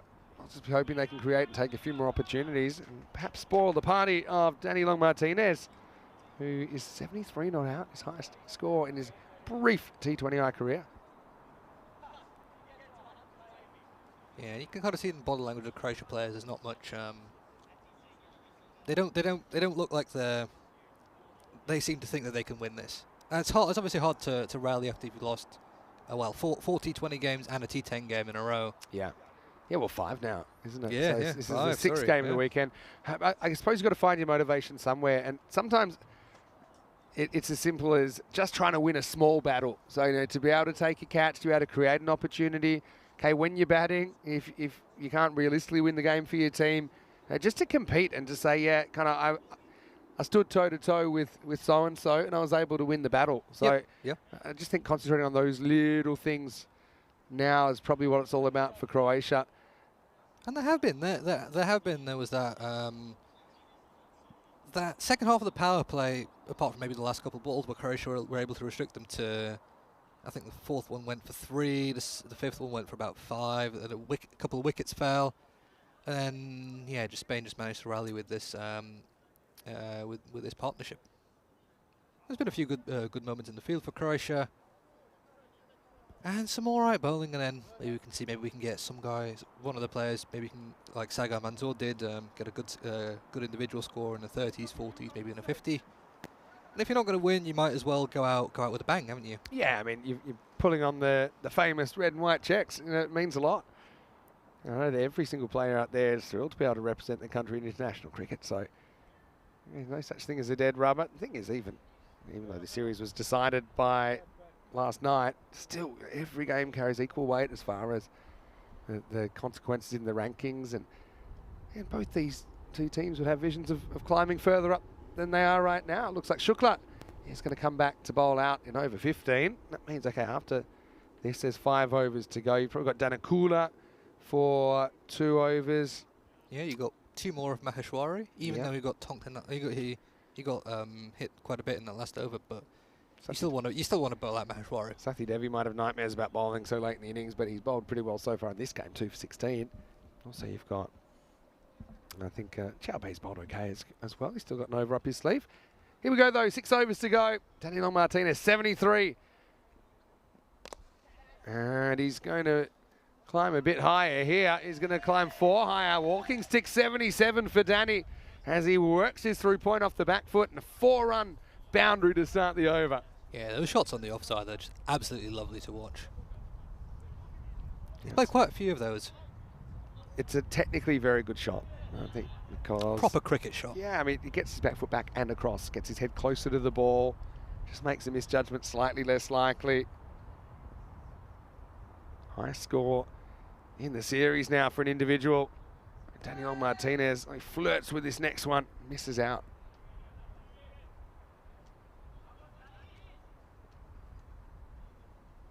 We've seen the ECS-W players from time to time today. I know you might have caught a little bit of it last night, but it was a really exciting start to the ECS-W. Tied at 1-1. Yeah, it's lovely to see women's cricket that get developed, not just in Croatia, but in Serbia as well. It's hit pretty well as well. At least 2 here. Oh, it's a proper cover drive. He's cut it off well there by Seth Devi. Daniel Martinez moves to 79. Yeah, we had a crazy golden ball last night as well. Now, that shouldn't be so dark tonight because we just have the one game, so we will have sunlight by the end of it. But just to see the emotions. I know a lot of those players, they train so hard, and a lot of them kind of train more than they're able to play. So for them to get that platform, I think is wonderful. Right, Chance. up in the air, and Gone. it's gone. Lovely So, catch. yeah, Daniel Martinez is going to have to go for 79. Unselfish, really, from Danny. Knew the best thing for his team was for him to try and force this over the fence. Sathi Devi takes a pretty good catch down there. But a brilliant innings comes to an end. Danny Martinez, 79 off 50 faced with 4 Maximo 7-4s in his innings as Spain lose a 3rd wicket, 139 for 3. Yeah, it's quite a long. It's a deceptively long boundary up there if you're playing on the an offside drive up there. So you might think, oh, I've hit this really well. It's going for 6. It's going for 6, and you realise, oh no, there's a fielder under it and it's within the boundary. So yeah, I've seen quite a few catches on that side. Shukla with his first wicket. And I mean, one door closes, another opens for Team Spain. And Hamza Salim Dar, one of the top all-rounders in Europe. Yeah, he's curled his sleeves up. He's showing off those biceps. Hasn't bowled too much in this series. Hasn't had to, actually, because of the amount of options they've got. Kind of kept him a little bit protected, I think. But he's going to come out. Situation tailor-made for him. Don't forget, he scored 70.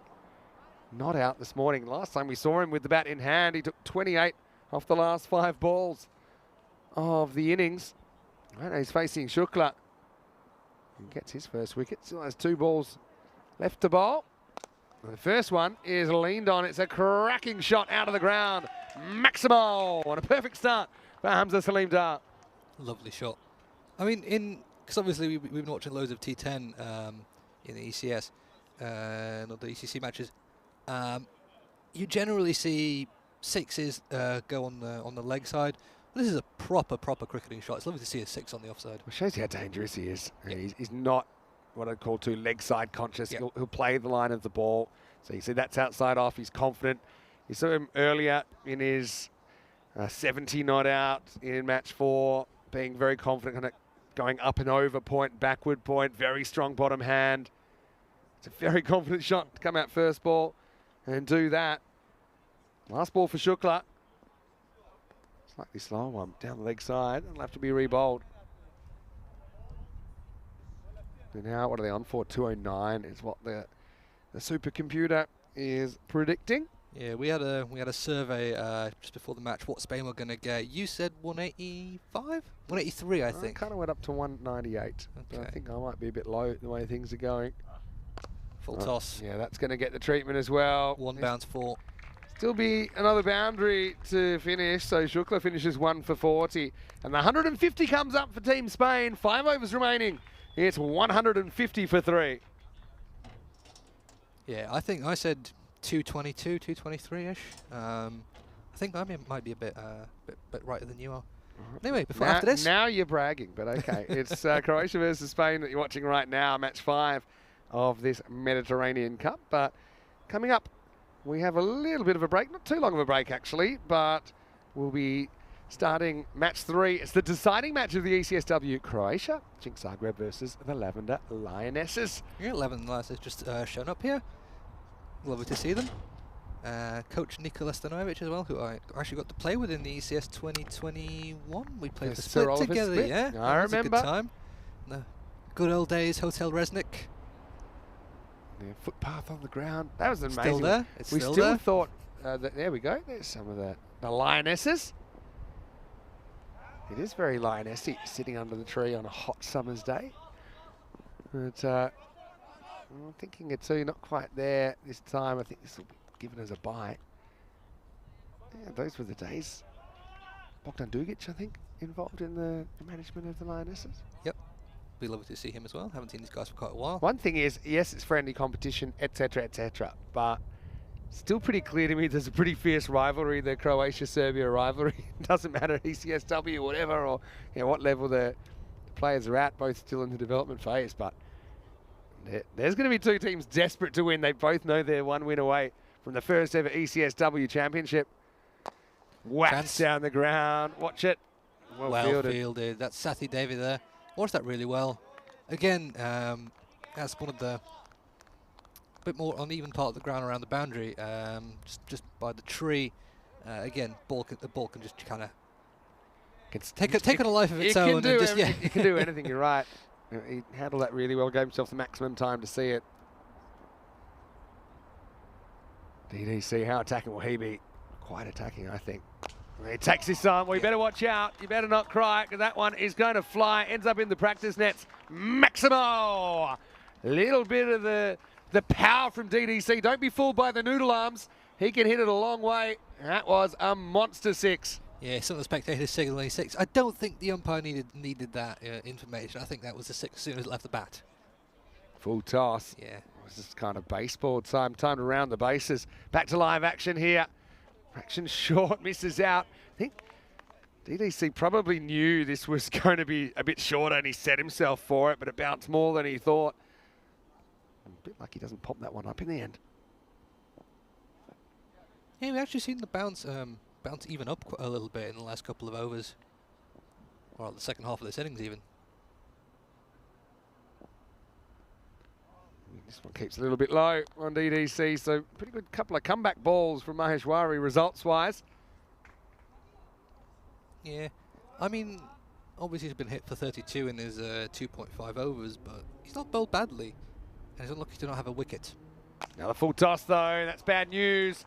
Maximo to finish the 16th over. Apologies to 164 that for 3. Man. I was just praising his bowling, and I think I jinxed him.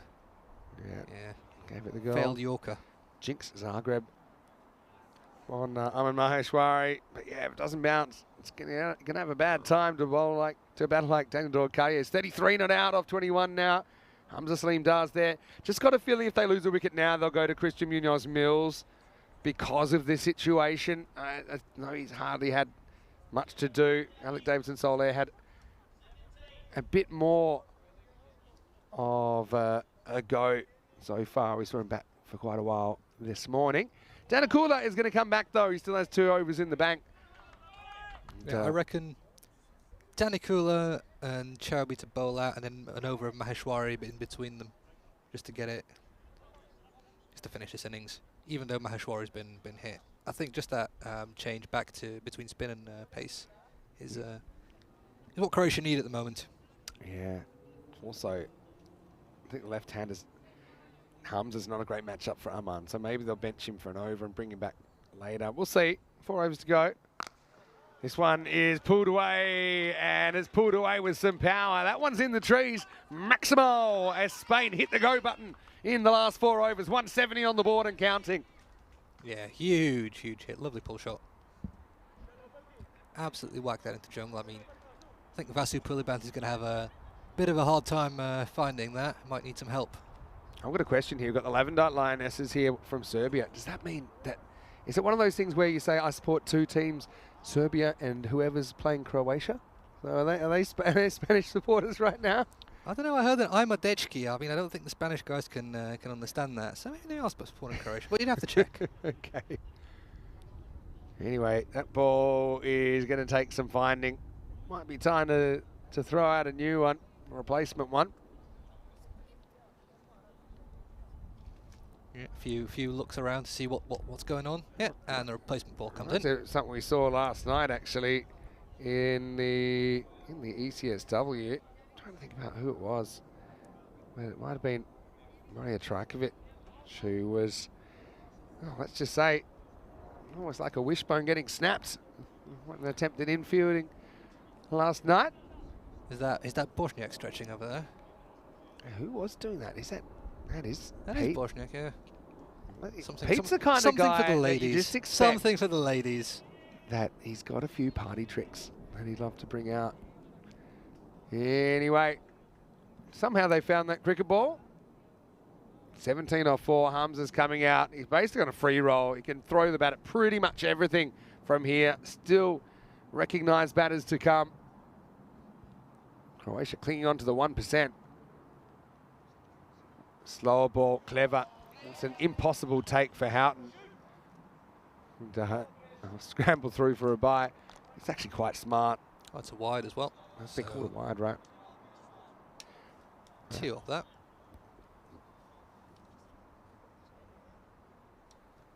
But Danakul bowls that slow ball really well. And maybe just misses his location there. No. I don't think so. No. But Spain will take it. DDC steals the strike back. And this will be gone. Just flirts with this, tries to angle it away. Right up the top of the battle, maybe just flicking the glove of DDC. Houghton takes the catch.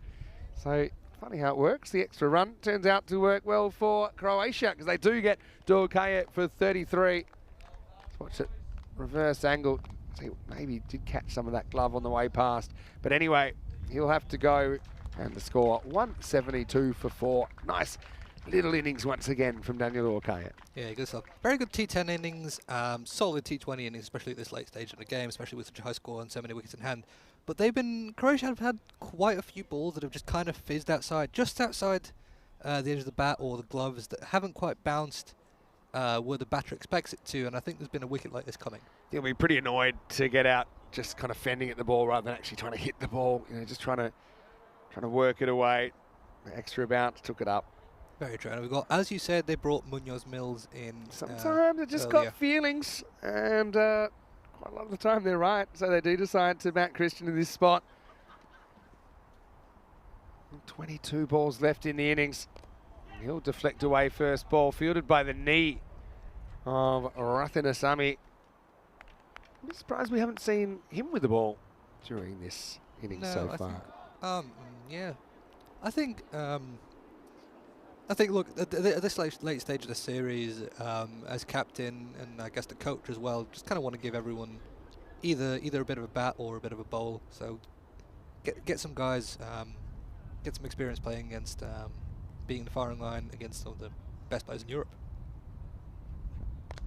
Chance. Edged, yeah, it's just going to get past Rathinasamy, and that's going to be 4. So Hamza slimmed up. Well, there's Paolo. Takes a lot to get him out of his cave. But he does the fielding, but it'll be 4 more to Spain. Yeah, Hamza Salimdar 21 off 5. So that's 4 point.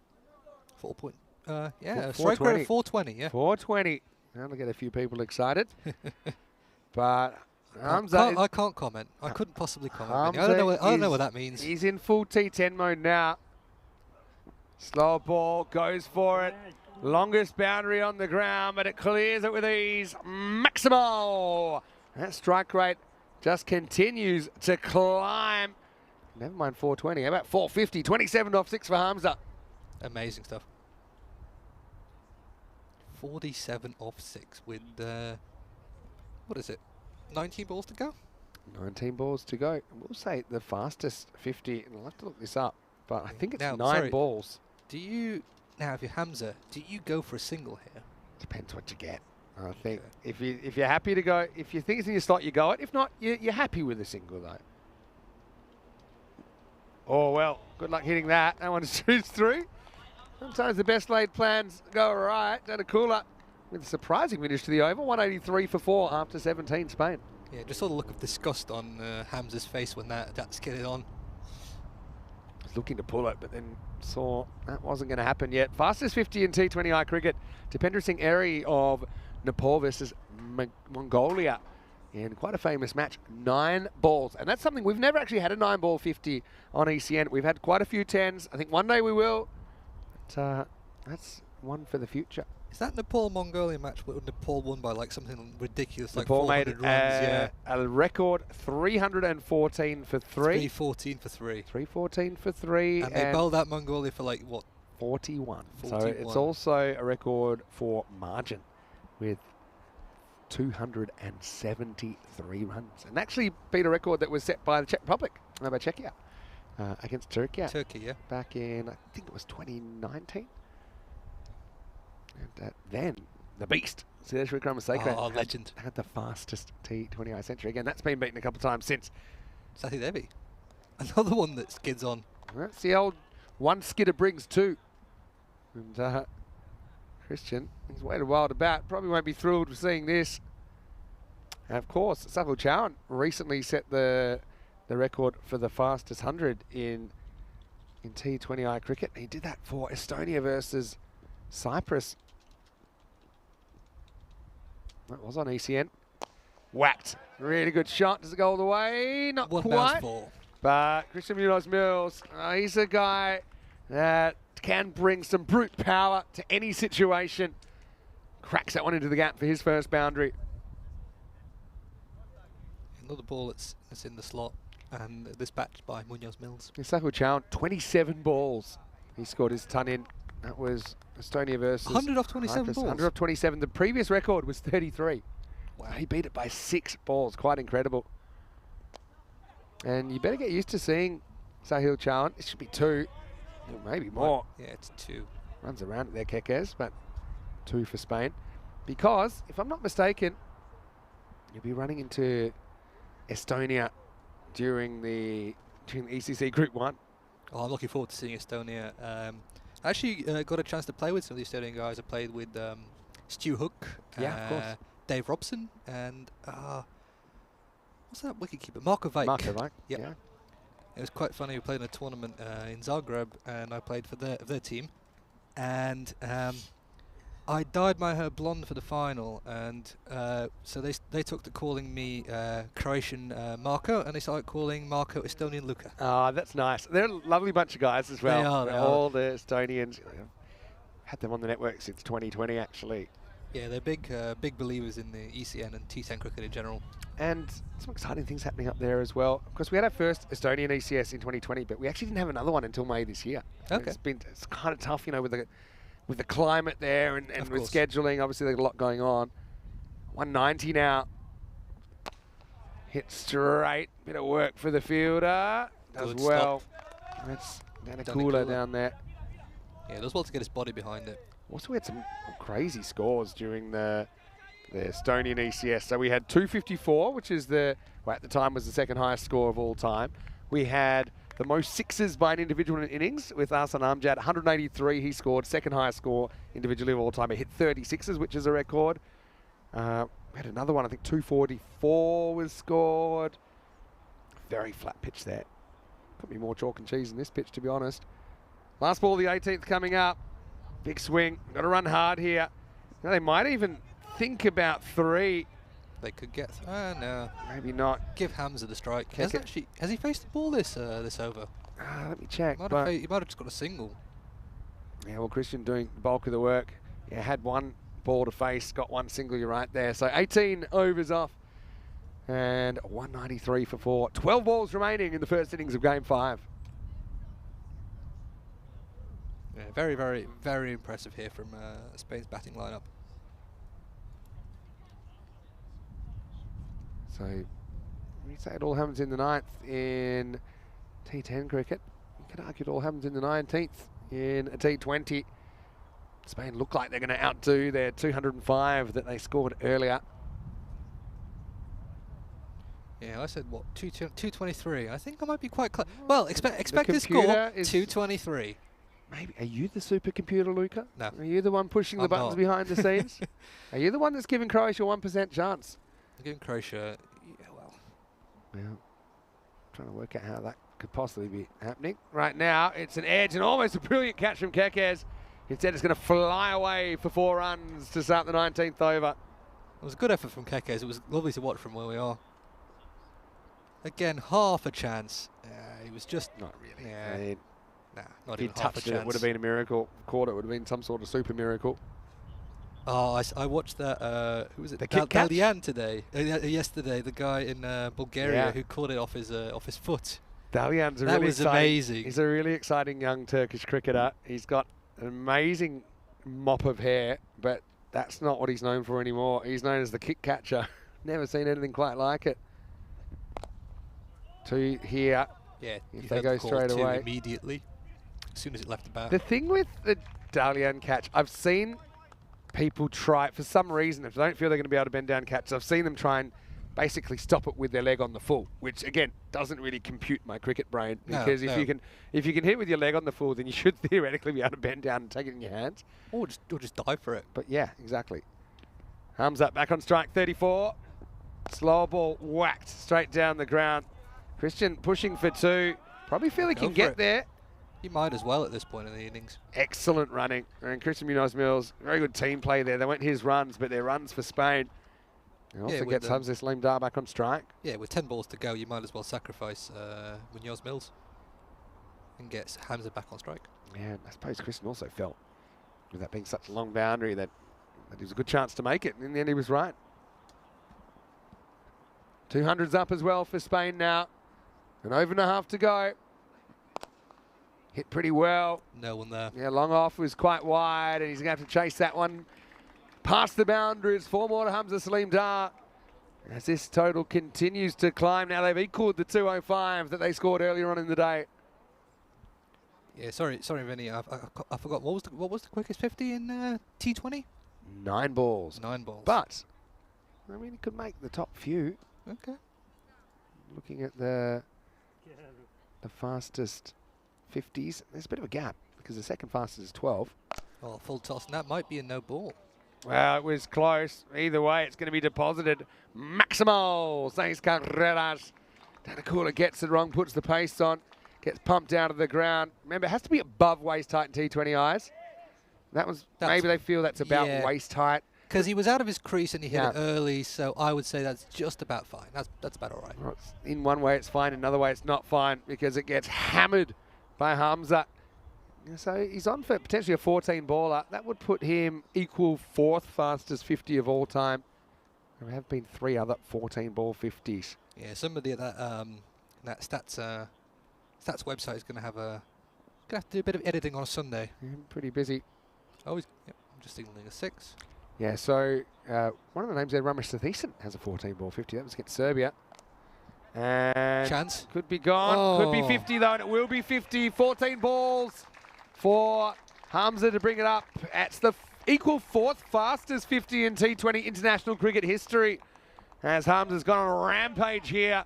4 Maximos, 5 4s out of the 14 balls faced. 2 50s in the day for Hamza Salim Dar. Yeah, last two T20s, 2 50s for Spanish batters. That'll be the end of the over as well. So it does all happen in the 19th. 215 for 4 now for Spain. Yeah. You predicted 223. That's looking a bit light on, I think, at the moment, Luca. Okay, well, I'll happily eat my words. I mean, not happily, but it's nice to see. It's good effort out there, actually, by the field. I know it's a tough one. And you've got to go. There's an argument for backing off. And I mean, if there's a chance you can get a miracle catch, it's probably not a bad time to go for it. Might be all you can get out of the game as the odd personal highlight. So now over number 20 is going to get underway for Croatia. Aman Chaubi, who just dropped that catch, or rather, it wasn't a drop really because he didn't go for it. Yeah. He attempted the catch. Yeah. Anyway, Christian Munoz-Mills will probably feel like it's his time to shine. Over number 20. Pulled away, and it gets through. Bosniak should get 2 now, and they will fairly easily. It's actually a pretty good shot by Munoz-Mills because it didn't bounce as much as he thought. Still able to make the adjustment, get it away for a couple. Yeah, get a bit of the... That was drilled at Bosniak, and I think it might have taken a bit of a bounce a bit, not where he expected it to. I hope we can see some of Bosniak keeping in the ECS. I love the way he keeps with that inners, and I love the way that he can flick the ball out of his glove into his bare hand. Hard to describe, but great to watch. Hit very hard. Danakula should handle it on the hop, though. Well fielded. With Christian. It's funny, I remember a lot of people saying, he doesn't really have the aggressive nature necessary and this and that, and he's too technical. Geez, he's blown those chats out of the water. He's a powerful guy. He's unselfish as well, willing to bat in any position for his team. Such a great fielder. Natural captain of this Spanish side, taking them to exciting new places over the last couple of years. Anyway, here's Hamza, 50 and counting. 4 balls remaining. Swing and a miss this time. Trying to fetch it from outside the off stump. Well bowled from Chowby. I think that's kind of the length where you want to be bowling on this ground. We're just kind of uncomfortable for the batter to hit. Yeah, you're also unpredictable. That too, could yeah. keep Use the unpredictability of the pitch to your advantage. Chowby on a knife's edge. This will be called a wide. And just another run. Sneaking through 2 free runs. Still 3 to come.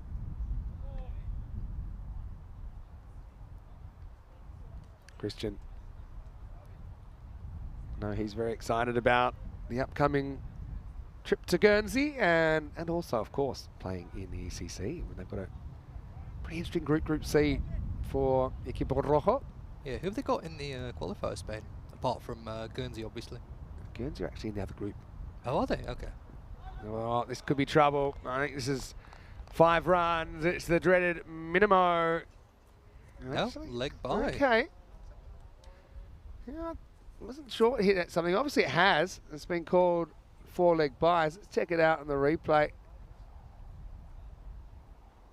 Yeah, just flicks the pad. So in a way, that's a lucky break because it'll mean you don't have to bowl that ball again. So it'll be 4 leg buys. Yeah, it wasn't a bad ball. It just turned a lot more than I think Chowby expected it to. 2 to come. Swing and a miss. Up above your 223 now, 224. Yeah, so in that Group 1, Spain have Cyprus, Czechia, Denmark and Greece. Okay, I think Denmark and Spain are the 2 teams to beat that. You'd imagine so. Czech probably have been in reasonably good form recently. Just saw them do some crazy stuff. Again, they're probably a bit more comfortable in the T10 than T20, probably. Bulgaria, Estonia, Finland, Guernsey and Malta in Group 2 in that last round of sub-regionals. Last ball coming up. And it is whacked away. Ends up on the hill. It's Maximo. And check your watch. What's the time? 2:30. Trip to the dentist time. It's 230 for 4 after 20 overs. Spain cracking the highest score of this Mediterranean Cup in their last journey to the crease. Yeah, Spain just got off to a really good start with ECN and Syed. And yeah, took advantage of the power play. Lost a couple of another chance there from Houghton. And I mean, if you're ambitious, if you're an optimist, you'd be walking off to the Croatian bench saying, "Hey, maybe they're 20 short." But those are fighting words, and really, it was a tough 20 overs. Croatia decided they wanted to bowl first. That was a good catch though by Kekes, wasn't it? Yeah, the one that was drilled very close to us. I actually unfortunately missed it, but some very, very good stroke play there from Yasser Ali and, sorry, not Yasser Ali, Daniel Dolkaye and Hamza Salim Dar. Daniel Martinez, 79 on 50. Well, yeah, he ends up with the top score, and it was a real good breakout innings for him. And I think Spain, okay, a bit disappointed, I'm sure, that they lose Yasser Ali the way they did. But when you look at the contributions of all the other batters, there's positives in all of them. Isam with 26 backing up some runs earlier today. 79, as I mentioned, for Daniel Martinez. 33 for DDC. Hamza Salim Dar finishes not out, 50 off just 15. And Munoz Mills even. He was getting into the action, promoted as smart just to get him a bit of time at the crease. That was a nice catch, though, wasn't it, by Sathy Devi to get Daniel Martinez for 79. It was a fantastic innings from the youngster. Hopefully the first of many big scores at this level of cricket. But that just brought out Hamza, who came out in the mood. A 14-ball 50, equal 4th fastest in T20I history. DDC got into the action as well with a couple of big bombs. That was probably lucky that the car wasn't parked a little bit closer. But Spain, I know that they preferred bowling first in this series, but obviously not a huge deal if they do have to bat first. Nice bit of bowling there from Danakula to nick off DDC for 30. But I do think get something out of that innings, gets a bit more time at the crease. Hamza then turned it on, didn't he? Put on a bit of a show with 4 Maximos, 5 4s in there. And with the assistance of his captain, Christian Munoz Mills, end up with a colossal 230 for 4. So that's 11.5 and over. Croatia, again, don't think you'll see them challenge that total. But let's just hope that they can at least bring some respectability to their innings in the second half of this game. 79 for Daniel Martinez, his first ever 50 in T20I cricket. Ends up facing 50 balls for 79. 50 also for Hamza Salim Dar, second in the day. That was lightning stuff from Hamza, bringing up his half century in 14 balls. Apart from that, Isan early with 26, DDC with 33, and Christian Munoz-Mules with 19 not out. The other contributors in chief.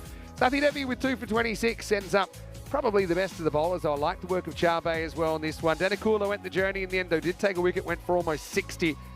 The other wicket went to Shukla. And Maheshwari, I think, bowled a bit better than his figures suggested. None for 38. Kekes didn't mind him as well, finishing with none for 29. We'll take a break. We'll be back pretty shortly with the chase. Croatia 231. And then we'll have a miracle match here in Zagreb. Or can Spain do the job? 5-0 is what they're after. Vinny Sound here, Mr. Maximo with Lucas Dubs. We'll see you after the break for the conclusion of the ECN Mediterranean Cup.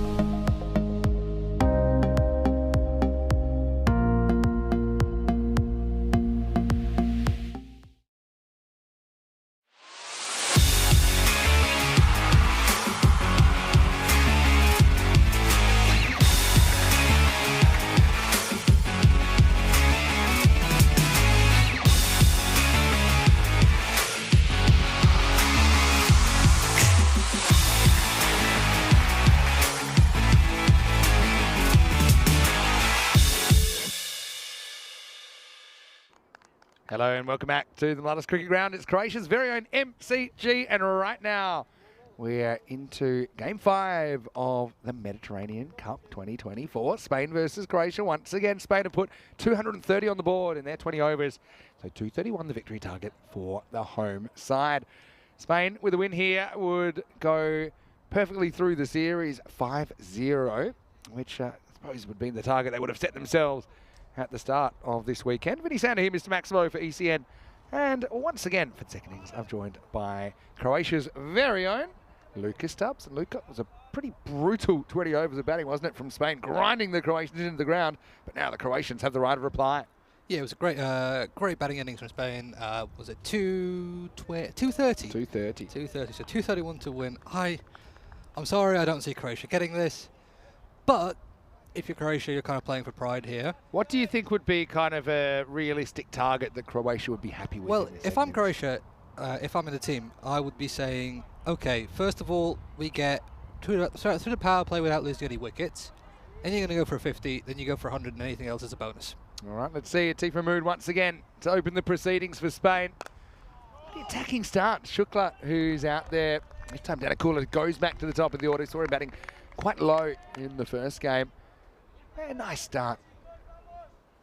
Yeah, Croatia, I think. I'm not sure if it's been a case of Croatia not being able to quite figure out what their best lineup is, or if they're trying to give different batters a chance to bat. Well, it's in the air, and Alec Davidson-Soler is under the ball. He'll take the catch, so it's the second baller for Shukla. Wasn't too patient there, short of a length. And so Spain don't have to wait too long for the breakthrough. Croatia 0 for 1. Yeah, I think Shukla kind of came in with a bit of aggressive intent, and yeah, got a top edge there. And Davidson, good reaction, but he's never dropping that with his gloves. So disappointment for Arpit Shukla. He's actually fought pretty well at the top of the order. Not an easy thing to do since he's been given that role. But he'll go and finish his series on the sidelines. None for 1. And Atiq Mahmood continues his good form. Yeah, I think that's Sagar Mansour coming in at number 3. He's got the highest score, individual score. He's top scored at least series, 3 games over this weekend. You know, you look at his numbers; they're not particularly kind of stand out in ECN cricket. So, I think he's one player that's had what I would call a successful weekend. I think establishing himself as a real top order option for Croatia in this form of the game. Yeah, he is, and he's had a very good season so far with Sokol, and he's continuing in very good form at the moment. And now he's going to have his hands full. Atiq Mahmood. Doesn't offer it this one, climbing over the top of the stumps, but pretty spicy delivery to get first up. Yeah, going over, but yeah, it turned. He's got a very good swing on it. Atiq Mahmood straightened up. Pretty uncomfortable. Had it been fuller, that would have been LBW. It's an uncomfortable one to get first up. Credit to Mansour, didn't want to kind of offer the hands or the batter in case it looped up in the air. And now he gets castled. Well, comprehensive all caps from Atiq Mahmood. It's another second baller, and the second wicket's fallen without a run on the board. It's 0 for 2. I mean, that ball would have gotten Jeffrey Boycott out. It's perfect delivery. I don't think Sagar Mansour, there was nothing he could have done there. What a ball. Let's have a look at here. It's full. Maybe just a hint of in movement there as well. Yeah, it's hitting middle and leg, and yeah, straightened up quite a bit. A bit unkind to Jeff Boycott, though. I will say he's 83 years of age. So well, Jeffrey Boycott in his prime. He would have probably struggled with that one after a long time out of the game. Mansour joins the Duck Club. Yeah, and Aman Maheshwari coming in. So 4 balls, 2 wickets, no runs. Derek's been busy so far. Dot wicket, dot wicket. I think if you're Spain here, you don't have to be too fancy. You're attacking the stumps in this power play. Getting the batters to establish they can deal with it. So far they haven't. Shorter one got Shukla, fuller one. Got Mansour. Maheshwari to face the music. Keeps this one out pretty well. Aman does have decent technique. You have to rely on it here. Yeah, he's got very decent technique. With he's good with his hands, and he's a big lad, isn't he? He's a towering presence. He's another one that you'd say he's had a successful series. all things considered. I think he's caught well. I think his bowling has come a long way. Still think there's probably a few things that he can work on. I do like him concentrating on that bowling. I think it's something that's lacking. And so, you know, the demand's there for someone to fill that role. It's going to be a double wicket maiden to start things off. Croatia 0 for 2 after 1. Yeah, not something you see every day, Vinny. Well, you kind of do when you're here in this series, but yeah, typically you're right. We actually had a crazy one yesterday. Oh yeah, each bowler bowling a maiden. Each of the 5 bowlers, I've got to say that there was a game that was dug up when a few people looked even further into it. We thought that was a record, but Kenya versus Mali, there were actually 6 bowlers that all had maidens. When was that? It was, I think, a couple of years ago now. Okay. I thought it might be something like 1927 or something. Well, I mean, T20I is a fairly recent, right? Yeah, so I think so this is just T20I. Just T20Is. Okay. Yeah, I think in longer forms game would have been pretty common. You know, when you're playing untimed cricket. Of course. That some bowlers, almost all bowlers, will get a maiden. You'd hope. Here's Atif getting a bowl for the first time in a while. This is Mohammad Atif. Oh, it's a lovely shot. Lovely shot by Danakula first up. Got to be 2 there. We'll get to Atif.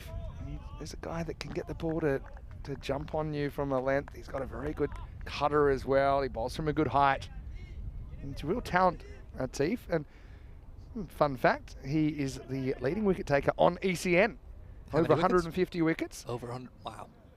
The highest run score actually is Mohammad Ihsan. Yeah, he said he just took over 90 runs short of 5,000. Wow. Wow, what a delivery.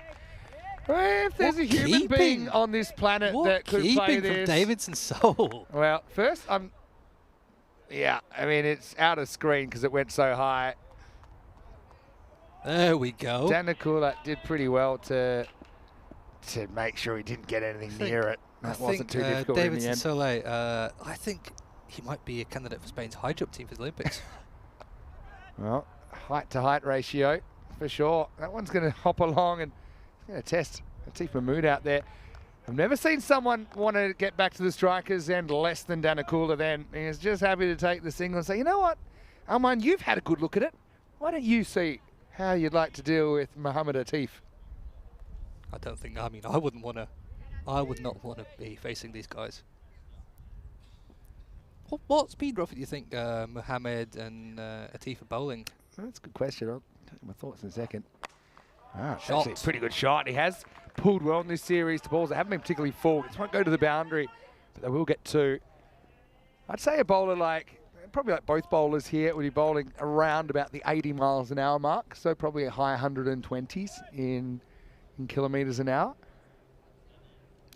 Okay. Which I mean, it's actually speed of bowls is kind of like a bell curve kind of thing. So I mean, if he was bowling like the wind, then maybe he might touch 130 kilometres an hour, which is about 81, 82 miles an hour. Still a pretty good speed, especially when there's something variable in the pitch. There's the cutter from Atif. So when he rolls his fingers on the ball, it probably goes down to probably more like at 120 k's an hour, which may be around about kind of 75, maybe 118, 120 kilometres an hour. Yeah, but on the plus side, I remember when I was playing in the in the ECIs in Bulgaria, facing guys like Lukashid and Nemanja Zimanic, they bowl about 110, 120. So if you play players who bowl like that, it's a top ball. Into the over, 5 for 2, after 2. If you play players who bowl like that, suddenly somebody bowls about 100, 110, it just becomes easy to hit. Yeah, and also it kind of depends where they're putting it and things like that. Of course. And also, variation within their pace. But yeah, it's obviously something that's very hard to teach, is how to bowl faster. 4-0 for Spain so far in the series. I'll be hoping to make it a perfect 5 out of 5. And to be honest, the way it's looking, I think there's not too much doubt they're going to do that. Looks like the Atif attack will continue with Atif Mahmood in over number 3. Yeah. Meanwhile, we're getting attacked. We just got attacked by a wasp. Yeah. I think you remember last time I was on comms. I showed you the photo of when I got one in the lip. That's like right. a botched Botox job. That's right. Well, good start from Atif, but well kept out by Nanakula. Well, Alec Davidson sold there after he took a ball to the lip. He had a bit of a Botox look about him. Credit to him, he came back. I think he only missed 5 overs. He came back even in the same innings to come back. Yeah, he and did. keep. I remember that was yesterday. Yeah, for the. That was 2 days ago. 2 days actually. ago. It was in the first T20 on Friday afternoon. Okay. Mahmood clipped away and tempted from Danakula. He'll get to the other end again. So somewhat of a recovery at the moment from these two for Croatia. Yeah, look, I mean, if you're these two guys, I think stay in. Maybe wait, get see out the power play without losing another wicket, and then see what you can do against the spinners. Although, as we've seen, spin's been really effective. But yeah, I don't think they're going to get much off. These two guys are going to get much off. That's the thing when you've got the bowling depth that Spain are, and they'll probably have 1 or 2 guys that could easily bowl that won't in this innings. And it's who are you targeting? It's difficult. You think about Yasser Ali barely bowled apart from when he took 6 on Friday. You got Hamza Salim Dar, who I think he might have bowled 1 over in this entire series. Yasser Ali as well. Yeah, Yasser Ali for sure. But for Croatia, like I said, you just got to try and win the contest in front of you right now. Both these two, I mean, personally, they'd probably be happy if they could eke out of 30 or something like that. Slow one. Clever variation from Atif Mahmood. But we're talking a little bit about the ECC and Croatia. It'll be interesting to see what the makeup of their team will be as well in the ECC, which starts in 7 weeks tomorrow. So 7 weeks, 50 days. 50 days 50 today. days, yeah. And countdown is on.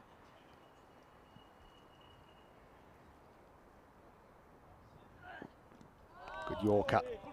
Gets through Maheshwari, but just misses the target. Yeah, they're doing. There's great bowling from Mahmood. Giving away a single run in his 11 balls.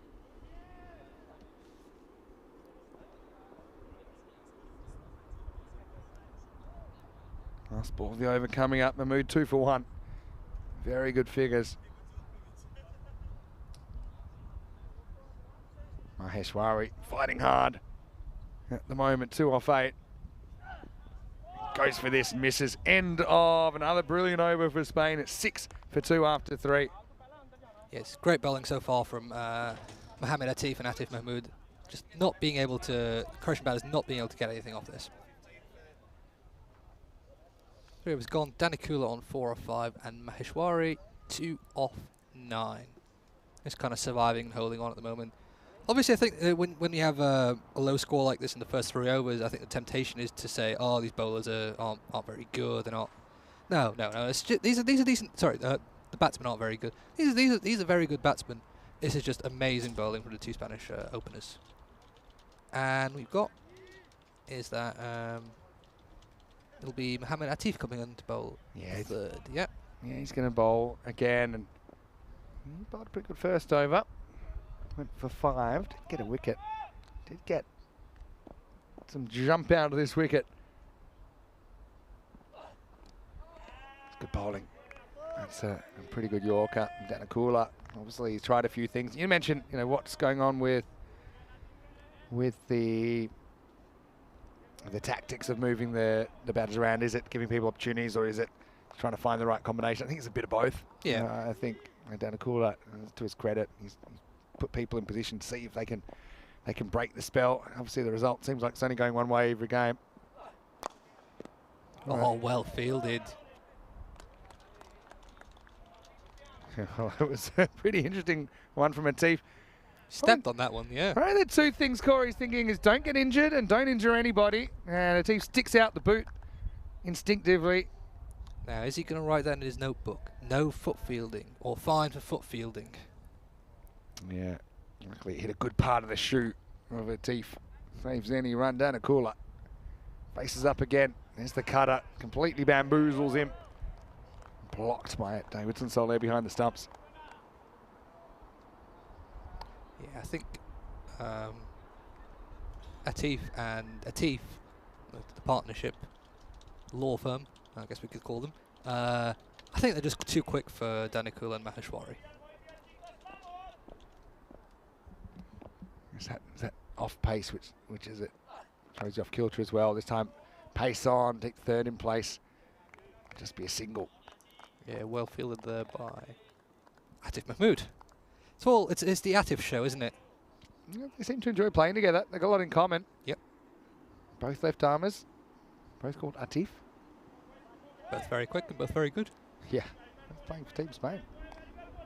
Back in their red and gold strip today. I've had their red and blue strip yesterday. And the more observant of our viewers might have noticed. And there's that cutter again. Jumps past the outside edge.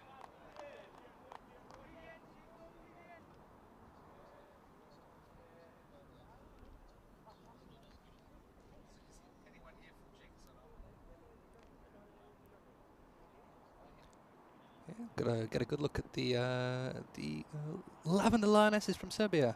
Yeah, there's Paolo. Yeah, and Paolo Trolling on his laptop. Yeah. Oh, he's got plenty of work to do. Another tricky one for Davidson Soul there. Doesn't got to block that. End of another over, just one run off that. So runs hard to come by at the moment for Team Croatia. 7 for 2 after 4. Yep. Just only really be able to get singled, and those two very early wickets in the first over that went for a double wicket maiden. Just kind of putting another nail in Croatia's coffin here. Yeah, at least if you look for a positive, they haven't lost a wicket in the last 3 overs, and I suppose the next bit is can you move the game forward? This is one of those examples as well, that even if, say, you get to the end of 6 overs and it's still like this, instinctively they'll put all the fielders out. You probably shouldn't. No. I mean, even now they're standing in quite aggressively. I mean, they've got, especially on the offside, they've got a few players just in the inner ring. Danakula pushes, doesn't beat man at short cover. That's Yasser Ali. Floating slip in place for Atif Mahmood as he starts his 3rd over. Yeah, I mean, Spain's field at the moment looks like a 35-40 over game rather than a T20. Yeah, I just think the batters probably feel relieved if you push the field back and they can start kind of pushing singles more easily. Stops the shot, going back. And should be okay. Should go for. No, I don't think he wants to. I think at the moment both batters want as little of the strike as possible. That's probably not a bad thing for rotating it then. Remistovic thought he was in the game there for a second because for sure Danakula was kind of beaten in the trajectory. It's a rolling cutter from Atif Mahmood, but get a single in the end.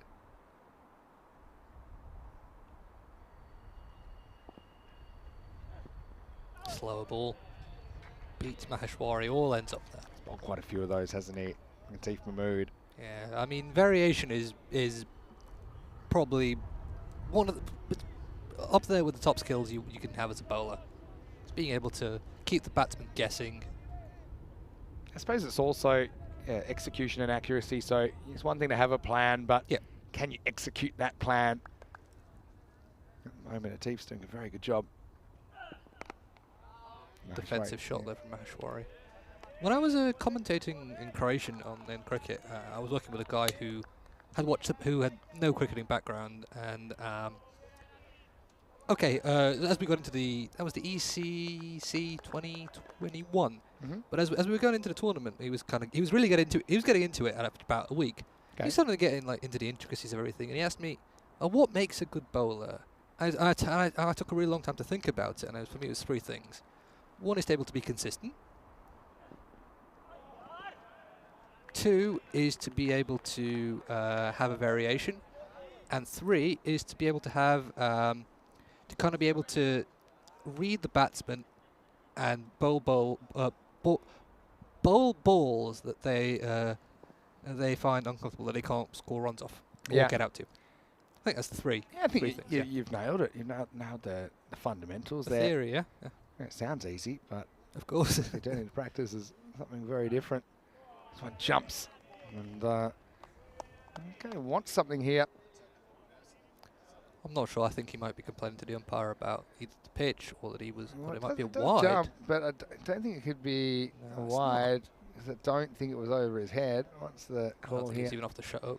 slightly over the shoulder. Yeah, but I think that's a good call by the umps. End of the over. 5 overs down. The score is 8 for 2. As we have this match right now, match 5, which will conclude the men's T20 Internationals this weekend. But do not go anywhere because ECS-W is coming up match 3. Right now, it's tied at 1-1, and there's really nothing between Jinx Zagreb and the Lavender Lionesses from Croatia and Serbia, respectively. They will battle it out in a live game 3 for the first ever ECS-W, starting in around about an hour and 20 minutes time. So that's something we're really looking forward to tonight. As we start new over in the air, just gets away from Yasser Ali, and it's going to get away to the boundary. So, well, finally, we have a boundary for Team Croatia. Had to work very hard for it. Danikula was able to strike that one over the top for 4. Yeah, that one was a bit in the slot, and Danikula actually does get enough on it just to clear the infield and go with the boundary.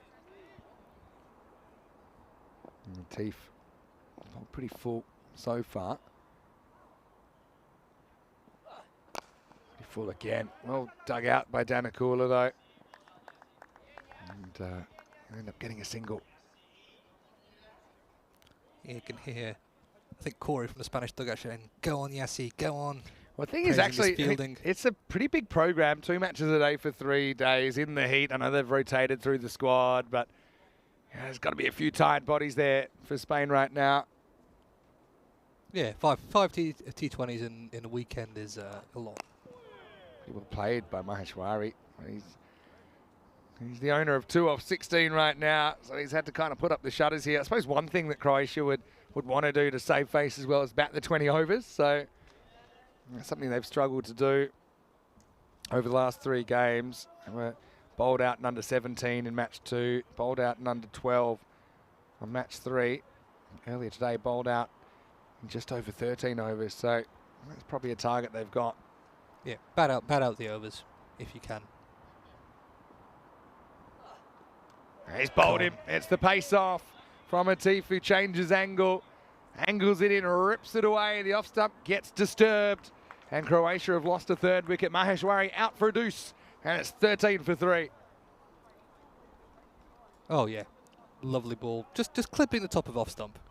Probably the most satisfying thing you can do as a bowler is just clip the top of off stump.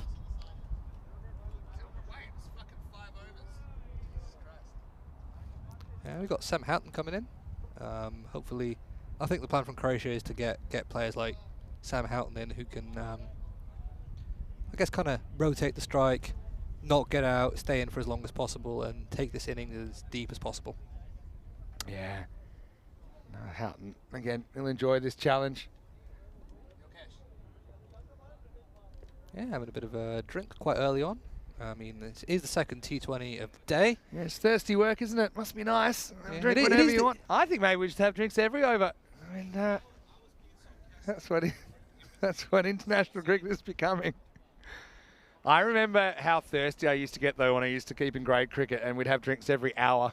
If you were lucky, you'd get it every 40 minutes. That's if it got 40 degrees or more. And the last 3 or 4 overs, pretty much felt like I was gargling razor blades.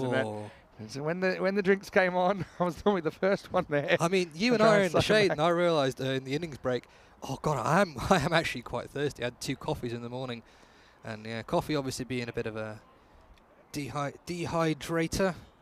I realised all this yapping I've been doing behind the mic just gets you thirsty, doesn't it? Can't imagine how bad it is out there for the fielders. Houghton will be the new batter, as you can see there on your screen. Yeah, got just getting the Jinx and the arriving. Trying to figure out who's in the side.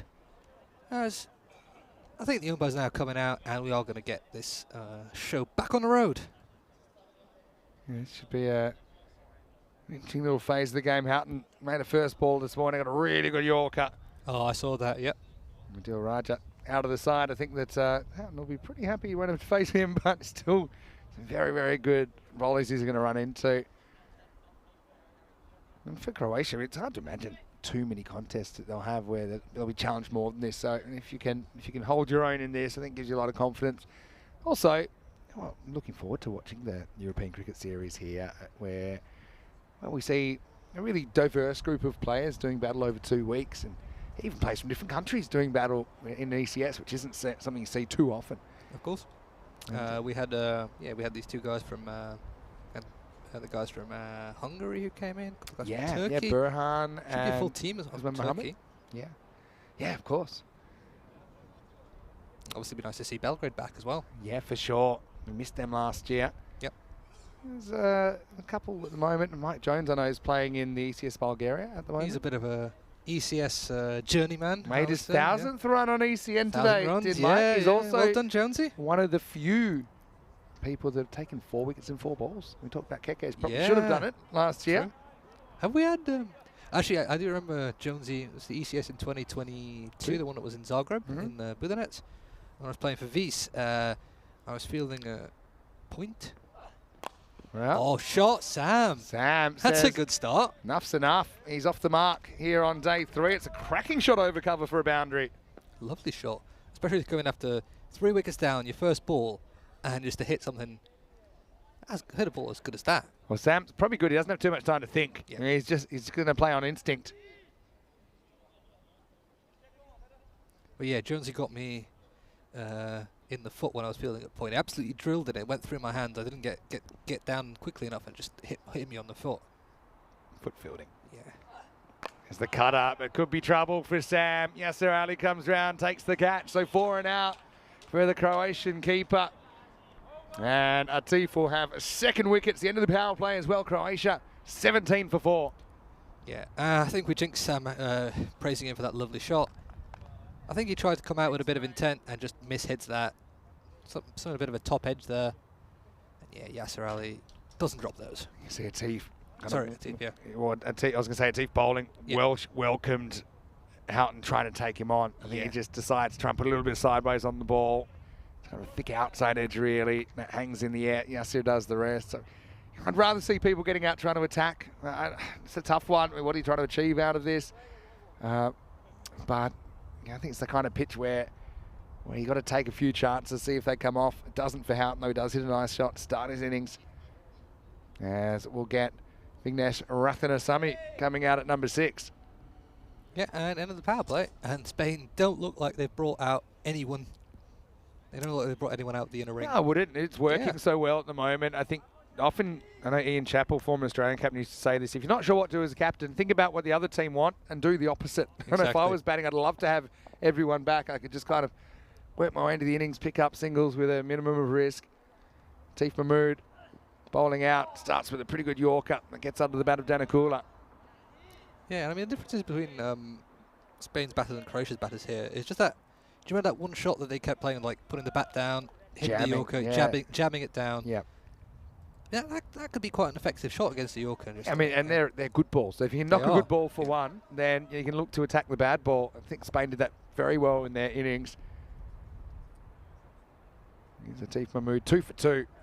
Here's the cutter, worked away by Danakula. They will pinch single this time. We'll get a first chance to see Rathinasamy with the bat in this game. What I will say, though, and he's another guy who's looked to attack. We saw him opening the batting earlier. It didn't work out for him too well, but we certainly has seen he's had an aggressive attitude with the bat. Let's see if he brings it to this innings as well.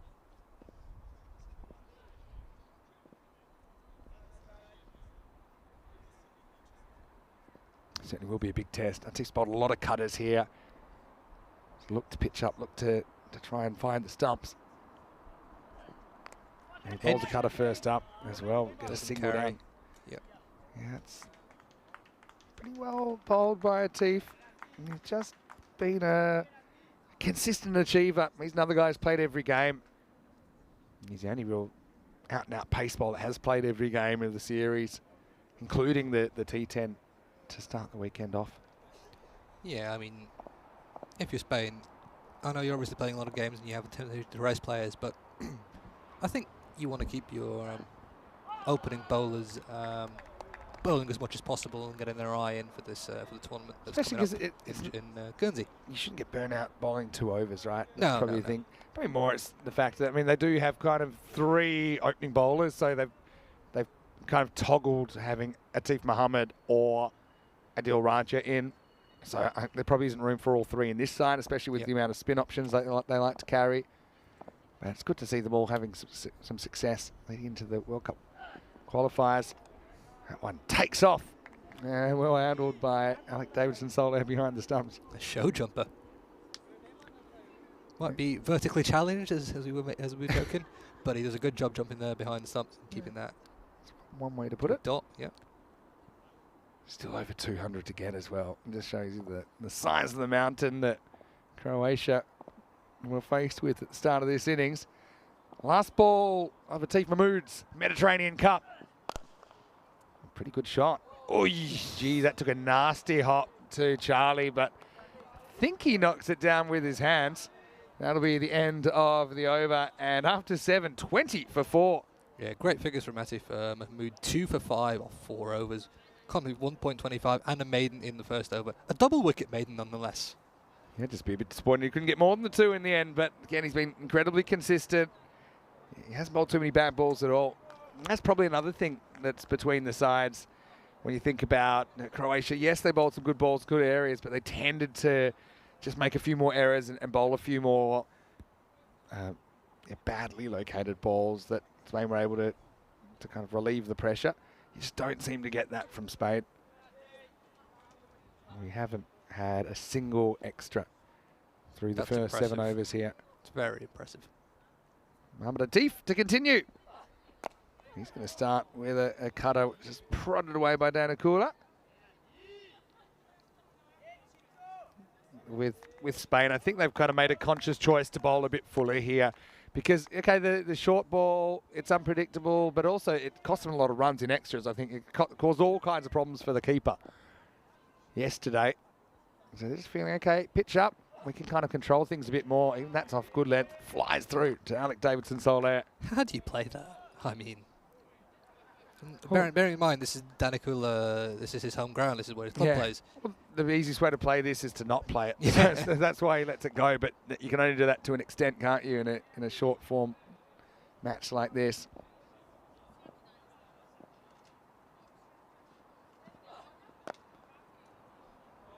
Atif, a couple of wickets of his own so far. The other thing with Croatia, depends what kind of side we've seen on the park. You know, the batting does tend to really start to fall away when you're getting through the middle order. Yeah, they've still got dramatic collapse. I think 8 wickets for 9 we saw yesterday. Yeah. There's the cutter up in the air. Should be all right. Oh, gets it, fortunately, into some open space. Isam was circling back. You had Sear coming around from it off. But Danakula survives. Yeah, for Croatia, obviously, in terms of the batting lineup, you've really only got Harry Satadevi as in who's a established batter. Aman Chow is pretty good. Once you go down to the bottom 3, Bosniak, Kekes and Pulibanti, I don't think there's much batting in the left. At this level, at least. Yeah. It's a slightly awkward one. Should be wide. Not given it. Yeah, it's an interesting one. I think he's trying to say ducked under it, and that's why it's not a wide. Let's have a look at the actual line of the ball. Yeah, I suppose that this, in T20 cricket, there's a bit more latitude for bowlers. Yeah, you take where the batter's standing. He's standing quite leg side-ish. Taking a very leg sidey stance. Yeah, so saying it would have hit him in his original stance. That's fair. Oh, shot. There's the cutter. And almost a brilliant catch. Dorkaya couldn't get off his feet there, but he does get a hand to it. Yeah, I thought that was going to go. Well, great stop, actually, from DDC. Have a look at it here. Did a great job to get something. First of all to get to it, and second of all to get something on it. He'd be disappointed he didn't organise an actual dive there. It was almost like a hand of hope. And anyway, maybe a bit of fatigue creeping into him as well. End of the 8th over, and the score is 22 for 4.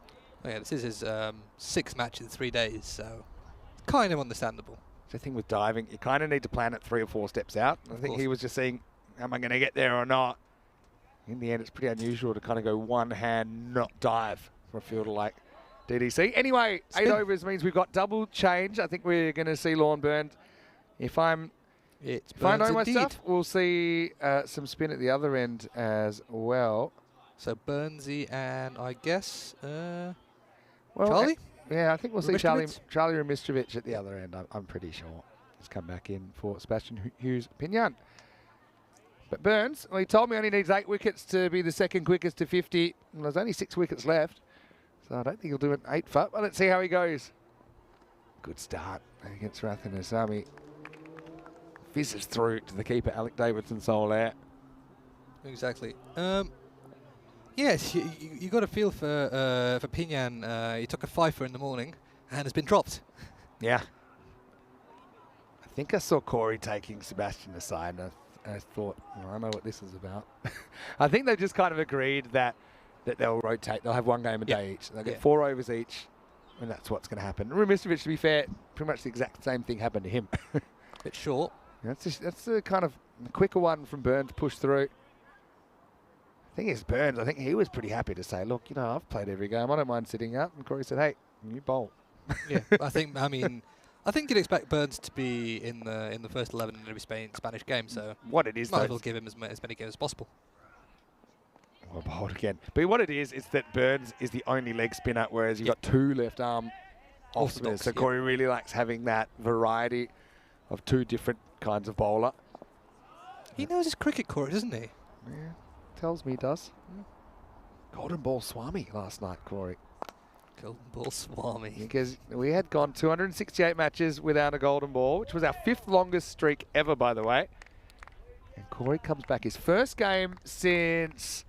Oh, it's our first T10 game together since Portugal, which was right back, I think, in April. Did some T20s together in the Netherlands. Another great ball by Burns. Watch that take. One-hander by Davidson-Solaire. End of the over. And it's 24 for 4 after 9. Yeah, so Corey comes back probably 500 games later and goes, bang, golden ball. Of course. This is the scorecard. Tanakul has battled so far. 15 not out. 3-9 overs. Still absolutely no extras. And the discipline's pretty evident, isn't it, from this Spanish attack? And I think that's got a lot to do with the fact that they have bowled fuller, which means they haven't had any kind of balls on length bouncing over the head for wides or bouncing crazily for buys. And obviously they've kept it very, very tight. It's about 2.5 runs and over is the current run rate. Yeah, well, we've gotten past the point of no return, I guess, the 18 run and over. I mean, that's for T10, obviously, and I don't think that applies to T20, and I don't think it applies to a situation where Croatia 24 for 4 after 9, I think chasing 231. One time the point of no return, I think, was passed before we even got to the innings break. Anyway, as advertised, here's Charlie Ramistrovic back in the side.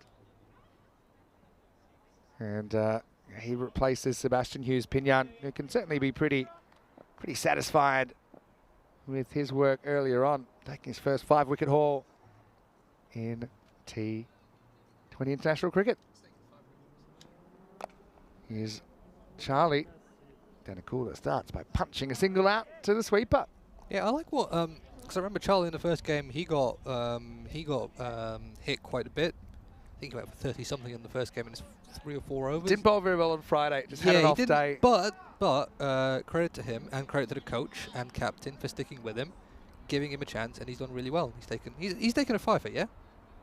Yeah, he did. Yeah, he did yesterday. But I think this is the thing about this Spanish team. I think they all feel pretty secure that they will get opportunities. They don't feel the pressure of if I don't perform here, I'm gone. Yeah. I think that there's obviously a group of players here who Corey's basically saying, look, I'm going with you. Yeah. All right, so just relax, play your game. You'll get chances. I'll be fair as well.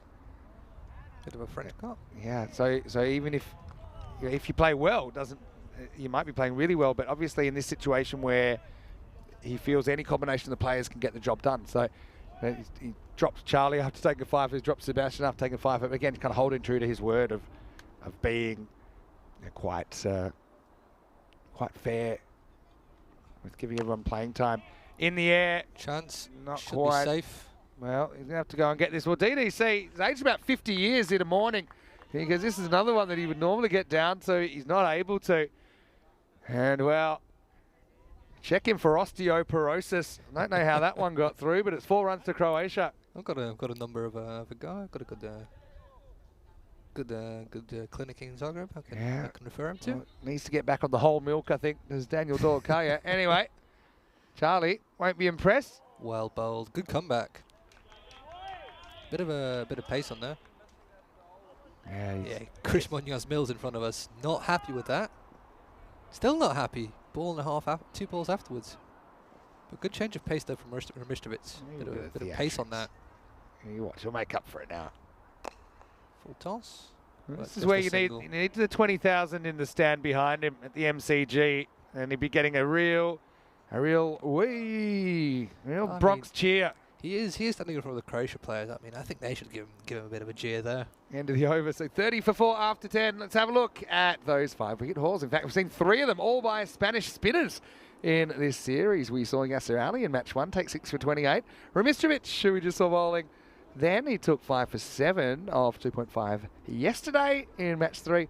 And this morning, Sebastian Hughes-Pinyan with 5 for 12. Also, Lorne Burns obviously playing in Gibraltar in the ECS-N. 6 for 20 in 2 overs. Can I tell you about that game? He took a hat-trick, but also he had none for 20 at one point. I think after 4 balls, he had none for 20. And then he took 6 for none. And that was for Turek against the Sloggers. Great team name, by the way. Sloggers ended up winning the tournament, by the way. That was actually my first day of commentary of the year. Because we had Cyprus start the day before. Rico was there. And I started on, my guess is it was the 18th of January. Here's Lorne right now. It's a full toss first up. Just paddled for a single. Yeah, gets a bit lucky there with the, tries to drive it down, down the leg side. Gets a top edge, but doesn't carry to the field or on the boundary. Let's have a look. Who else is on there? In this side, Burns, Shafat Ali Saeed's on it as well. That's 2, 3, 4, 5. So 5 of their bowlers in this 11 have taken 5-wicket hauls on ECN this year, and we've only had 14. Wow! in over 1,000 matches now. And we have two guys take 5-wicket hauls in this tournament. Yeah. Series rather. Takes a step back. And the other thing with Lorne Burns in that 6 for 20. Do you want me to show you an obscure graph? One that we don't Vinny, you don't have to ask me if I want to see an obscure graph. I love an obscure graph. I'm going to give it to you. Okay. Some groups are just very rare. Misses everything. Yeah, so I'll try and give you something that's pretty rare. Bit of ECN trivia for the ECN pub quiz at the end of the season. Anyone listening? This is actually a pretty good. This will be on the exam. An ECN pub quiz we've talked about for a while. Good fun. It would be. Man, tempts him into that, Burns. Another swing and a miss. Just not leaving his crease right in the Sammy. Well, you can't when you got a keeper as good as Davidson Soler. Okay. Yeah, there we go. 5-wicket maidens. There's only 2 people on that list all time. One was in 2020. Wow. And Lorne Burns took a 5-wicket maiden. Wow. Well, that's trouble. We've got extras. And they'll probably run away for 5. Can I say it? Oh, no. Oh, no, wait. I was going to say, I wanted to say minimo. No, it'll just be a wide and 2 byes, or 3 wides. What's less than a minimo? A 3 minnow? I'll give you a 3 I'll minnow. take it, yeah. I'll give you an even lonelier rare Hall of Fame than that. Is that a 6-wicket haul? We actually got a few of those. Okay. Another swing and a miss, end the over, and it's 35 for 4. So, yeah, here we go. 5 wickets in 5 balls. So the day a triple hat trick, yeah? And that's the loneliest graph, and it's unpopulated, never achieved. But that's funny. You mentioned 6-wicket hauls. I'll probably bring that up for you as well. But it has happened a bit. One thing we've never had is a 7-wicket haul. That's another lonely graph. One day. I think we've had bowlers have a ball at 5 wickets in 5 balls. I think it's happened. We've had a few 4 and 4s. Yeah, so these are the 6-wicket hauls, and Burns is the last to do it in a T10. These are T10 matches, so Yeah. Yasser Ali's not in this list. But Okay. yeah, Stefan Gooch. but it doesn't very often. Yeah, I only had him once in 2020. Oh, Jamaica Fernando in Romania, Croatia. I remember that in the ECS Romania. Yeah, that's right. Anyway, here's Charlie right now. Does use his feet Lovely this time shot. and hits it pretty well. Daniel Dorkaya. It's over the yips now. We'll keep that to a single. Yeah, 4 wickets in 4 balls. As long as we're doing crazy ones. Got to keep the you got to keep the. This is why you come on to the alternative broadcast, because you're going to get a few interesting ones. That might pique your fancy. Tries to come forward. It's just too short, really, to do that. But yeah, 4 wickets in 4 balls has been done. Not all of these players had a ball at 5 in 5, and the reason is they've either run out of balls. Obviously, quite likely you might have bowled your last ball. That was a wicket, or you might have bowled the other team out. They might be out of wickets, course, and so yeah, you don't get a shot that way. I mean, I'm in the school that says if you're on a hat trick and it's the last ball of the innings or last ball of your spell, it carries over. Yeah, I think it's got it.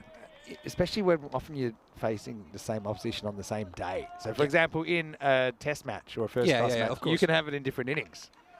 Yeah, it's just there's no rule that says what's hat trick and what's not. It's just kind of any three consecutive balls by a bowler that take wickets doesn't have to be against the same team. Skidder. That one just skids along. Yeah. I have to say, going away from the obscure stats and back to the cricket, because we have gotten sidetracked. I love Ramishtovic's run up.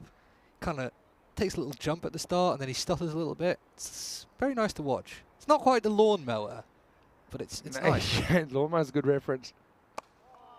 He's got a little bit of, I'd call it a bit of the equestrian dressage about the start of his run up. Now, these are the people that have taken 4 and 4. Only 6 all time. I only had them once last year. I had them once recently, actually, in Romania. Yes, Kadka did it there, but yeah, pretty rare. Mike Jones obviously did it here in Croatia. Yeah, one a year apart from 22, yeah. Oh. Yusuf Sahak's a pretty good one. See him second. Okay. So Sweden. Let me tell you about that game. That was an insane one in Sweden. That one tossed up, flight, dropped into the block hole, into the 12th over. The score is 39 for 4. Yeah, so Yusuf Sahak was, they were defending, I can't remember how many, but they were cruising Malmö against Ariana CC. By the way, Ariana CC have qualified for the ECL in 2025. Oh, that's good. So not Ariana Keefe, who are their arch rivals. Okay, so 2 Ariana, okay. So they're from the Skåne region in the south of Sweden. But Yusuf Sahak took 5 wickets in a row. He took 4 in 4 balls, and then the next ball was a run out. So, and basically Malmö needed 12 off 18 balls, and they were only 2 down. And in ECN cricket, you're like, this game is over. Yep. They'd set batters in, they were 2 down. They then lost 8 wickets for 4. Wow. Including the last over went like this. I think they needed 7 to win. It went wicket, wicket, wicket, wicket, 1 and run out. And it was done. They were actually bowled out. Losing 8 for 4. They ran 2 on the last wicket and got a run out. Yeah, so they tried to get back. I mean, they needed. I think, well, obviously because it was number 11. Yeah, I think it maybe doesn't bat. From memory, I think they had to, because I think if they'd run back for 2, they could have tied it with a 6. Oh, so, okay. If they didn't go for it, it was pretty much done. It would have been the penultimate ball. Okay. Yeah, second last ball. So that's how I remember it anyway. But it was a crazy game there at the Landskrona ground. I'm also a bit jealous because the next year I wasn't able to make it down to that portion of the Swedish series, and the ECN crew got to have a curling lesson. Curling? Okay. And I've never done it, but it looks pretty cool. So all the crew enjoyed it. Rico was there with Rhino. It's got to be fun being the guy who sweeps. Kind of gliding along, I'd be like, sweeping. the sweeping, I mean, they're working so hard. I'm like, is it really doing anything? I'm sure it is. Because they wouldn't be doing it otherwise, would they? It's probably like when people see cricketers shining the ball, rubbing it on their trousers. They're probably saying. Also, I think there's some magic involved there. Yeah, it's putting a lot of effort, but are you getting a return on that effort? Anyway, big difference here in the 2 teams, I think. To be fair, I mean, 39. I mean, what are we taking? The double it rule, so that's a score of 78. 78. Maybe try and get to 100. I mean, what's their best case scenario? If you went at 10s from here, 8 overs, it's 119. Yeah. Just hard to see because, I mean, it's very hard to hit balls Of course. against these spinners. They're testing good areas. Yeah, and you can't leave your crease. You can't move your feet much because obviously Davidson sells one such a good keeper and he's standing so close to the stumps. We've had 1-4 in the last 6 overs. And that was It was off the misfield, Mitrovic. That was a misfield. Yeah. It's pretty binary looking if you look at the ball by ball. But Could be code. yeah, true. What about AI? Tell me what you know about AI. I know a bit. It's an exciting new world that I'm not exactly completely Understanding of? yeah, but it'll get there. I mean, I don't know if it's helpful, if it'll destroy us all. Anyway, Burns. I mean, I've seen Terminator 2. Well bowled. I Was consider it? having someone in on that one, by the way. It's a pretty good start. Once again to another over. Yeah, I mean, just these middle overs, just before you go to the death, I think if you're Spain, you just bowl Burnsy and Charlie, just bowl them out. There's an appeal though. Another one that really jumps. Burns continues to impress. Yeah, half-hearted appeal from the man that slipped there, but nothing doing. And another dot ball.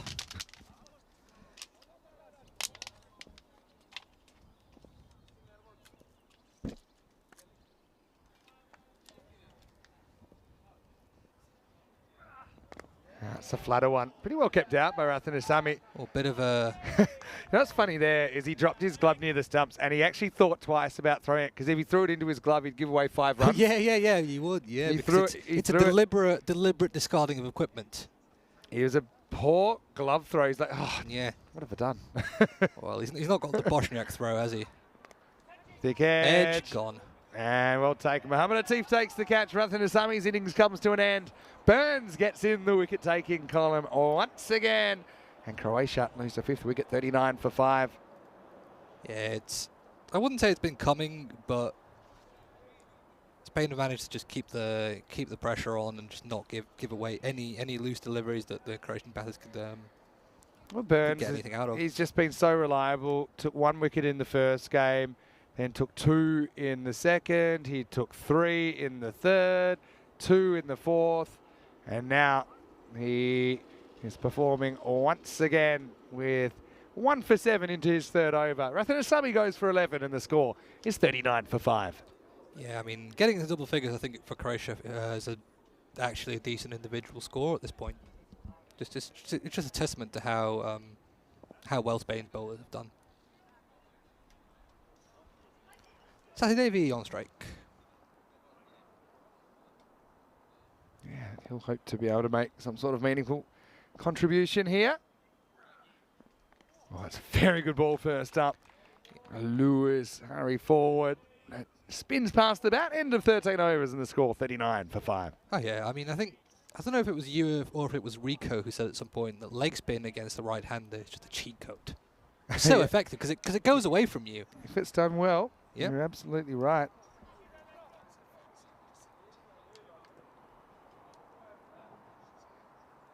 Yeah, looking at these figures. Wicket animate two maidens so far. So one from Atif Mahmood and one for Lorne Burns. One from Atif Mahmood, double wicket maiden. So excellent economies here. 125, 425, 233 and 5.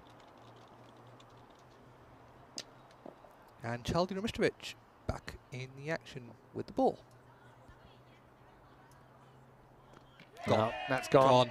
Yeah, no doubt about it. Given by square leg. I think he knew. I think Danny Cooler just knew he was out there. That's the point. That's what I was saying. Like if you against these bowlers, you just can't leave the crease. Yeah, well, you do it at your own You risk, see don't better you? from side on, but you can actually see. Yeah. Pretty, Oh yeah. Out by a mile. pretty neat work, wasn't it? by Alec Davidson-Soler. I mean, that's what having a good wicketkeeper does for you as a team. He or she can.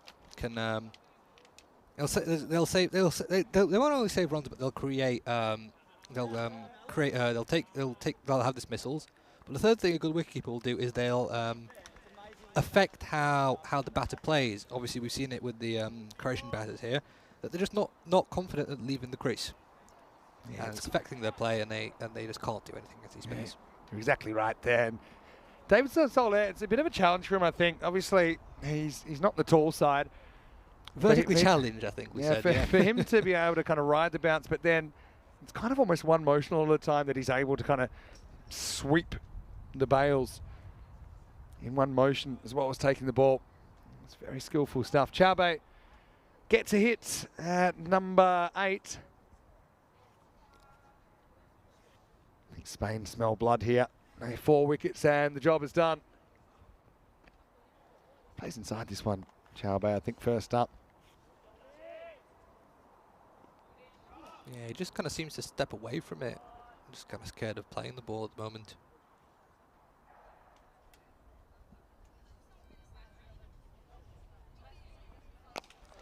Takes this on, and it's going to be 6. Oh, it's caught there by the captain, but his own captain, Jawahar Danikul. That's the first 6 of the innings for Croatia.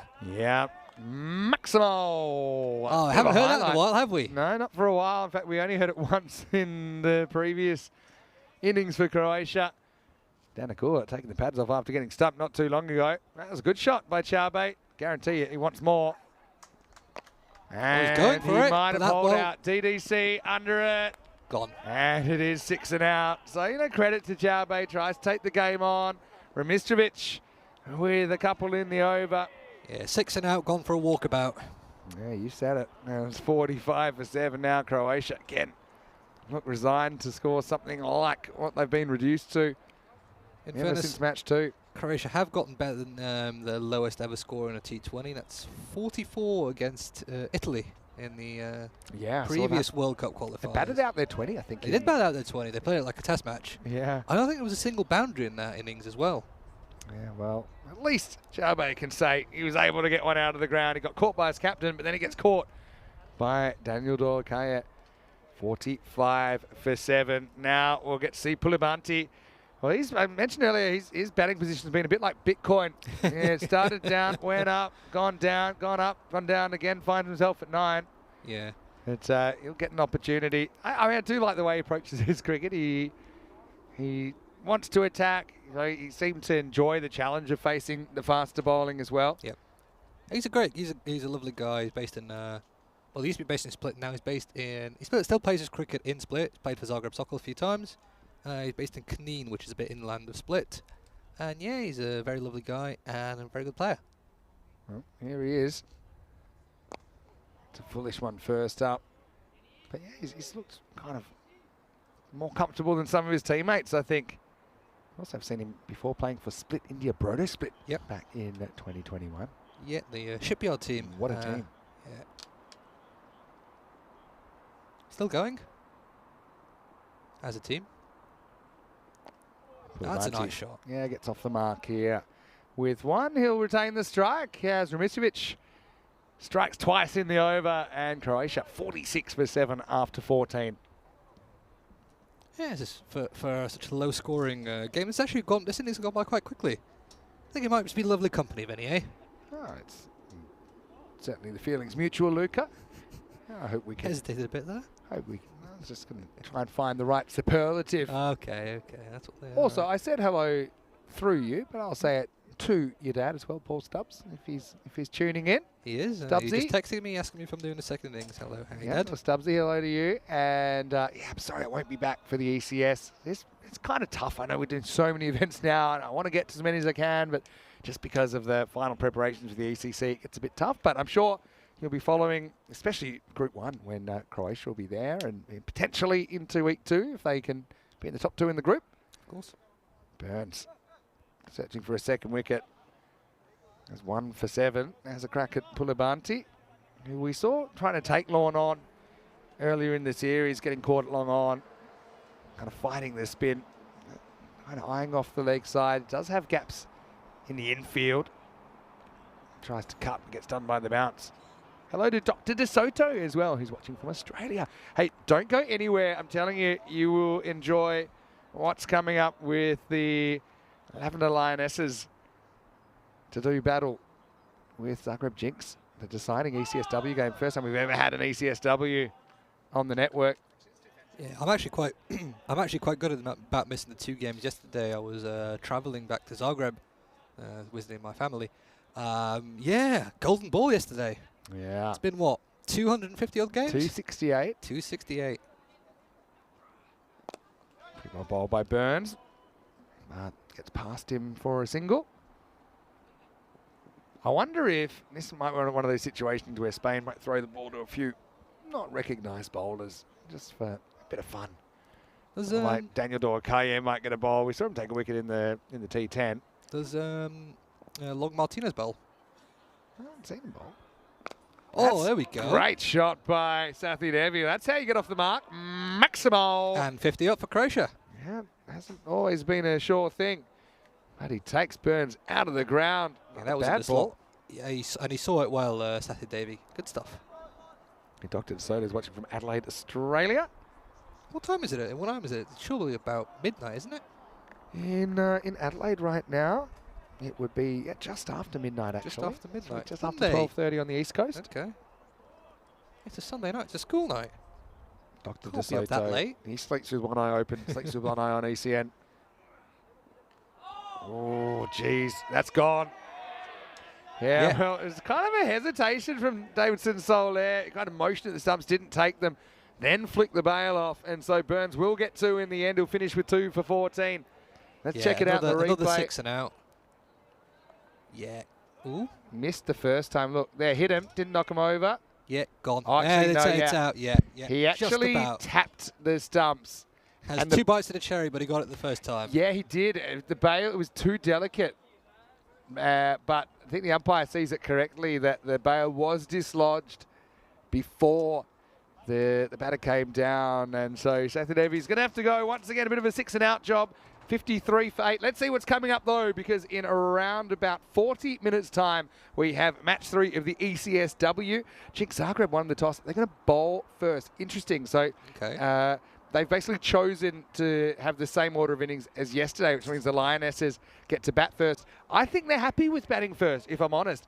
I just got a funny feeling that they might push Nikolic down to the middle order. I like Nojic a lot at number 3. I don't think she faced enough yesterday, and I liked what I saw from Dunja Demic as well. For Zagreb, Leko's got a big responsibility leading the side. She's definitely going to bowl 2 overs. Probably going to open the batting as well. I will say also for Jinx that Lydia Kavaric didn't really have a good day with the bat yesterday, but she's got potential. Let's see if she can turn it on. And of course, the winner of that wins the first ever ECS-W. Yeah, it'll be a bit of history here on the ECN. It's lovely to see. It's lovely for it to happen in Croatia. That's great for cricket, developing in not only in Croatia but also in the region. Yeah, looking forward to that, Vinny. Yeah, not too far away either. Rumistovic bowls out. Bottom edge into the pad of the keeper. Punabanti, 2 off 8. Kresimir Kekes is the new batter. Tell me a bit about Kresimir. Yeah, he's one of the old guard. Played for Sokol in his day, back when Sokol was probably pretty much the only club in Croatia. Played for the national team quite a bit as well. Took a, like a lot of Croatian players, just kind of pretty well hit. Lovely shot. Yeah, it's going to be 4. Nicely played by Punabanti down the ground. Into the side screen as well. Yeah. And he's come back to cricket quite recently, Kekes. It's good to see him, of course. It's a pretty good shot. And you're right, bangs into the side screen. Yeah, you've got side screens now, by the way. Yeah, I have to comment on that. Yeah, definitely. Yeah, that's one thing I noticed. Every time I go to this, the same ground I've been to before, there's some sort of improvement. Of course. It's really great to see. This is a nice shot from Pulibanti. Jabbed away from his son. I'll give you a little tip. This is one thing that I saw in Hungary recently. They had the kind of horse cart portable drinks shop. Oh, okay. That's a racket you got to get in on, Luca. Okay. I tell you, you'll do pretty well for yourself. You just load it up with a few little bar fridges and a few cans of drinks of various varieties, and you'll be paying it off in no time. Cricketers are a thirsty bunch. They are, especially after the games. Yeah, as we've seen from the 6 over drinks breaks in this game. 2 balls to go for Mr. Ritz. Oh, that's a nice shot. Very unorthodox defensive shot. Yeah, but But he it works. did it on purpose though, didn't he? Kind of opened the face and nudged that away for his first run. Yeah, watching it all the way. I think it's kind of luxury if you have, if you're a lower order batter and you're facing these spinners, you actually do have some time to watch it. You're not getting pounded by balls that are going like 70, 75, 80 miles an hour. Yeah, kicker's getting off the mark and giving the final ball of Ramirez's spell to Pulibanti. I'm not sure if maybe there's still a board going this over. Is there? Yeah. Ramirez got the ball. Yeah, he's going to get the ball back to bowl one more. Yeah, Dr. Desode saying, yep, just after midnight, a school night.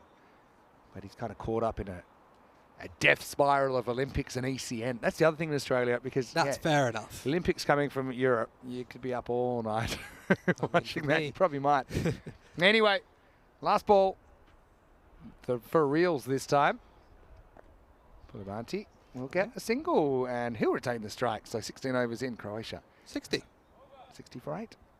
Yeah, obviously, you'd be a Jinx Zagreb supporter, I'm guessing. I guess so, yeah. Yeah, you can cheer them on. Of course. But it's going to be a very, very interesting finish.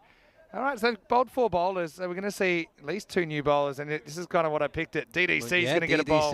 There we go. Daniel Dorkaye. I think they're going to have a bit of fun here. 8 wickets down. They'll be forming a crazy queue to bowl now, I'm pretty sure. I mean, if Alistair Priddle could get on the field, if he was allowed to bowl, he'd be having a bowl. Now, I want to see Corey bowl. Corey will tell you he's a very good bowler.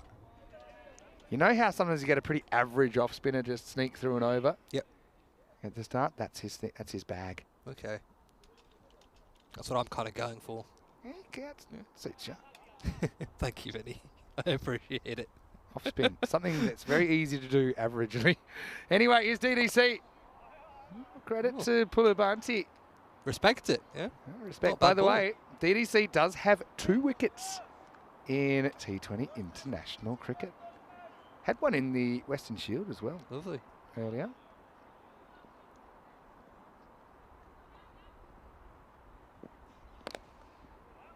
Pretty well negotiated by Vasu. Yeah, a bit more pace on that one. I'm going to chase up the times he's bowled. He took 2 for 13 versus Isle of Man. It's the only time he's gotten wickets. I think Alex standing quite far back for DDC. Also bowled an over against them later in the same series. Took none for 6 off 1. Is that the series against Isle of Man? Isle of Man, where it's famous because? Isle of Man bowled out for 13. Spain chased them 2. Close. Yeah. Well, Isle of Man actually bowled out for 10. 10, yes, sorry. So the target was 11. It went no ball, 6, 6, and it was done. That's what you call an early finish. Yep. That same game that Daniel Dorkaye took his 2 wickets, Mohamed Ihsan scored his only 100. 102 not out off 59 balls. That was first T20I between those 2 teams in the 7-match series. Ooh. Wow, there we go. Back of the hand, slow ball. It has to be a wide. I mean, even if you had a person standing on the shoulders of the batter, it's probably above his shoulders. It's off the screen, almost. Yeah, Pulibanti going for it. You might as well. Is it 1 for the over or 2 for the over here? 1 for the over. 1 for the over. In T20I cricket. Good. There is some discussion whether it should be 2. No, I'm all for 1 for the over. I think the fact that the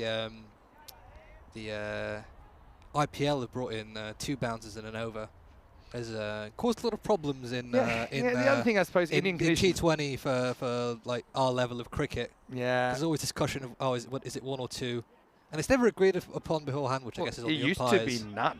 None? Remember? No bounces. It used to be, if you go back to the kind of 50 over days. And okay. And yeah, that was one of the things. Above the shoulder, no good. Is that a consequence of like body line?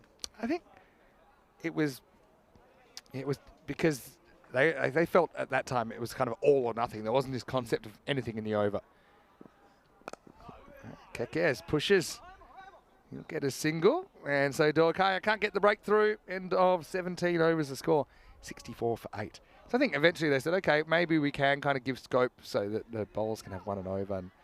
And then even in Test cricket, you know, it went from no particular number. It was more that the umpires used to. Hang on. Sorry, Vinny. Look who's who we got warming his arms up. It's Christian Munoz Mills. Yeah. Well, he doesn't have to send a message to himself. If he wants to bowl, he just grab the ball and go. Yeah, he is the captain. So. Yeah, and he better be quick because there's only 2 wickets left. If Isan bowls, then I'm probably going home. No, it's okay. It's Yasser Ali. All right, Isan. Let me pull Isan's bowling figures up in T20I cricket. I think we're going to see a bunch of zeros. But, okay, he's got to get the next one. Daniel's had his chance, couldn't get the breakthrough. Yasser Ali. Oh, he's bringing the keeper up. To be honest, I'm expecting the sound of ball on helmet here. And anyway, here we go. Kekes, the Croatian, faces up. Well, first ball misses the pitch, right? Yeah, no ball. Yep. Oh, was that Isan bowling? And it'll be a free hit then. Kekes can absolutely go for it. Off the pitch. There's the free hit. Does hit it. Hits it pretty well. Lovely shot. Kresimir with his first boundary in T20 international cricket. What a great moment. Obviously, he's been playing for a long time. That's his first boundary in official T20Is. That's good. That is actually a genuinely lovely shot. He had the immunity cloak. The prescription goggles, I can see them catching on in the merchandise shop if Cricket Croatia ever goes that way. Yeah, just prods and has to go back to being a little bit careful. I had a funny one a couple of weeks ago. This is a 35-over match against a team from England, and the ball landed off the pitch. Yeah. And I went to hit it, and it went into the bowler's hands, and there was a good discussion about, that's all right. Probably getting over, or is it? Dorkaya takes a brilliant catch. So well judged. DDC gives Yasser Ali a wicket. It was a tough one because he was actually kind of quite a way off the boundary, kind of somewhere between in and out, but he had to go back with the flight. That was a pretty productive innings, though, from Kresimir, and I like the fact he's willing to take the game on. Does have a pretty good memory, I think, of his first 4, but it doesn't last too much longer. And Croatia now down to their last batter, 69 for 9. Yeah, we are on the 18th over. But anyway, so back to that story. So the keeper, the bowler caught it. Yep. And the discussion like, well, it should be out. It's still a no ball. It's not a wide if it lands off the pitch and I hit it. Correct. So, or even if it lands on the pitch at all, it's a no ball. Correct. Yep. Did you get away with it in the end? I did. Good. And there was a little one that landed off the pitch and just hit my wickets, and that was, that's definitely a no ball. Yeah. Yeah, that's why it is a no ball, actually. The other thing that's interesting about no balls off the pitch is that it works even in a grass wicket, You're not allowed to leave the pitch to hit it if you're a batter. That's a recent change. Oh, okay. For safety, you need to have some part of your body on the pitch or over the pitch. Okay. So you can chase it, but be careful. Right? You don't get both. So what do you lose the just a dead ball, no ball, dead ball. Okay. Yeah. Okay, Bosniak. He's going to be all over. Yasser Ali burgles the last 2 wickets, and Croatia all out for 69. It'll be a pretty large margin of victory in the end. It'll be 161 runs. That was an impressive ball. Spain go 5-0 as expected in the series. And Croatia, well, they fight as much as they can, but they're just outclassed and outgunned by Team Spain, whose next hurdle will be the sub-regional qualifiers in Guernsey later this month. This is what's coming up in the ECS-W Croatia, the third and deciding match with Jinx bowling first after winning the toss. 3rd game straight. The Lionesses will set the pace in that race for the first of ECS-W. You can join us back here in 25 minutes for the start of that one. But now let's go and look at the highlights of this final innings of the Mediterranean Cup. Once again, Spain were just too strong in all departments for the home side. Yeah, Arpit Shukla there, second ball, caught by the wicketkeeper. Very, very good start from Spain, taking 2 wickets for none in the first over. Just a great start for Spain, and Croatia were never really able to put on any real partnership. Not a lot of runs, but they managed to. They held out for as long as they could. Couple of boundaries, bit of luck there. Just ball scooting over the ground, and Maheshwari here just getting castled. Lovely delivery, top of off stump. It was a really tough Somehow task. coming in 4 off his first ball after a couple of wickets, but then straight away tried to take the game on, but then caught off the second delivery. Yeah, Rathine Asami caught off an edge. Just excellent bowling for Spain all around. There's Danny Kula stayed in for a while. Good credit to him.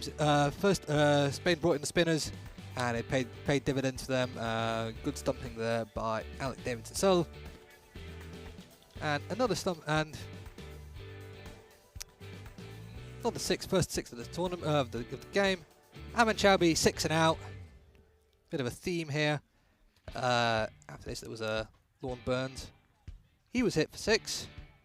First time we've had multiple sixes actually in a Croatian innings for a while. We saw one hit by Sathidevi, one by Chowbe as well. And this glorious stumping that took a while for the umpire to give. It was a funny one because actually the second time hit the stumps was in, but the first one actually did the job. It just wasn't clear whether the bail had dropped or not. But I think credit to Kekes as well. He went out there, was able to hit a 4. Same with Pulabanti. Good catch by DDC though. That was the 9th wicket, and the 10th wasn't far away. Yeah, Bosniak went first ball. Have a look at that. Oh, loads of turn on that one. Just on that we ball. Didn't get a good look at it because it was the last ball of the game, but what a delivery. Yeah, it's a tough one to get first up. So, Croatia all out 69, and once again, not quite able to bat out the 20 overs. Was some resistance there. Johan Danakula, the captain, put himself back to the top of the order, batted through 31 balls to score 19. The top scorer, Rafin Asami, with 11 in there. But some positives there. We had Houghton score a boundary, Rafin Asami score a boundary. Sathidevi, Sathidevi, Chowdhury, he scored 6s. And yeah, you mentioned Kekes and Pulabanti with a 4 each as well. But really, Pulabanti 9 not out as well. Decent stand from him. Yeah, I mean, in the end, tell me your final analysis as far as Team Croatia. We'll just quickly go through the bowling. 5 sets of twofers, not something to see very often. 2 maidens as well, including a double wicket maybe for Atif Mahmood. Yeah, obviously, everyone getting amongst the wicket, except Orkaya, who just got the 1 over. But just tell me, just in your estimation, for Croatia, do you still think they get something out of that series, even though they go down 0-5? Yeah, they do. I mean, a lot of these batters get, a lot of these players get experience playing against really, really good players. And you keep saying it, Rika keeps saying it, the other guys who do commentary, you get better by playing good players. Yeah, I couldn't say it's better a learning myself. experience. Probably because you're quoting me. But also, I do agree with that. Luca, thank you so much for being here in the commentary box. I look forward to hopefully hearing you on the mic from time to time during the ECS in Croatia. But yeah, once again, thanks to you for your time and for helping out with the commentary this afternoon. What holiday, mate? Off to Slovenia tomorrow, and what a better way to spend a Sunday than not just watching cricket, but watching cricket in the ECN and commentating with you, Vinny. Well, Luca, it's always a pleasure, and the pleasure will be yours when we return because we're 25 minutes away from the deciding game of the ECS-W. The Lionesses to bat first. Let's see if they come out roaring against the Jinx of Zagreb. Thanks to Lucas Stubbs as Vinny Sandu to take you back through the final match of our Mediterranean Cup weekend when we return for the ECS-W Match 3 in 20 minutes' time here on the European Cricket Network.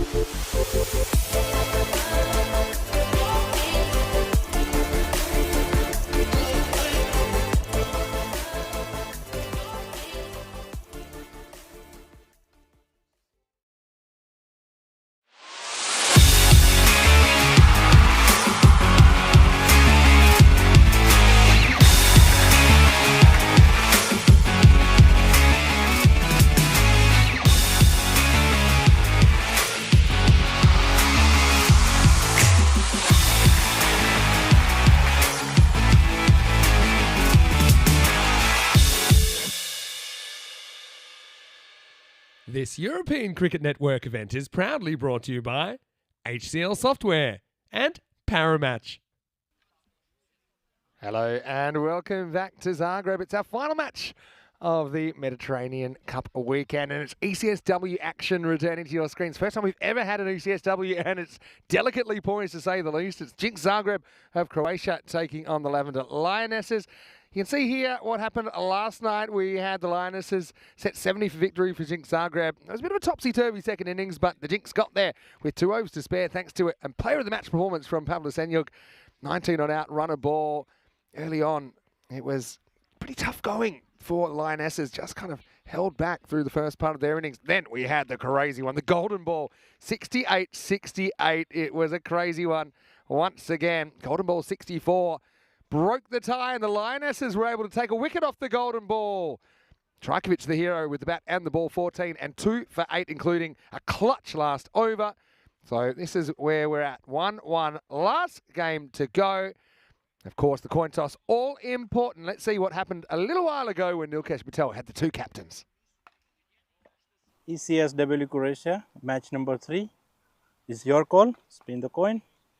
Head. Head is a call, and it is tail. Jinx won the toss and decided to bowl first. Okay.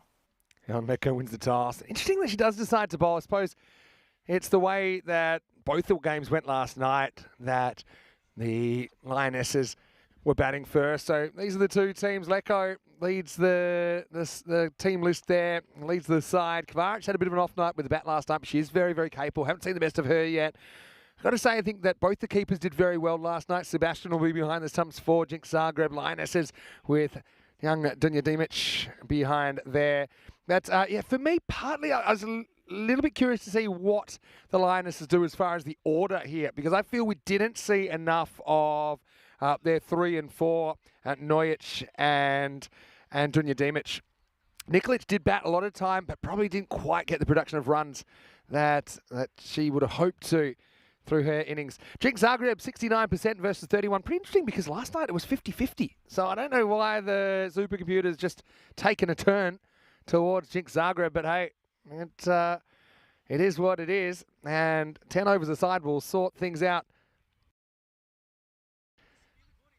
So yeah, interesting here. They have decided to make a switch at the top in this must-win game. Lionesses have sent out their 3 and 4 from last night, so Nojic is out there. It's actually going to be Dunja Dimic to face up the keeper of the Lionesses.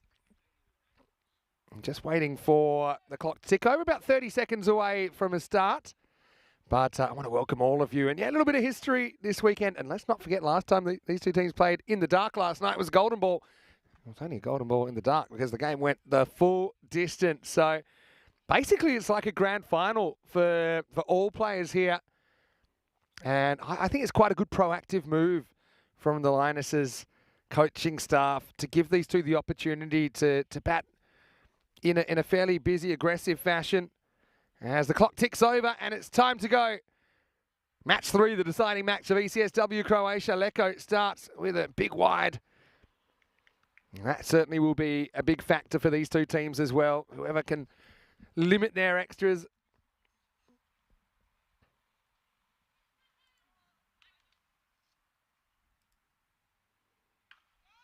This is hit pretty well. Slightly mishandled there. They'll end up settling for a single. That's Filippi. That is fielding down the ground. One thing we didn't see last night was the Maximo. I just got a funny feeling that we might have our first 6 tonight. Leko is known for kind of her accuracy and the repeatability of her action.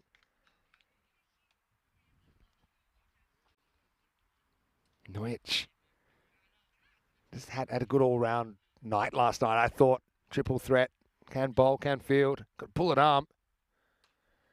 Hits this one pretty well. You can kind of see the intent. This is something that probably was missing from the Lionesses last night, that intent to kind of look to rotate the strike and a kind of dissatisfaction with dot balls.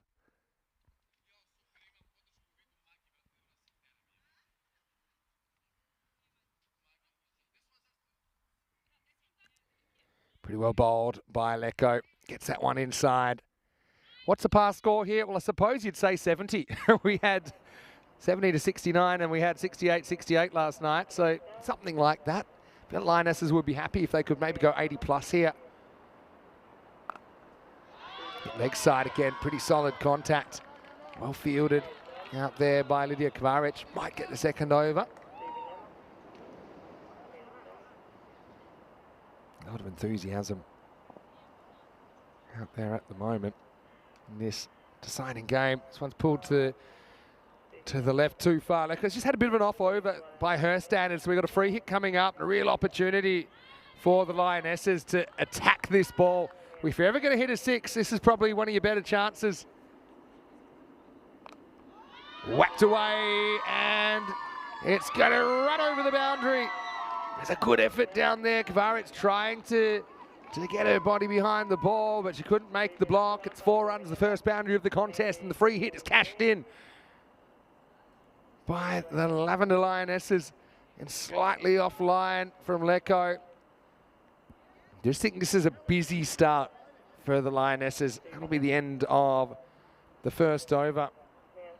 9 without loss after the first. Pretty productive first over.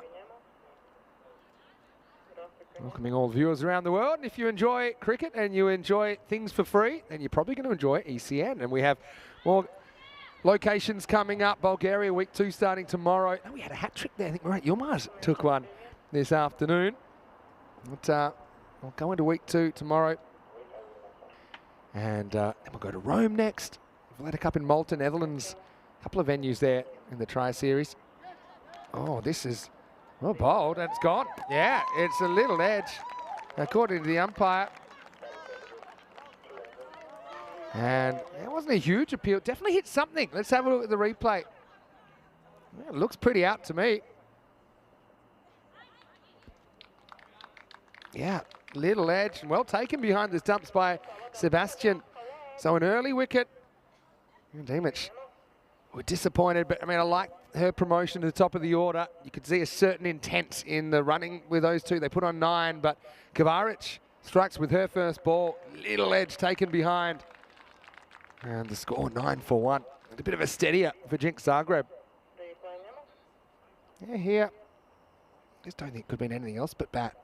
Everything else was a long way away. You saw the big deflection. Here's the captain, Magdalena Nikolic. Certainly had plenty to do with the bat last night.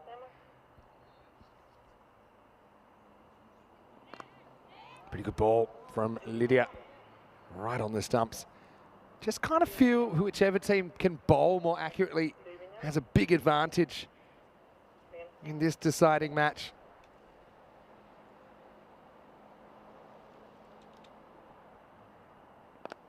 Another good ball. Probably for Nikolic, she will be happy, I suppose, that she was able to bat for so long last night, but she probably wasn't able to go at the kind of scoring rate she would have liked.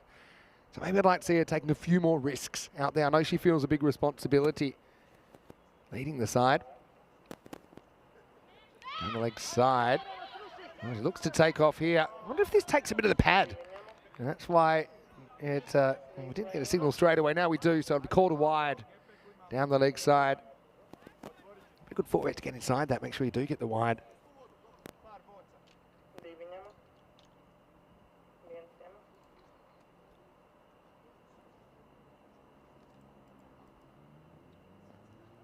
Pretty good ball. She's bowled a good over here. Kvaric after Lecco. I wouldn't say it was a worst over, but it wasn't quite as accurate as I think Helen would have hoped for. But Lydia has picked up the slack, come up with an early wicket.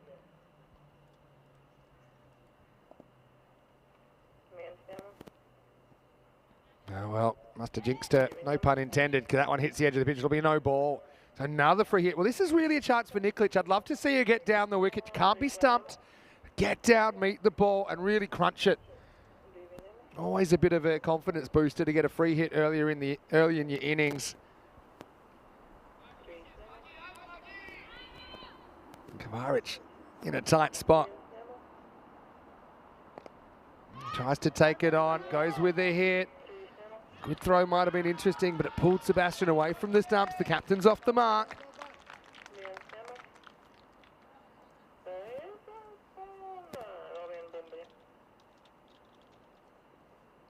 Nojic.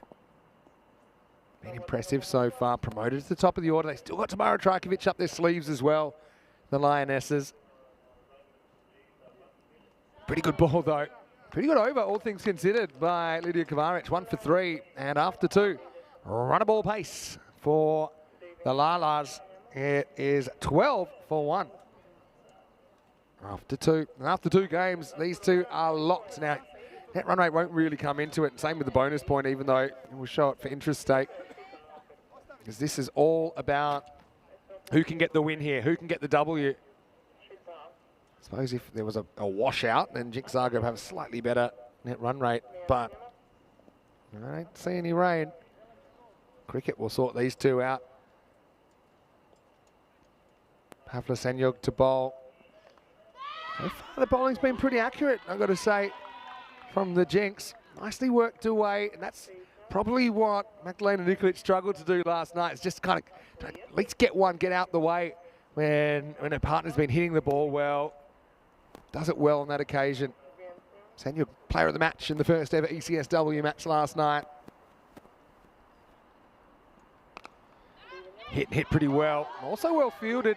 Bit of hesitation. You can see the intent here. It's going to be a frenetic 10 overs aside. Short and absolutely cracked. It was a good bit of fielding. Valentina Romani in that spot. Probably would have been more wise to go to the keeper's end. I know there's a fierce sense of competition between these two sets of players, but also healthy amount of respect, and I think gratefulness for the opportunity to come together and play a game under these kind of conditions, with this kind of platform.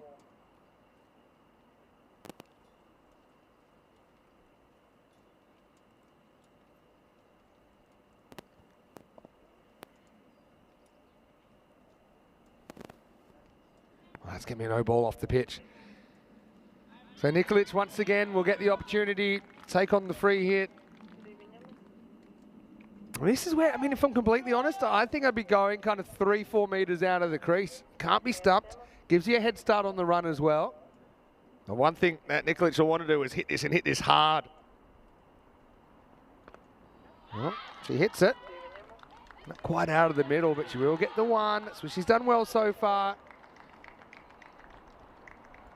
Any ball that you score off feels like a win for the batting team. It's almost like trying to stack up more balls that you score off than those you don't.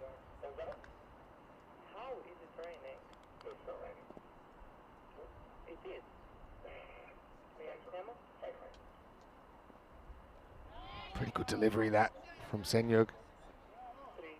This one for me is too close to call. Jinx given slight statistical advantage according to the supercomputer, but Lioness is, I think, equally capable of pulling this off. Fraction short, not able to cash in. Nojic.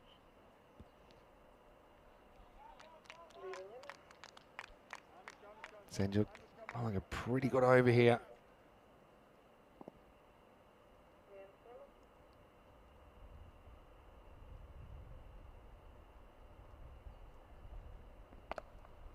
Beautiful looking cover drive that time. Lecco will clean up, and that'll be a single, and the end of the over. After 3, the Lioness is 17 for 1. One thing that was really impressive from Lavender Lionesses last night was their ability to kind of bowl straight when the game was on the line. Bowled a very accurate last 2 overs. I think only 1 extra in there. Tamara Trajkovic just defended 5 off the last over to push the game into a golden ball. Perisic came up with a good catch to secure the win and to square the series. Valentina Romani gets the 4th over. First one, though, will be called a wide. Nojic, I think, was very brutal on anything short and outside the leg stump. She hasn't really had too many of those deliveries so far. Just looks like a natural hand-eye kind of athlete.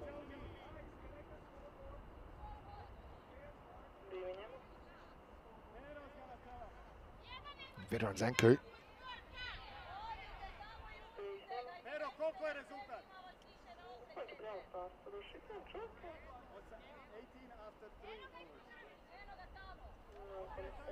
No hitch.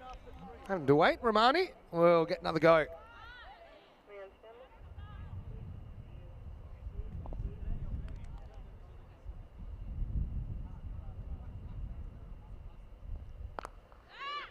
It's a good piece of this. Noyich down the ground. Gets a single.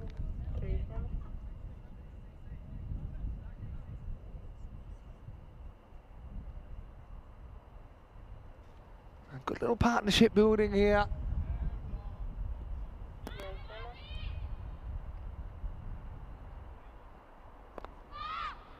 Hits this pretty well. Maybe a chance for a run out.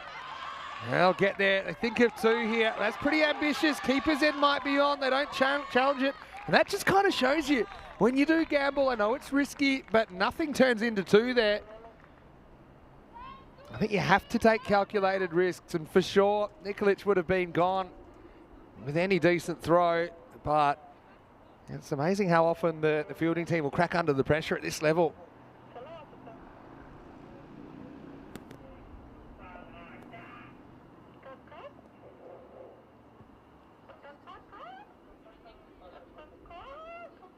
This one goes wrong. Fact, another no ball off the pitch. So yeah, I'd say, what's a reasonable amount to try and limit yourself to? I think if you could keep it below kind of 15 extra deliveries in the innings, I think you'd be happy with that at this level. I know it is still a development stage for these two teams, but you just hate giving away freebies. Free hit again for Nikolic. Gets the kind of ball I think she wants. I think Croatia is a pretty good fielder out there. She'll make sure it's only a single. Different sort of game, isn't it? Chris is asking, what's the lowest ECN score? Well, I can tell you, it was 6 all out, and you're right. It was Gozo versus Malta Super Kings. Oh, she's bowled straight through her legs. And it's a wicket for Valentina Romani. A good delivery, got up above the eye line. Noyich tries to go to the leg side, but that one sneaks through. Valentina able to rattle the stumps. It's full. I think it's just a very good place to bowl. And so Noyich does make a pretty productive 8 to the top of the order. Does come up with a boundary, but she'll be the second to fall, 23 for 2. I think something that the players need to realise at this level as well is that, especially in T10, wickets are part of doing business. You need to risk wickets in order to try and maximise your score. So not to take it too hard if you do get out. And as long as you get out in the intent of scoring more runs for your team.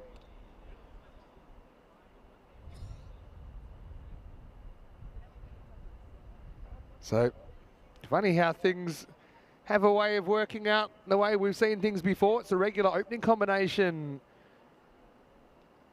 that are at the crease now, with Magdalena Nikolic joined by Tamara Trajkovic, player of the match last night. Hits his first one very well.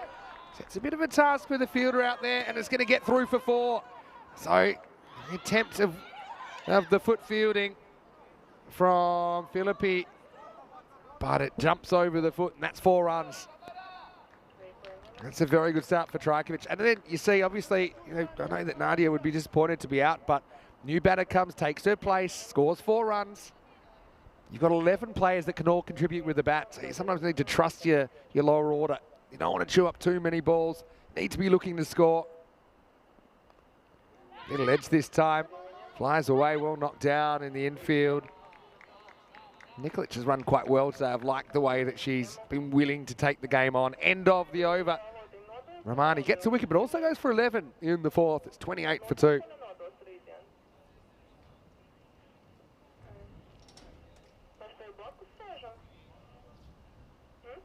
Jinx Zagreb tend to like bowling 5 bowlers and then bowling them again. It's a slightly unusual tactic, but it does keep their options quite open.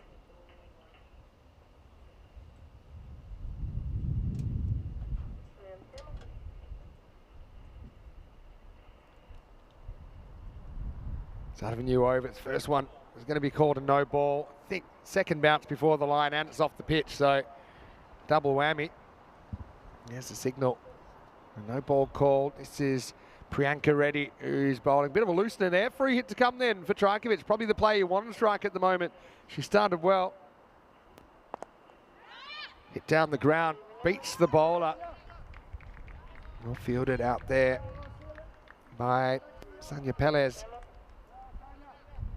Into the side tonight. Gordienko misses out.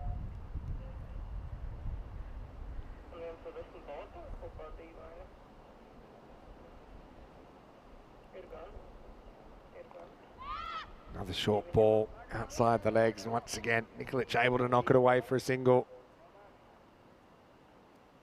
Right now expected 68, according to the supercomputer. Well, that'll be funny because that is the golden score from last night, 68.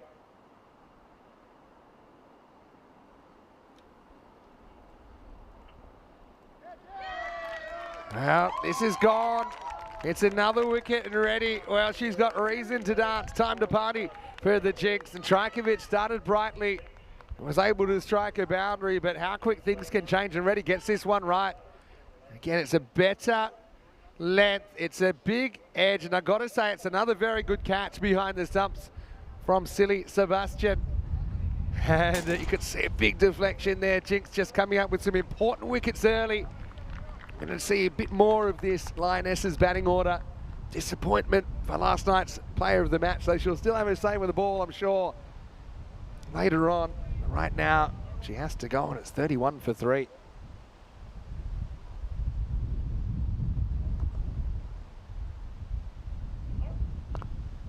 New batter is Stevanovic, who almost got a bat last night, but didn't. She was actually the next to come in.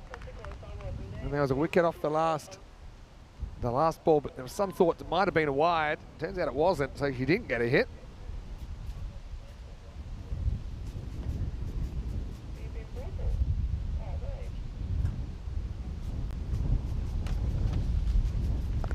Cracked, straight back at the bowler.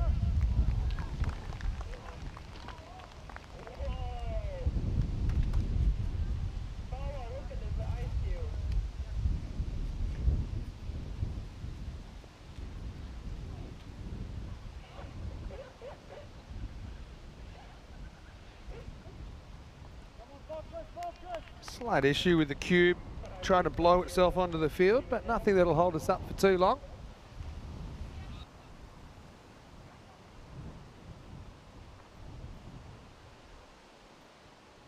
Back on deck.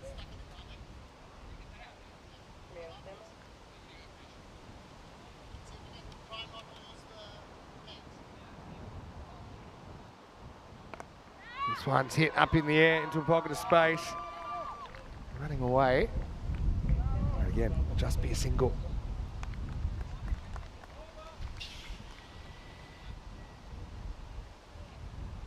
So that takes us to the end of another over.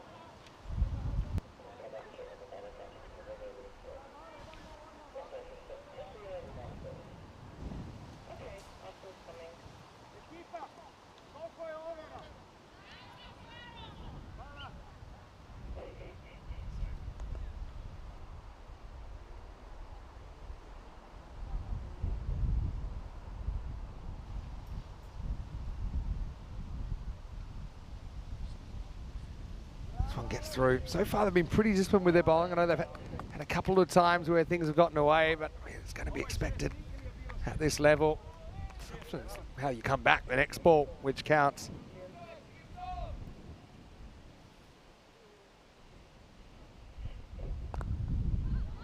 Who's after this one? Does get it through the bowler, but there's backup there. Another top ball.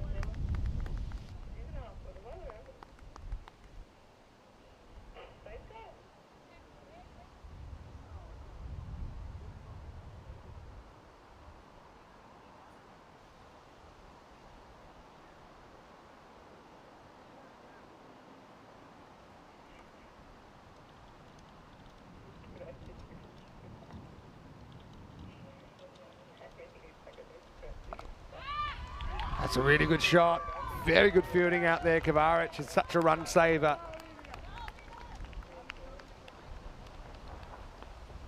well to keep that to a single.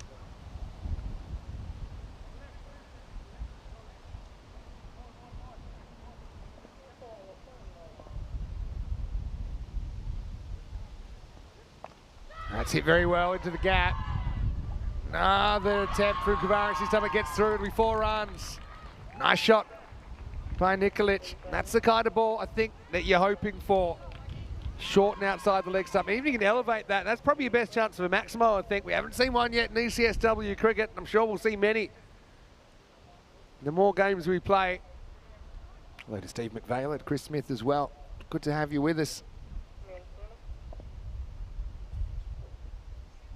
It's going to be a no ball. Bounces twice before the line. You know, it does end up flicking the stumps. So free hit to come. Nikolic, I think this is the 4th free hit that she's faced.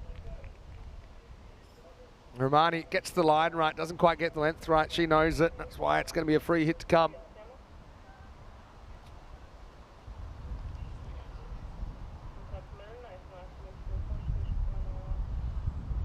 Romani searching for a second wicket.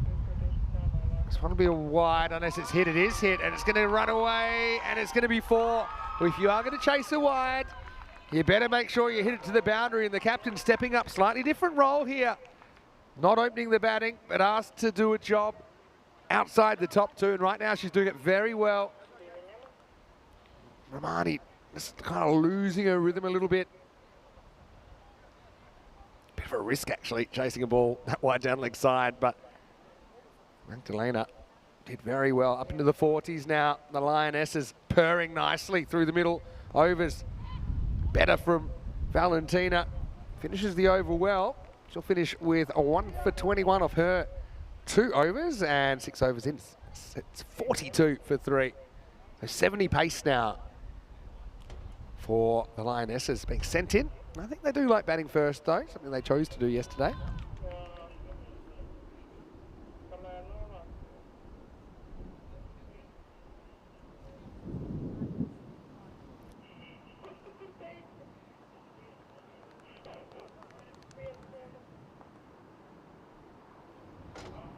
Lydia Kavaric to get her second over.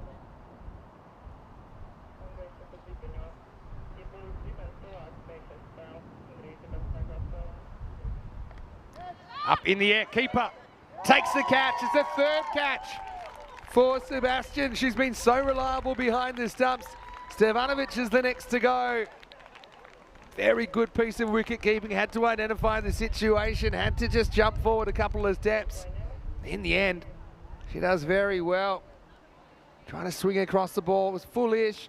Not necessarily the easiest one to pull, bit of extra bounce. Kavaric breaks through. Minus is 42 for 4. It's the thing though, I mean, unlikely to run out of actual batting here.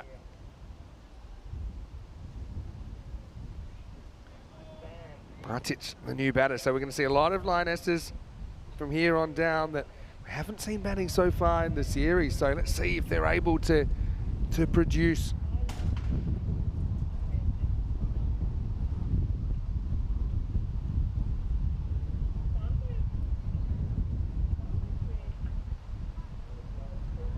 Excellent bowling. Lydia's been a real key here.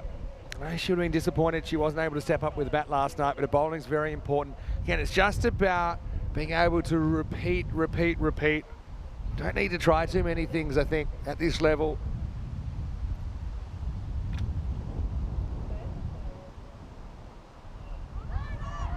The pad going down the leg side, Martic can't get this one away.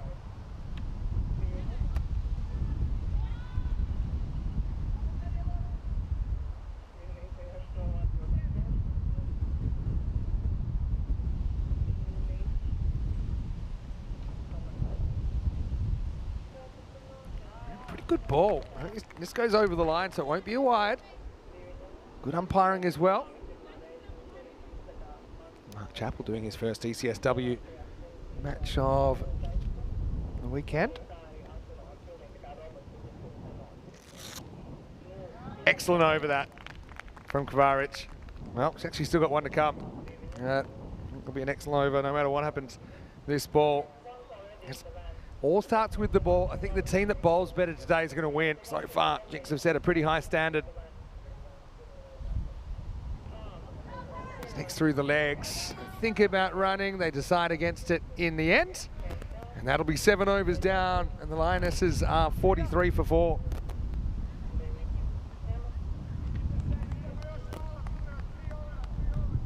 This is what's coming up in Bulgaria tomorrow. Week 2 gets underway with day 8, and it's the All-Stars versus Afyon Karahisei SHS in a double-header to start the day. Busy day for the Turks as well. They'll play match 40 against CC Academic. Also, we'll get to see the Spartans and the Stars doing battle on day 8. You can join Nishay Butt and Charlie Hunt, who is back in Bulgaria tomorrow for day 8 of that European Cricket Series. Tune in.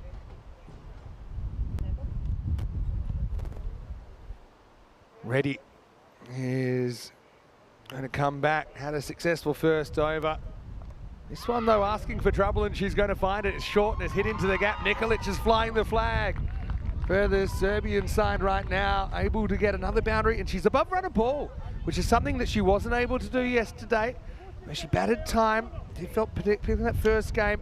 She wasn't even really able to go kind of 1 run per 2 balls, and it was a classic case of what might have been. Reddy, I know she doesn't have too much of an action. She just tries to kind of put it in the right place, but she cannot afford to get short.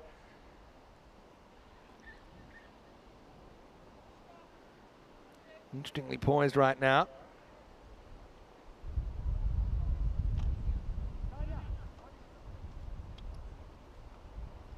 Priyanka with the comeback ball. Can they claw their way up to kind of 70 plus? I feel that 70 is about par, you know.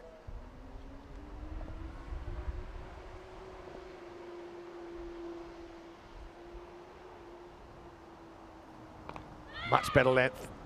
And also, I like the way that Nikolic, she's been busy with the running between the wickets. I've mentioned a few times already.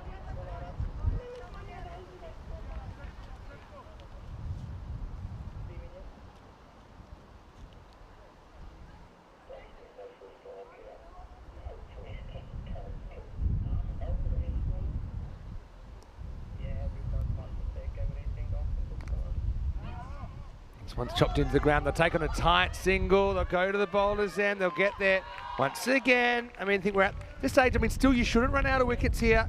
You're only 4 wickets out into the 8th over.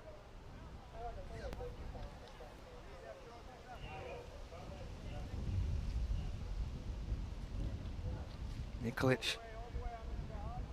Important contribution from her.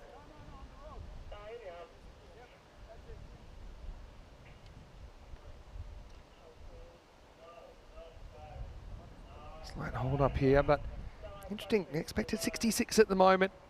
A lot of that, I think, is in the control of the Jinx, if they can continue to make it tough through a lack of extras for that score to keep ticking over.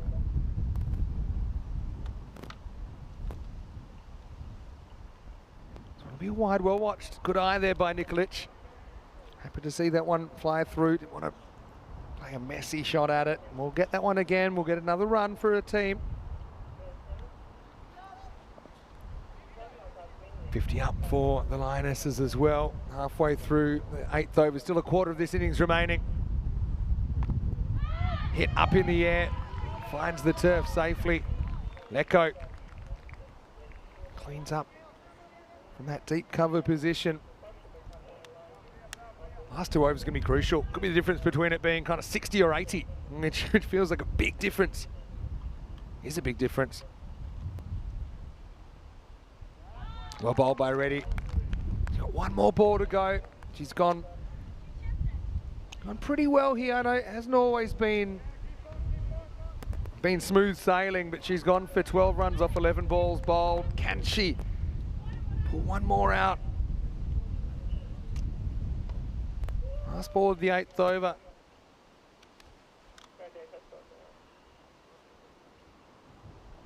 Oh, this has gone wrong. It's actually going to be a no ball. It's off the pitch.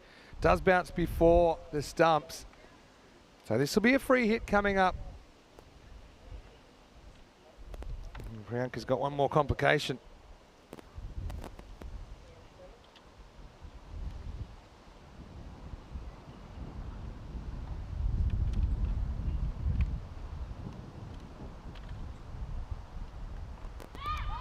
Getting hit pretty well. More work to do on the boundary. Just stays inside that boundary line, I think. Yeah, nicely hit away. Liddy's been busy out there. It's hard to tell. You can't actually see because the camera's in front, but I think everyone was happy enough she doesn't quite touch the boundary. So that'll be the end of the over. And it's 53 for 4 after 8.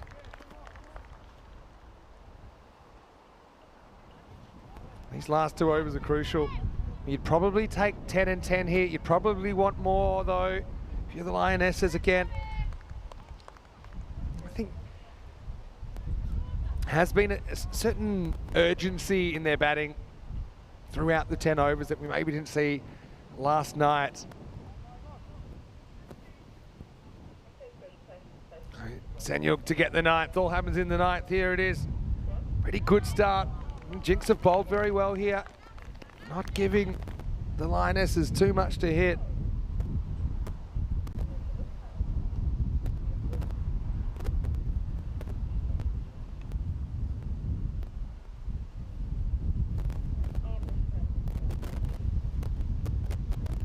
Another good ball, but this one is cracked up in the air.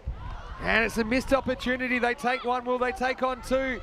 They decide, well, it's a late decision, there's confusion. Goes to the bowler's end, they'll scramble back. Not really on the same page. I've noticed still in the women's game, they're not often looking for 2s, even when they might be there. That was a tough opportunity out there to Philippi.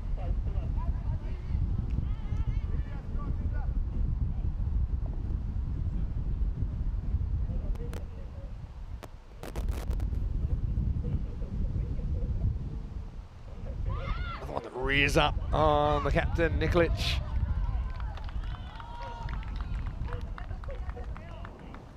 She'll get a single. I think if you look at how the series has gone so far, I think batters that have been able to kind of make 15 plus at a run a ball or better, they've been very, very critical. That's what Nikolic is doing at the moment. Martic has got 3 of her own. Cracks this one away, hits it pretty hard. Go watch the spin here. Very well dealt with out there. Kavaric, well, she's almost going to have to be treated for leather poisoning at the end of the day. She's had so much of the ball. Makes a very good stop. That ball was spinning viciously left to right on her.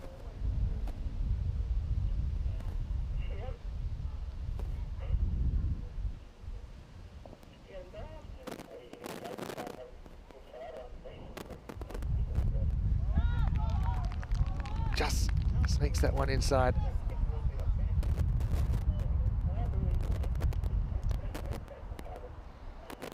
Nice ball, the 9th coming up. Sanyuk's been excellent again for the Croatian side.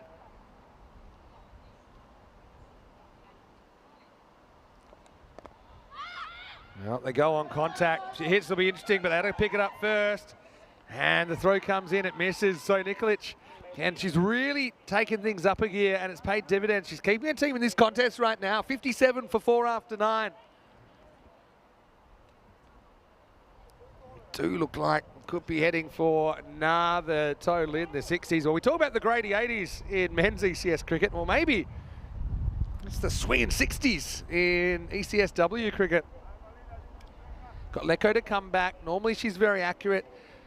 Maybe a little bit off in the first over. It's been a long time since she's bowled. She's going to bowl the last. So 10th over coming up in this deciding ECS-W match. Hit pretty well. Very good fielding out there as well by Philippi. Not going to be able to sneak 2. That's probably what they want at this stage. They'd love to get Nikolic back on strike by any means necessary. 58 then, 5 balls remaining. Just feel this is an important over for both sides. And bowled it straight. And Leko will break through. The Jinx captain will get Martic doing the right thing, trying to produce a boundary. It's always risky trying to cross-bat a ball that's on the stumps, and this one ends up crashing in the middle. And credit to Martic there, she was involved in a pretty productive partnership. She'll have to go again. Just the kind of understanding that wickets are, it's necessary to lose wickets, I think, in order to maximise your score. So to have that kind of team-based philosophy. Martic does a pretty good job. Jelena Prokic, the new batter. At minimum has to kind of get off strike here. And she does get some bat on it. Well done. Does her job well. Prokic gets her first run on the network. It's been a good last over, though, from Helen Lecco. 3 to come, 59. Love a boundary here just to take some momentum into the second half. Maybe a couple of boundaries. And Nikolic trying to get something short down the leg side. She might be able to hit the first Maximo in ECS-W cricket.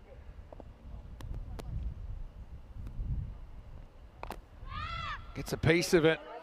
Again, I don't think it's going to get out of the infield, so just a single, well bowled by Lecco. He's given absolutely nothing away in this last over. Score ticks over to 60.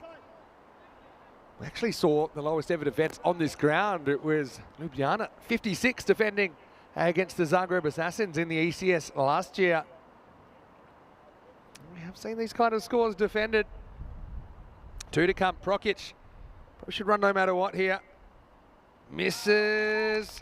Trying to find a way to get down the other end, but Nikolic is going to get stuck. So 60 on the board, last ball to come. I expect improvement from both teams, though, as far as the amount of extras. We've seen that improvement already from Jinx Zagreb. Seatbelts on, here's the last ball. Or not. Well, it will be, because she chases it. Probably would have been a wide. Prokic will get one, and they will stay at 1. So it'll be 61 the score for the Lionesses. Well, it's kind of middle of the road score, I think, in the 60s if they bowl well. If you look at what they were able to do last night, then it's very defendable. But I do think Jinx, that we saw a lot of improvement as far as the location. Now, just the sheer kind of amount of free runs they gave away during that 10 overs. I think there's a couple of wild cards we haven't seen the best of yet. Talked about Lydia Kvaric with the bat as well. Now let's go back and have a look at the highlights. In this third and deciding ECS-W game, I liked the proactive choice, I think, to bat a couple of players who've looked good, but we haven't necessarily seen them be able to play a fully so far in this innings, with Nojic going out there with Demic. But they were the first 2 to fall, and it was a reunion of sorts. It was time to dance for Romani, who was able to get that one through. Also, Silly Sebastian with 3 excellent catches behind the wickets. We saw the kick catch in Bulgaria. No such luck here. That was another one. Took a deflection. Tamara Chajkovic struck a boundary. We had to go soon after. Well, the cube had some issues. Let's just say it's lying on the ground right now, but a few travelled on the ground to Kvaric. Sometimes she was able to stop them. Sometimes it was a bit of a bridge too far. But Lionesses, and one thing I will say is that they had that intent to score all the way through, and they were prepared to risk wickets to score as many as they could. I just don't think they were allowed to score as many as we saw them in either game last night. Lecco came back for the 10th over. Was able to get that one straight on line. You miss, I hit kind of tactics in the end. A lot of the batting done by Nikolic, the captain. Gets her team into the 60s, but not far past that mark. In the end, 61 off the 10 overs. Lionesses certainly will feel they're in the game, maybe a little bit behind, but they've got the bowling to defend a score like this. 25 not out, better and a run of ball. It's a big improvement in strike rate from Magdalena Nikolic.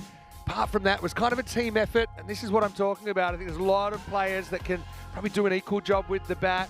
No ducks in there, so that's always good when we saw 7 batters during the 10 overs. Just 12 extras, just 12 extras. And that's below that mark I said, I think, of 15, which I think is an achievable target. Jinx didn't give too many away for free. 2 for 4. Kvaric bowled really well. I think she was the best of the bowlers. Also fielded very well. Wickets also for Helen Lecco, the captain, as well as Romani and Reddy with 1 each. Senyuk, don't count her contribution out either. Just giving away 9 runs off her 2 overs.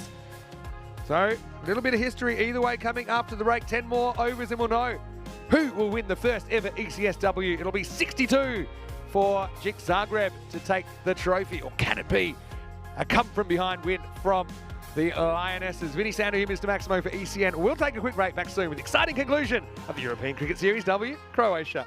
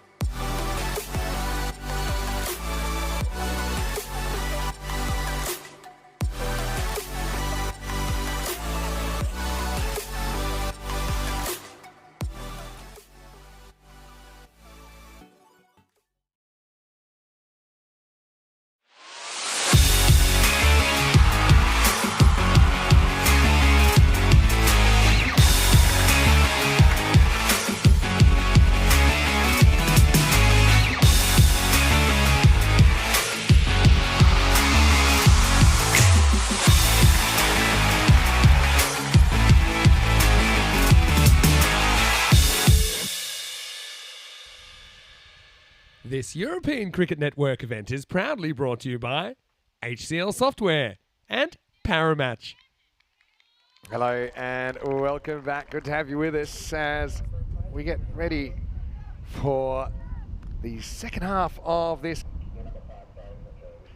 And it's going to be an awesome finish, actually, to our first of ECS-W. 61 on the board for the Jinx. We're almost ready to go.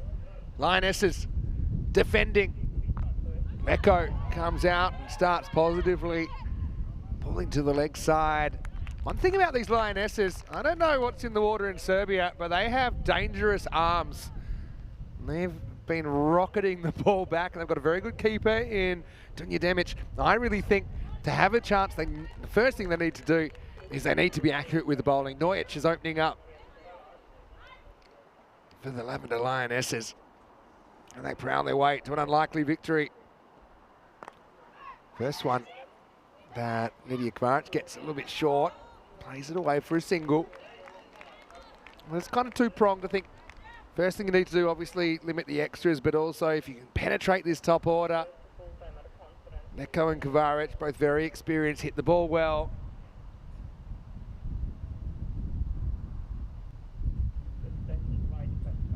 This one's a bit spicy. It's an excellent take down the leg side, my word. There's a lot to work with Demic behind the stumps. Very awkward take, and especially in a low-scoring game like this, potentially, you know, if that gets through for a minimo, you're talking kind of 10% of the score evaporating already. Nojic getting that one to swing in a little bit to Helen Leko. Excellent ball. Excellent ball, rises up. She can probably take a metre or two as well, the keeper. Dunja Demic. Lionesses focused in the warm-up in the half-time break. They know this game's there to be won, but they're going to have to play very well to defend this score. Jinx, I think, I'll feel, okay, we've made this many twice in a row. We should make it again. Well, that could be gone, you know. It's very full, and it's out. Yeah, it's an in-swinger. It's a very good piece of bowling. Wasn't an appeal that was going to break any eardrums, but it looked out to me. Leko caught on the crease. A little bit of movement in. The Lionesses get the Zagreb skipper early. Check it out, the replay. Yeah, that's going to hit the stumps. Kind of hits her in line with middle and leg. Not going down the leg side. The Lionesses, former pride. Helen gets a good ball there. Definitely moved off the straight and narrow. And Jinx Zagreb lose their first 3 for 1.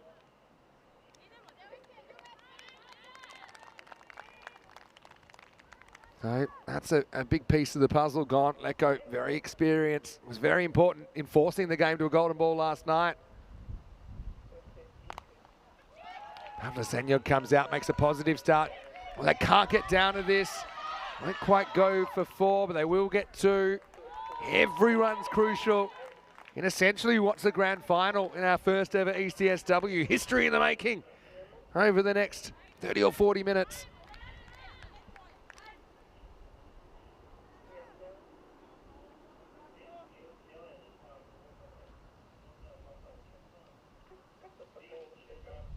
Fraction short, Kent well taken low down. I think she probably did take a metre or so, did damage behind the stumps. End of the first over. Game on at the MCG in Mladost.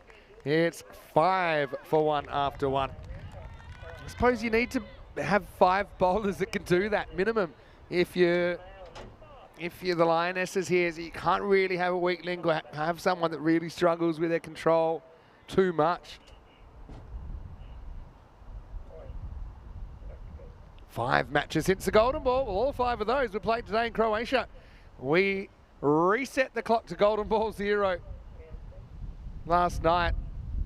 That's bowled. First ball of a new over. Maria Trajkovic comes out, and Kvaric has another miserable game with the bat. Credit to the bowler, though. This one definitely straightens down the line, and both openers are gone in the space of the first 7 balls. 5 for 2. Lionesses up and about. Let's have a little bit of that outswing, and it's all about the length as well. Drawing the batter forward. Oh, the Jinx will be disappointed to lose two such experienced batters so early. The score 5-2. Here comes Ivana Zigante. Remember, a lot of the Jinx players have played some T10 cricket. Had a 4-match series with Czechia national team last year playing for Croatia. Lionesses' first time they've been in the circus. They're enjoying it, I think. Zigante to face Trajkovic, who started brightly. Very good, and you can kind of feel this game might have ebbs and flows. Right now, it's the Lionesses right on top. Trajkovic, very expressive in her facial expressions as well. You can read her like a book. That's pretty well bowled as well right now. Jinx finding it hard to get anything away.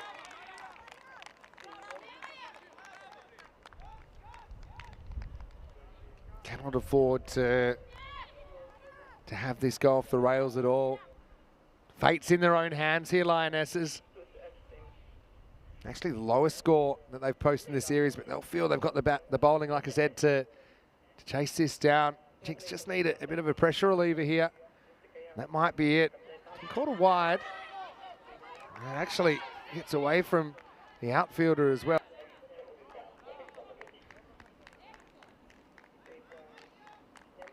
Check it out in the replay, thanks to Spring Media. Again, there's that movement again. Just pitches on the surface. It won't be a no ball, won't be a free hit.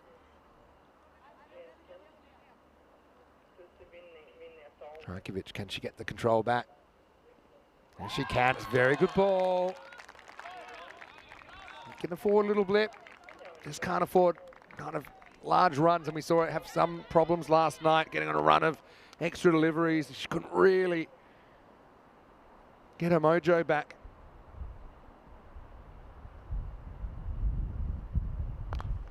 This one's hit and finds a pocket of space. Gets through, doesn't quite get to the boundary. They're going to take on a 2. And that's good running. Zigante hustling for Pavla, who gets 2 runs.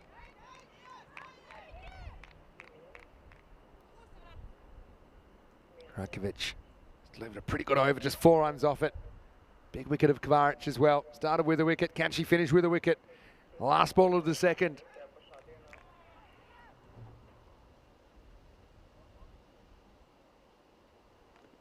Oh, interesting. Well, it's been given out. It's going to be looked at, though, I'm sure, because is it waist high or above? And there's a few fist bumps going on. I've got a feeling this is a no ball, but we'll see it here. Yeah, it's going to be a no ball. It's above the waist as it passes the crease. So even though that hits the stumps, it's going to be a no ball. And, well, they're going to have to give the message to Senyuk that she can come back, because no ball has been called. Yeah, well, you know what? Pavla, don't take those pads off just yet. Hey, what are you doing? Come back. It's above the waist and it's going to be a no ball, so it's the right call. She'll get a free hit. And yet the bats will be swapped back. The ceremony will have to be reversed. You can see it just felt with the trajectory of that ball that it had to be at least waist high. Actually, it was above waist high. So, lucky break. Probably could have swung at that and maybe the ball could have flown off for some runs anyway. Life's funny. Sometimes you're up, sometimes you're down. That one was down. It'll be a free hit to finish the over then from Trajkovic, who's rattled the stumps twice in the over. Does get hit. Definitely a single there. Senyuk took a while to get going, but she'll retain the strike. End of the second over. This game is still right in the balance. It's 11 for 2 after 2.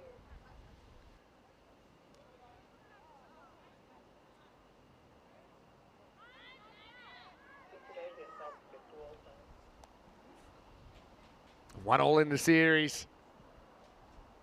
And, well, fittingly, the sun's gone away for the last 10 overs of this game. Behind a cloud this time, not over the horizon. We did have the post-sunset golden ball. Linus is keeping the series alive. Winning golden ball 64.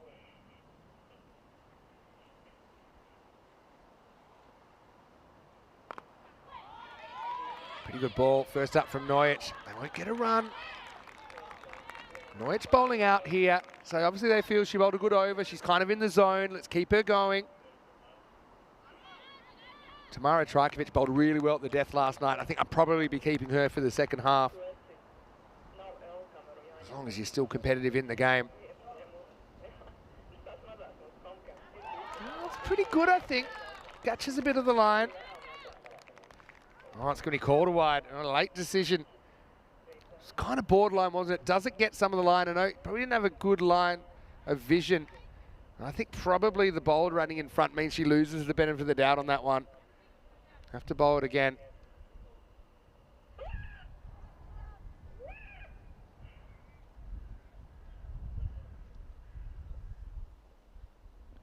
And this one actually comes in, beats the keeper. Think of Runny's hesitation. They're coming to go. It's a big mix-up. Can't be handled by Dimic. He missed it on the way in, missed it on the way back. That was almost going to work out fantastically for the Lionesses as they were coming, they were going, they were toing, they were throwing. We almost had a big mix-up.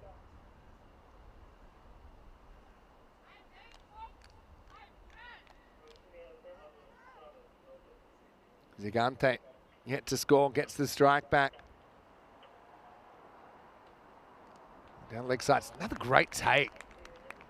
Tell you what, Dimic certainly has wonderful instincts as a keeper. That's one that goes behind the batter. You can't see really too much of it as it goes down the wicket. Nojic getting the ball to move a little bit each way. Just needs to kind of find that offside channel.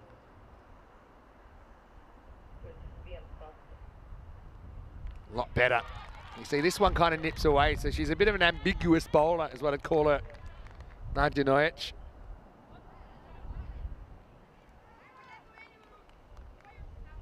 Lionesses proudly in their purple.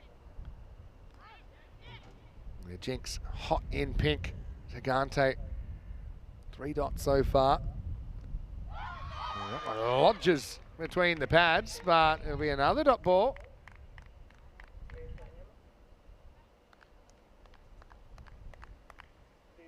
Sliding down the leg side. Good look at the impact, don't you, when that happens? Nojic. 3 balls to finish her spell.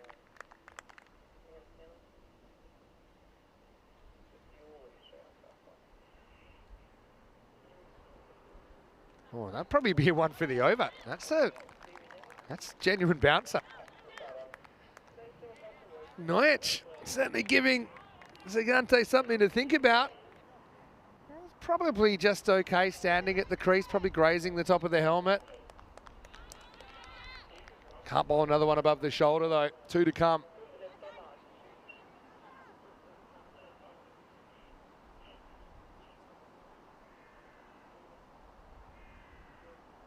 Yeah, so 2 to come. Be 1 for the over. It was over the shoulder. It wasn't completely over the head in a standing position. Nojic. Well bowled. Sneaks inside. This is a very good start for the Lionesses. Like I said, it'll take kind of all the Lionesses that get a bowl to keep this kind of standard up if they're going to pull off this defensive 61. For Jinx Zagreb, they just need someone to get something going. Gigante's chewed up a few balls here, but it hasn't been easy. Does get some bat on this. And she'll take off. She will get off the mark. And she'll retain the strike.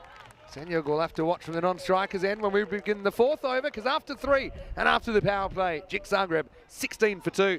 Evenly poised here in game 3. The deciding match of this first ever ECS-W. Vinny Sando here, Mr. Maximo with you.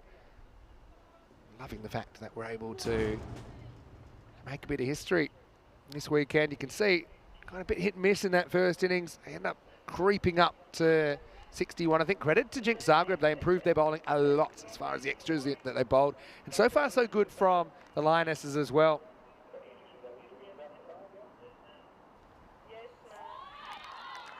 So here's a second over then for Maria Trajkovic. So interesting that they've decided, okay, we're going to bowl out the openers Means we need to find 3 other bowlers to bowl the last 6 overs. I think Tamara Trajkovic picks herself. She bowled really well yesterday. Sarah Simic, I think, also was pretty important at the death. This one goes down the leg side, harmlessly for a wide. Doesn't really get the movement on that she was looking for.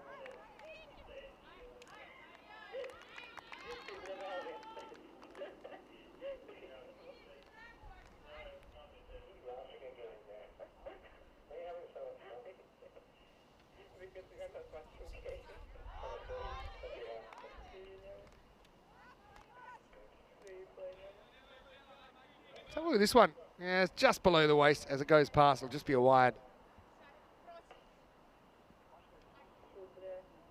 Gigante just kind of needs to find a way to give the strike back to Sanyug. Don't forget, Sanyug was player of the match in the first ECS-W last night. Pretty good ball, though. Played it pretty correctly, but the thing with that kind of a shot, it's probably not going to get you a run. You're just going to tap it back to the bowler. Good bowling by Marija Trajkovic. Remember, Lavender Lionesses from Serbia, Jinx Zagreb from Croatia, where this game is being played. 43 or 40 now required. This one's hit pretty well. That'll get through, and that'll be 4. Just using the pace, a little bit of outswing from Trajkovic. It's going to get through for 4. Just skated into a gap, didn't it? An important pressure reliever. Gigante has found it hard to get going. She'll feel a lot better after that. Runner ball required from here on in for Jinx. It's a good comeback, really good comeback. So much raw talent out there, both sides. Trajkovic has a fast bowler's demeanour. If you just follow her facial expressions, it always looks kind of nonplussed, like things could be going a little bit better. Solid kind of drive here. Should just be a single as Tamara Trajkovic cleans up. She'll have an important role to play before too long with the ball. I'm sure about that. Double change in bowling coming up in overs 5 and 6.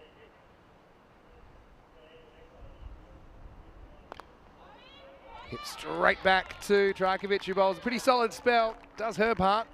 1 for 14, her figures, and after 4 overs, Jinx Zagreb are 24 without loss. Runnable pace through this first 4 overs. I don't want to go there too early, but hey, any chance of back-to-back golden balls in this series? If they got this pace right now, then they'll get 60. So they're pretty close to that red line. Like I said, anybody's game. Now we are going to get Tamara Trajkovic coming on pretty early. She bowled a really good 10th over last time. I'm sure they'd love to use her in that role later on, but I mean, the first thing is you need to get the game to go that far. So maybe they feel Trajkovic can produce a wicket or 2 here. Over number 5. That's probably a wide. Goes over the head. It'll also be the one for the over, so she needs to be careful now. Just dragging that first one down.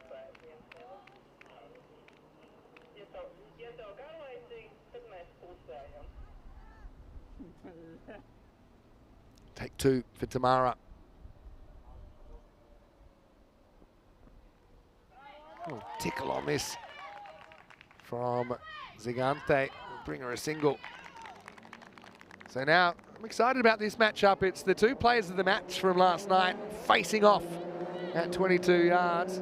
Sanyug, important with the bat and the ball for Jinx in the match 1 victory. Trajkovic was a golden ball hero, Tamara, last night.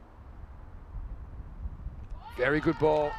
You just have to lock yourself in there. So much of this is in your own hands. And even if Sanyug hits that, I mean, it's not really a shot that can do too much damage.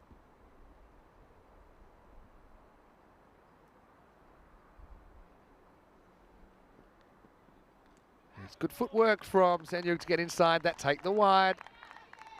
Tamara didn't bowl a single wide in that last over last night, defending 5. Game went to a golden ball. Wicket was taken off the golden ball. That's why the Lionesses are still in the series, tied at 1-1.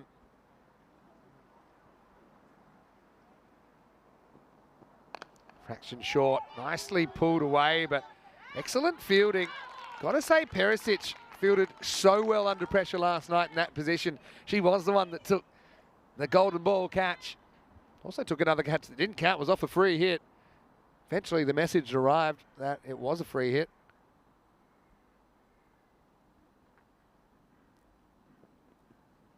Goes through, again, excellent stop, went between the batter and the stumps. That's an awkward take. Both keepers have been excellent in this series, got to say that. That was a position I played. I know it very, very well, and I know the complexities of it. Been really impressed with the skills on show. Often underappreciated.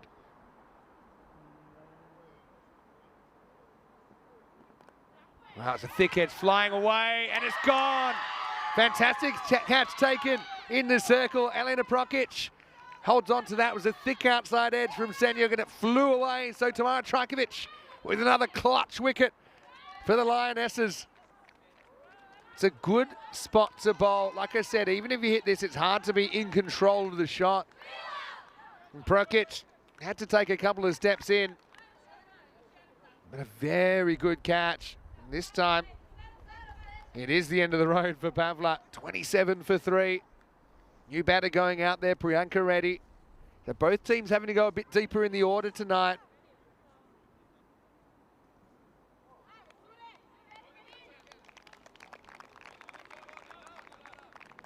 What a game. Different kind of a game, but very gripping. Last ball of the over. Oh, a little edge, doesn't carry to the keeper. They're going to take off, they'll get a single. So it will be Reddy off the mark. She'll retain the strike, and we hit the 5 over mark. Don't forget, ECC-W coming your way. It's actually the last tournament on the calendar in season 2024, and a bit like the men, we've gone into 2 divisions this year, so really excited to have 10 teams involved rather than just the 5 that took part in the first edition. And one thing that's really great, I know it's in the plans that next year, that we are planning to go to 3 divisions to include an emerging division as well in the ECC-W. So I suppose still we'd like to get as many countries involved as are in the men's ECC. Obviously, the realities are not all countries are kind of at that level yet, but obviously the more we see women's cricket being played in more countries, the more, I suppose, opportunities will be there to promote countries into that ECC-W structure. I think both Croatia and Serbia will be hoping that sooner or later they'll get the chance to play international cricket at the Cardimer Oval. Simic gets a bowl. Starts a bit short. Nicely pulled away for a single. So we've seen 4 of the 5 bowlers now. We still need to find a 5th at some point.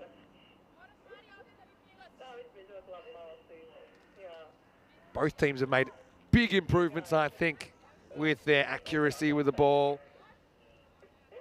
Here on the second day of action, the ECS-W. All right, on cue, we get a bit of a Gundy ball, and it's a wonderful stop.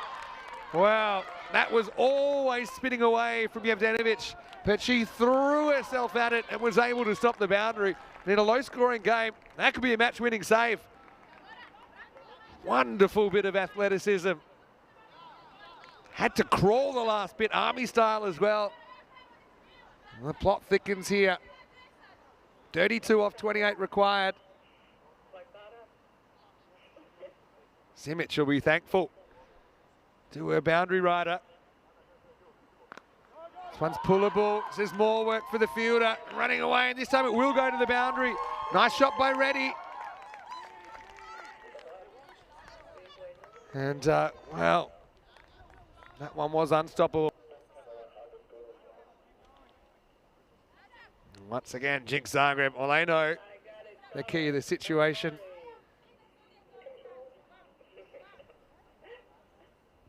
Reddy settles the nerves.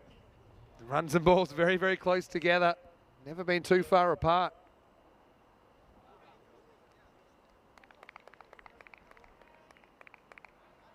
Simic.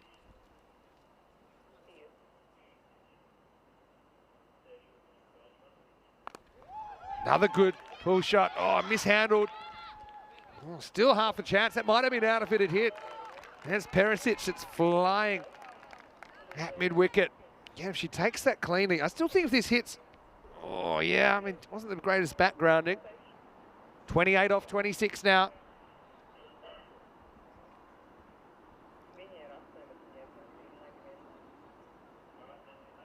It's going to be a no ball.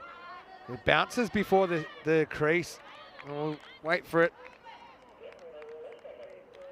Simic just drags this one down. Check it out here on the replay.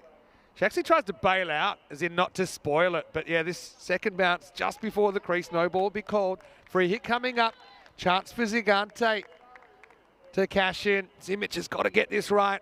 Get it up, get it outside the off stump, make it tough for the batter. Don't give her something short and outside the leg stump that she can hit easily.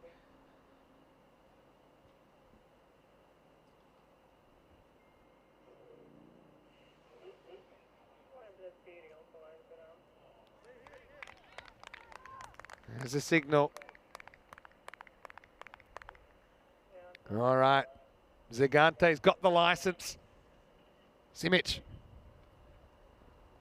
Oh, well, kind of spoils the free hit in a way, although she will get a run. She would have had another ball, though, if she just let that go for a wide. It was heading down the leg side. Slight get out of jail moment for the Lionesses. Simic, you'd imagine she'd get a second over. You know that Tamara Trajkovic is getting a second over. I feel they might make a switch, go to the fifth bowler in the seventh. Keep Trajkovic back potentially for the death over. Last ball of the sixth. It's a pretty good one. Gets past Perisic at mid-wicket. Well, that was closer than it should have been. It will be a single, so 25 required off the last 4 overs. It's 37 for 3 after 6. We'll put on another pot of coffee because we're not going anywhere. This time, we won't quite make it to sunset, but we might not be far away because these two teams just won't pull away. Simic 10 off the over. Sometimes she had it, sometimes she didn't. I'm curious to see who bowls this over because I think this is where you have to bring on your fifth bowler. Potentially they can bowl 7 and 9. You can bowl Simic in the 8th. You can bowl Trajkovic in the 10th. Okay, interesting. They are going to bowl Trajkovic out. Okay, that means she can't bowl the last over. It means basically you're either going to bowl 6 bowlers or Simic is going to bowl the last over. I don't know. I feel like you need to trust yourself to be able to find a fifth bowler here and bowl this over. Potentially they can bowl 2. Anyway, like I said, they're going to have to find 5 bowlers. We've seen 4. We've seen 4 keep the Lionesses alive. He's over 7. Right, popped up in the air. Oh, well, this could be gone. It's a big mix-up, and it will be a wicket. Oh, Zigante was slow to go. We saw ready take off. It was a nice bit of fielding as well. Just summed up the situation. Prokic, I think, again. Let's check out what happened here. Zigante kind of froze up, went back, never moved. And really, by the time she did get going, it was all over. No real backing up there. Well finished by Dimic behind the stumps. That's why you practice so much fielding, because in these situations it can get you wickets. And I think if Zigante looks back at that, she'll be disappointed. She was just kind of deer in the headlights a little bit there at the non-strikers end. Ball flew away. And 37 for 4. This is Morana Modric who's coming out for the Jinx.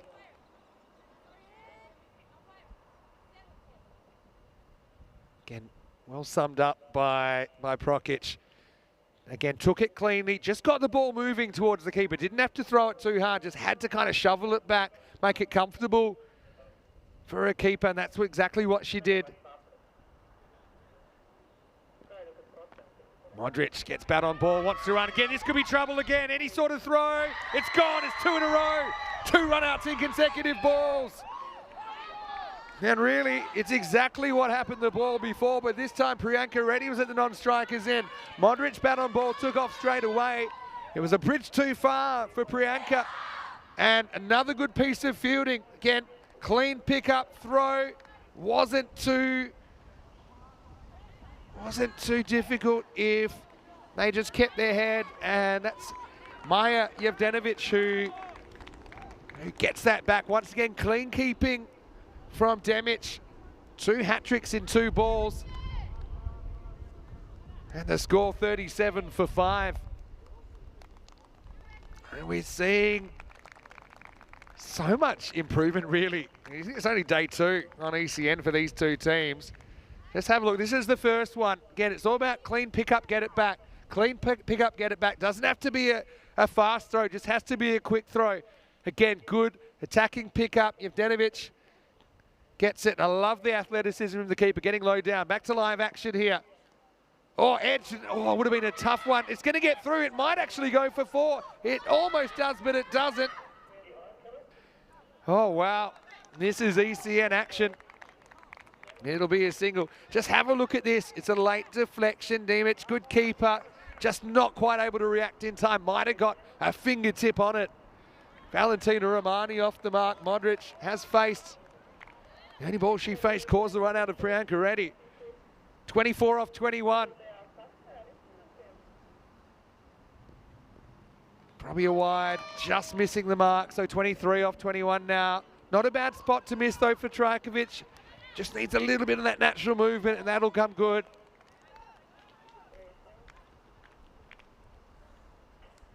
Pressure, pressure, pressure here in this deciding ECS-W match.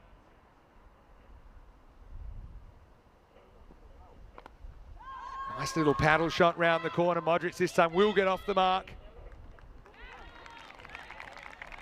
But really, I hate to create a more pressurised atmosphere, but how is the 5th bowler going to feel here for the Lionesses? Probably will have to bowl overs 8 and 10. Doesn't have a mountain of runs on the board.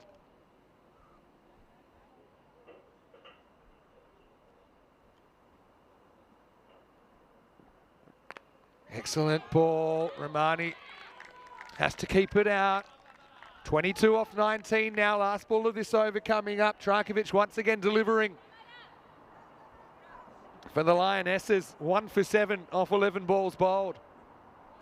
Lionesses have been a lot better, not giving away extra runs, just like Jinx were in the first half of this game. Last ball of the 7th. Pretty good one. Romani again can't find an attacking stroke. Just has to pat it back. End of 7, 40 for 5. 22 required off 18 balls. Coming up tomorrow, more cricket. And really, if you're waiting for the cricket to stop on ECN, you'll be waiting a long, long time. Day 8 in Bulgaria, we'll see the All-Stars taking on the Turkish side, Afyon Karahisar SHS to start the day. The Stars-Spartans clash will be a pretty spicy one middle of the day. Also see CC Academic Sofia join Nishay Bhatt and Charlie Hunt for week 2 in Bulgaria. Starting tomorrow at 5:30 AM GMT, 7:30 in Central Europe and 11 in India. We're back. And the first one doesn't go too well for Stevanovic. Couple of runs for free, so we are seeing the force change now. And just checking where this one bounces. Stevanovic has been held back. She's going to bowl 8. The plan would be for her to bowl 10. It's a funny one. Does hit the pitch, so I think that'll be given as just a wide. Difference is it'd be a free hit. So it's not a free hit. 20 off 18 required.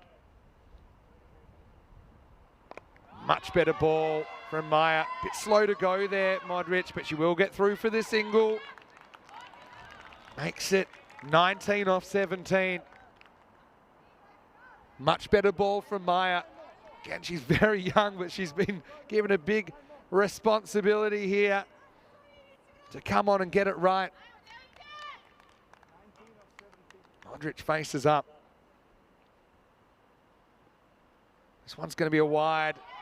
Just wide of the line. Quick no call. That's certainly something that Jinx needs to sort out here. The running between the wickets and the calling in these pressurised last 3 overs. Make sure they're on the same page. Whatever the decision is, be confident with it to back each other up. Stevanovic. Feet being put to the fire right now. Pretty good ball. Top edge. Hangs in the air. It's going to get away, and it's going to creep to the boundary, top edge. No justice really for the bowler. It wasn't the worst ball, could have gone anywhere. But it'll be a boundary for Modric. Gets the Jinx closer. 14 off 16 now. It's one of those ones as well that if Prokic wasn't going to catch it, she had to kind of get to the boundary rather than try and attack the ball, because with that overspin, it runs away. No matter who wins this game and who wins this series, I think that both the teams can be really, really satisfied with what they've done. And there's still some distance to go in this game, but it's been such a great tool, I think, to put the players under pressure, kind of give them that kind of motivation in training to work on their game, so that when they get back into these kind of opportunities again, that they can deliver.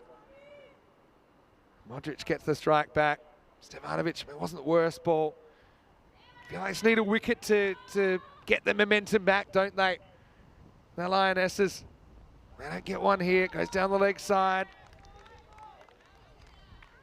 I suppose the issue you've got is if Stevanovic can't really find a range, do you go with her if we get to a 10th, or do you need to find another bowler? You've bowled out 4 key bowlers, essentially, assuming we'll see Simic next over to bowl the 9th.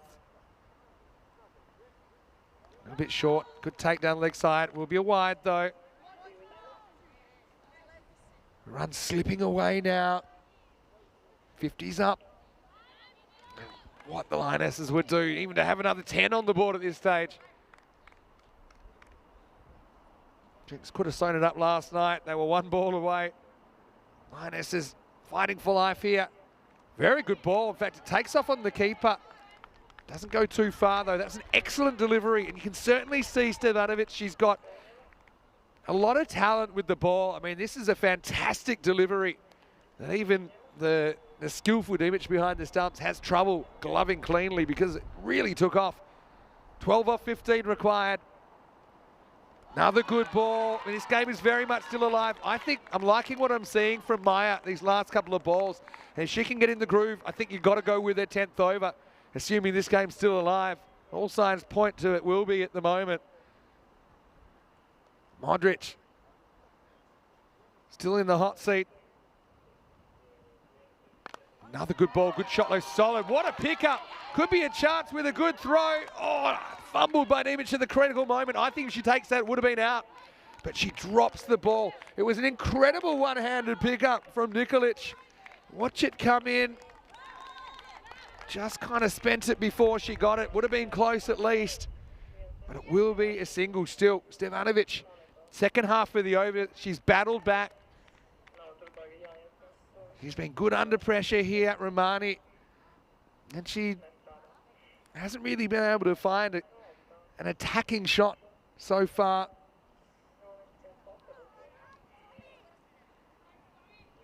Eleven runs. Seems a long way away right now for Jinx Zagreb. Last ball of the 8th over. Oh, it's a very good one. Actually might have been one of the best balls of the game. It comes in, it seams away. End of the over. Have a look at this delivery. Whew. Well, plenty of batters would struggle to hit that.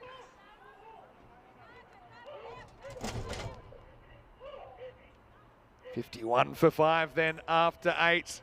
9th over. Big over. 10th over if you get there. Bigger over.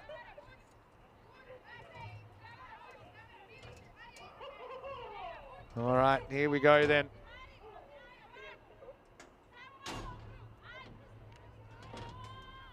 So Sara Simic, huge over coming up. Modric on strike. Well, the first one's good. Bounces twice, but the second bounces after the line. That'll be a dot ball. We get down to 11 off 11 now.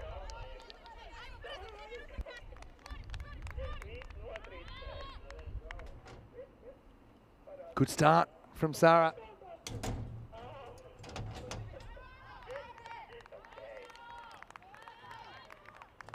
Hope you're enjoying this at home. Tension here at the Mother's Cricket Ground. What a weekend of cricket we've seen.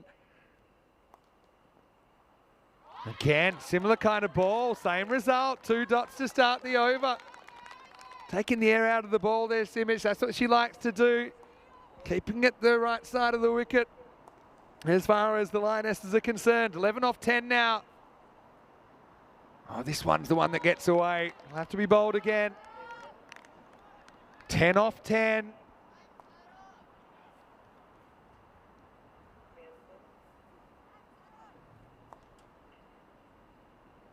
Modric, love a boundary here to relieve the pressure.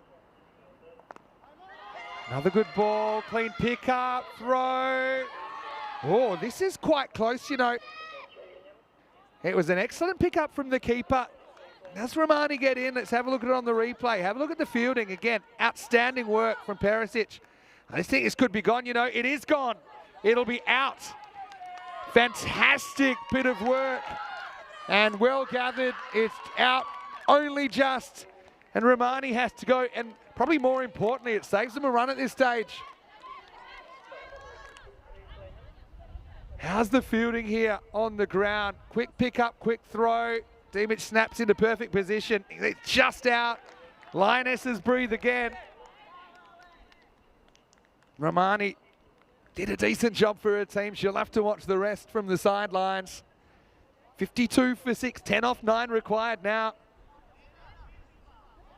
Got to say the fielding from both sides. I've been really impressed watching some of the run out, some of the catching we've seen in pressure situations.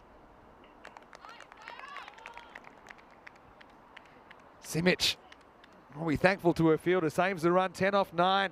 Pelesh, the new batter.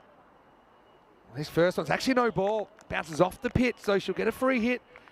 This is where I think you can be a bit creative. I know maybe you're not thinking this way, but you know, get down the wicket, you can't be stumped. Shorten the running distance as well. 9 off 9, free hit here. Pretty good one. Should get a run. Bit of a slow start from Modric. She'll get there. 9 off 9 becomes 8 off 8. One thing that I'll just say it, I know we're going to have probably a crazy finish, but I'm just really excited with the potential of ECS-W cricket, especially the fact that we've had such an even matchup between these two teams. Nothing between them really this weekend. Makes you want more. 8 off 8. That's the wide, down the leg side, well left by Modric. Zara's just got to say, look, 2 more balls and I'm out of here. That's what she needs to be thinking here. 7 off 8. Has to find that off stump, offside line. Well, spoiled wide there. That's a real break for the Lionesses. Modric goes out to hit it. It was probably never going to be a run, probably worth seeing if it was going to be a wide. So 7 off 7, we're tied again in runs and balls. Last ball of the ninth.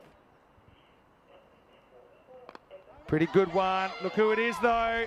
Slight fumble this time. Cost the chance of a run out.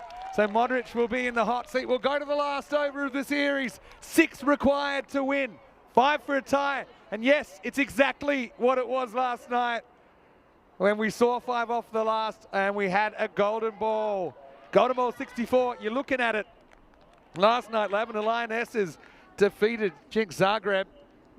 It was a win to the bowlers this year. It's 8 to the bowlers, 6 to the batters. Reflecting the overall trend all time. But, well, I tell you, we've had 14 golden balls this year. It's the equal most we've ever had. Tying how many we had in 2022. All right, well, interesting that they're going to Prokic here, so they don't go back to Yevdanovic. She's bowling her first over of the day. She's going to have to do what Tamara Trajkovic did last night and defend 5. So 5 for a tie, 6 to win. Last over, here we go. Seatbelts on. It's a pretty good start. Hit hard though, that's going to be 4. It's a huge shot off the bat of Modric, and it brings Jinx to life, a fraction short. Only 2 required now. It wasn't the worst delivery, really, but a fraction short. And Modric, well, she finds the pull shot and she places it.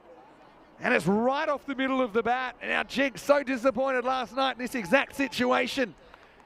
They were 1-0 up in the series. They were one ball away from securing it on a Saturday night. But is it time to party on a Sunday? 2 to win. Oh no, that's going to be a no ball.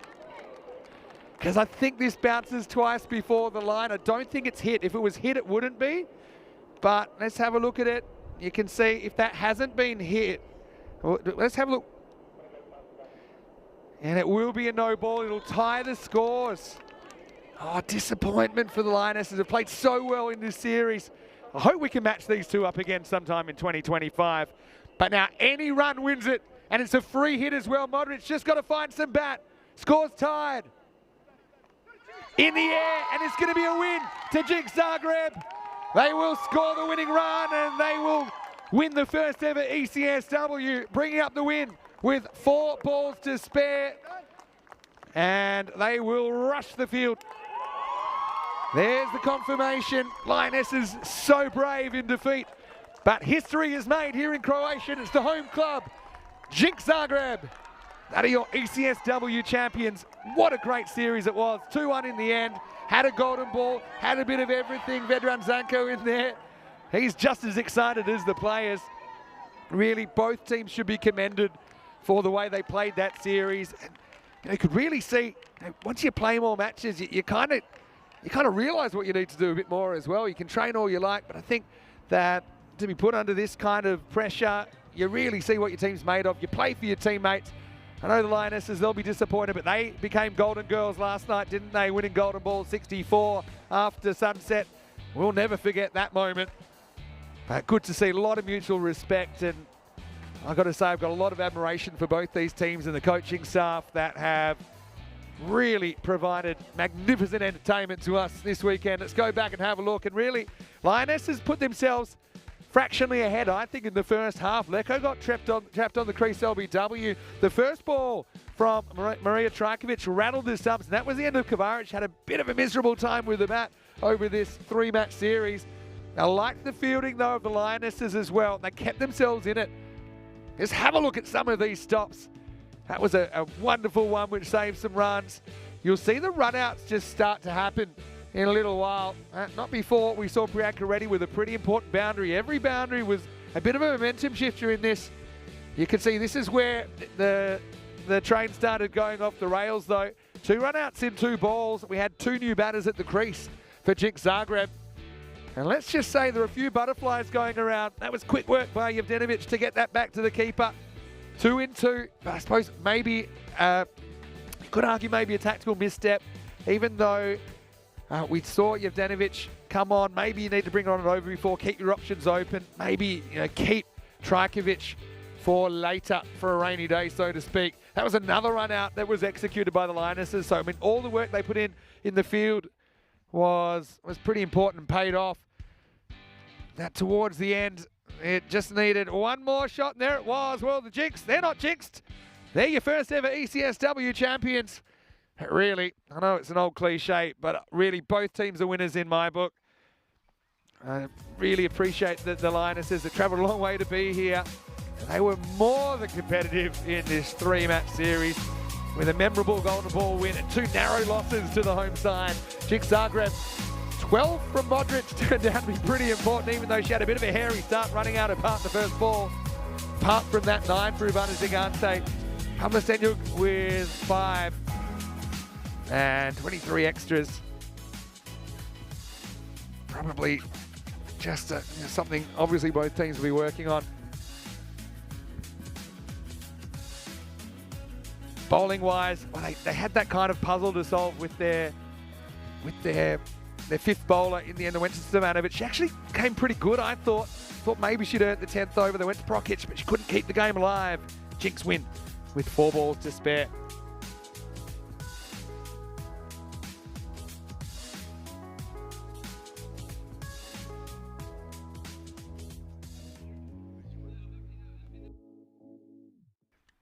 So 62 off 9.2. It's all over Red Rover.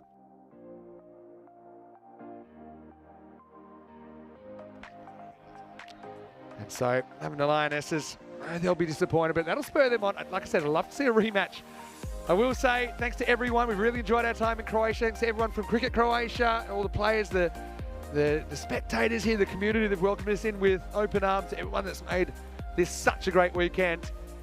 Obviously, we saw Spain winning in the Spain-Croatia games. Croatia not really able to compete, but gaining an invaluable international experience. Also, I want to say thanks to our Blue Crew and Spring Productions, but most I want to say thank you to you out there, all the viewers. You are the reason that we're able to do what we do. On behalf of the ECN and European cricket family, stay happy, stay safe, and I'll see you in around about a week's time when I open up the Rome series. But I hope you're ready for small Bulgarian action tomorrow with the All-Stars taking on the Turks in the first couple of games. 5:30 a.m. GMT, which is 7:30 in Central Europe and 11 in India. Just a quick remark before we go. If you are watching on YouTube, to like this video and tell your family, tell your friends about ECN. Don't forget our social media at European Cricket. And finally, our website, EuropeanCricket.com. It's the home of European Cricket. So I'll be seeing you in about a week, if not before. But until then, me, Sander here, Mr. Maximo. Hope you have a wonderful finish to your weekend. Stay tuned. More ECN action on the way tomorrow in Bulgaria. But for now, it's hasta mañana.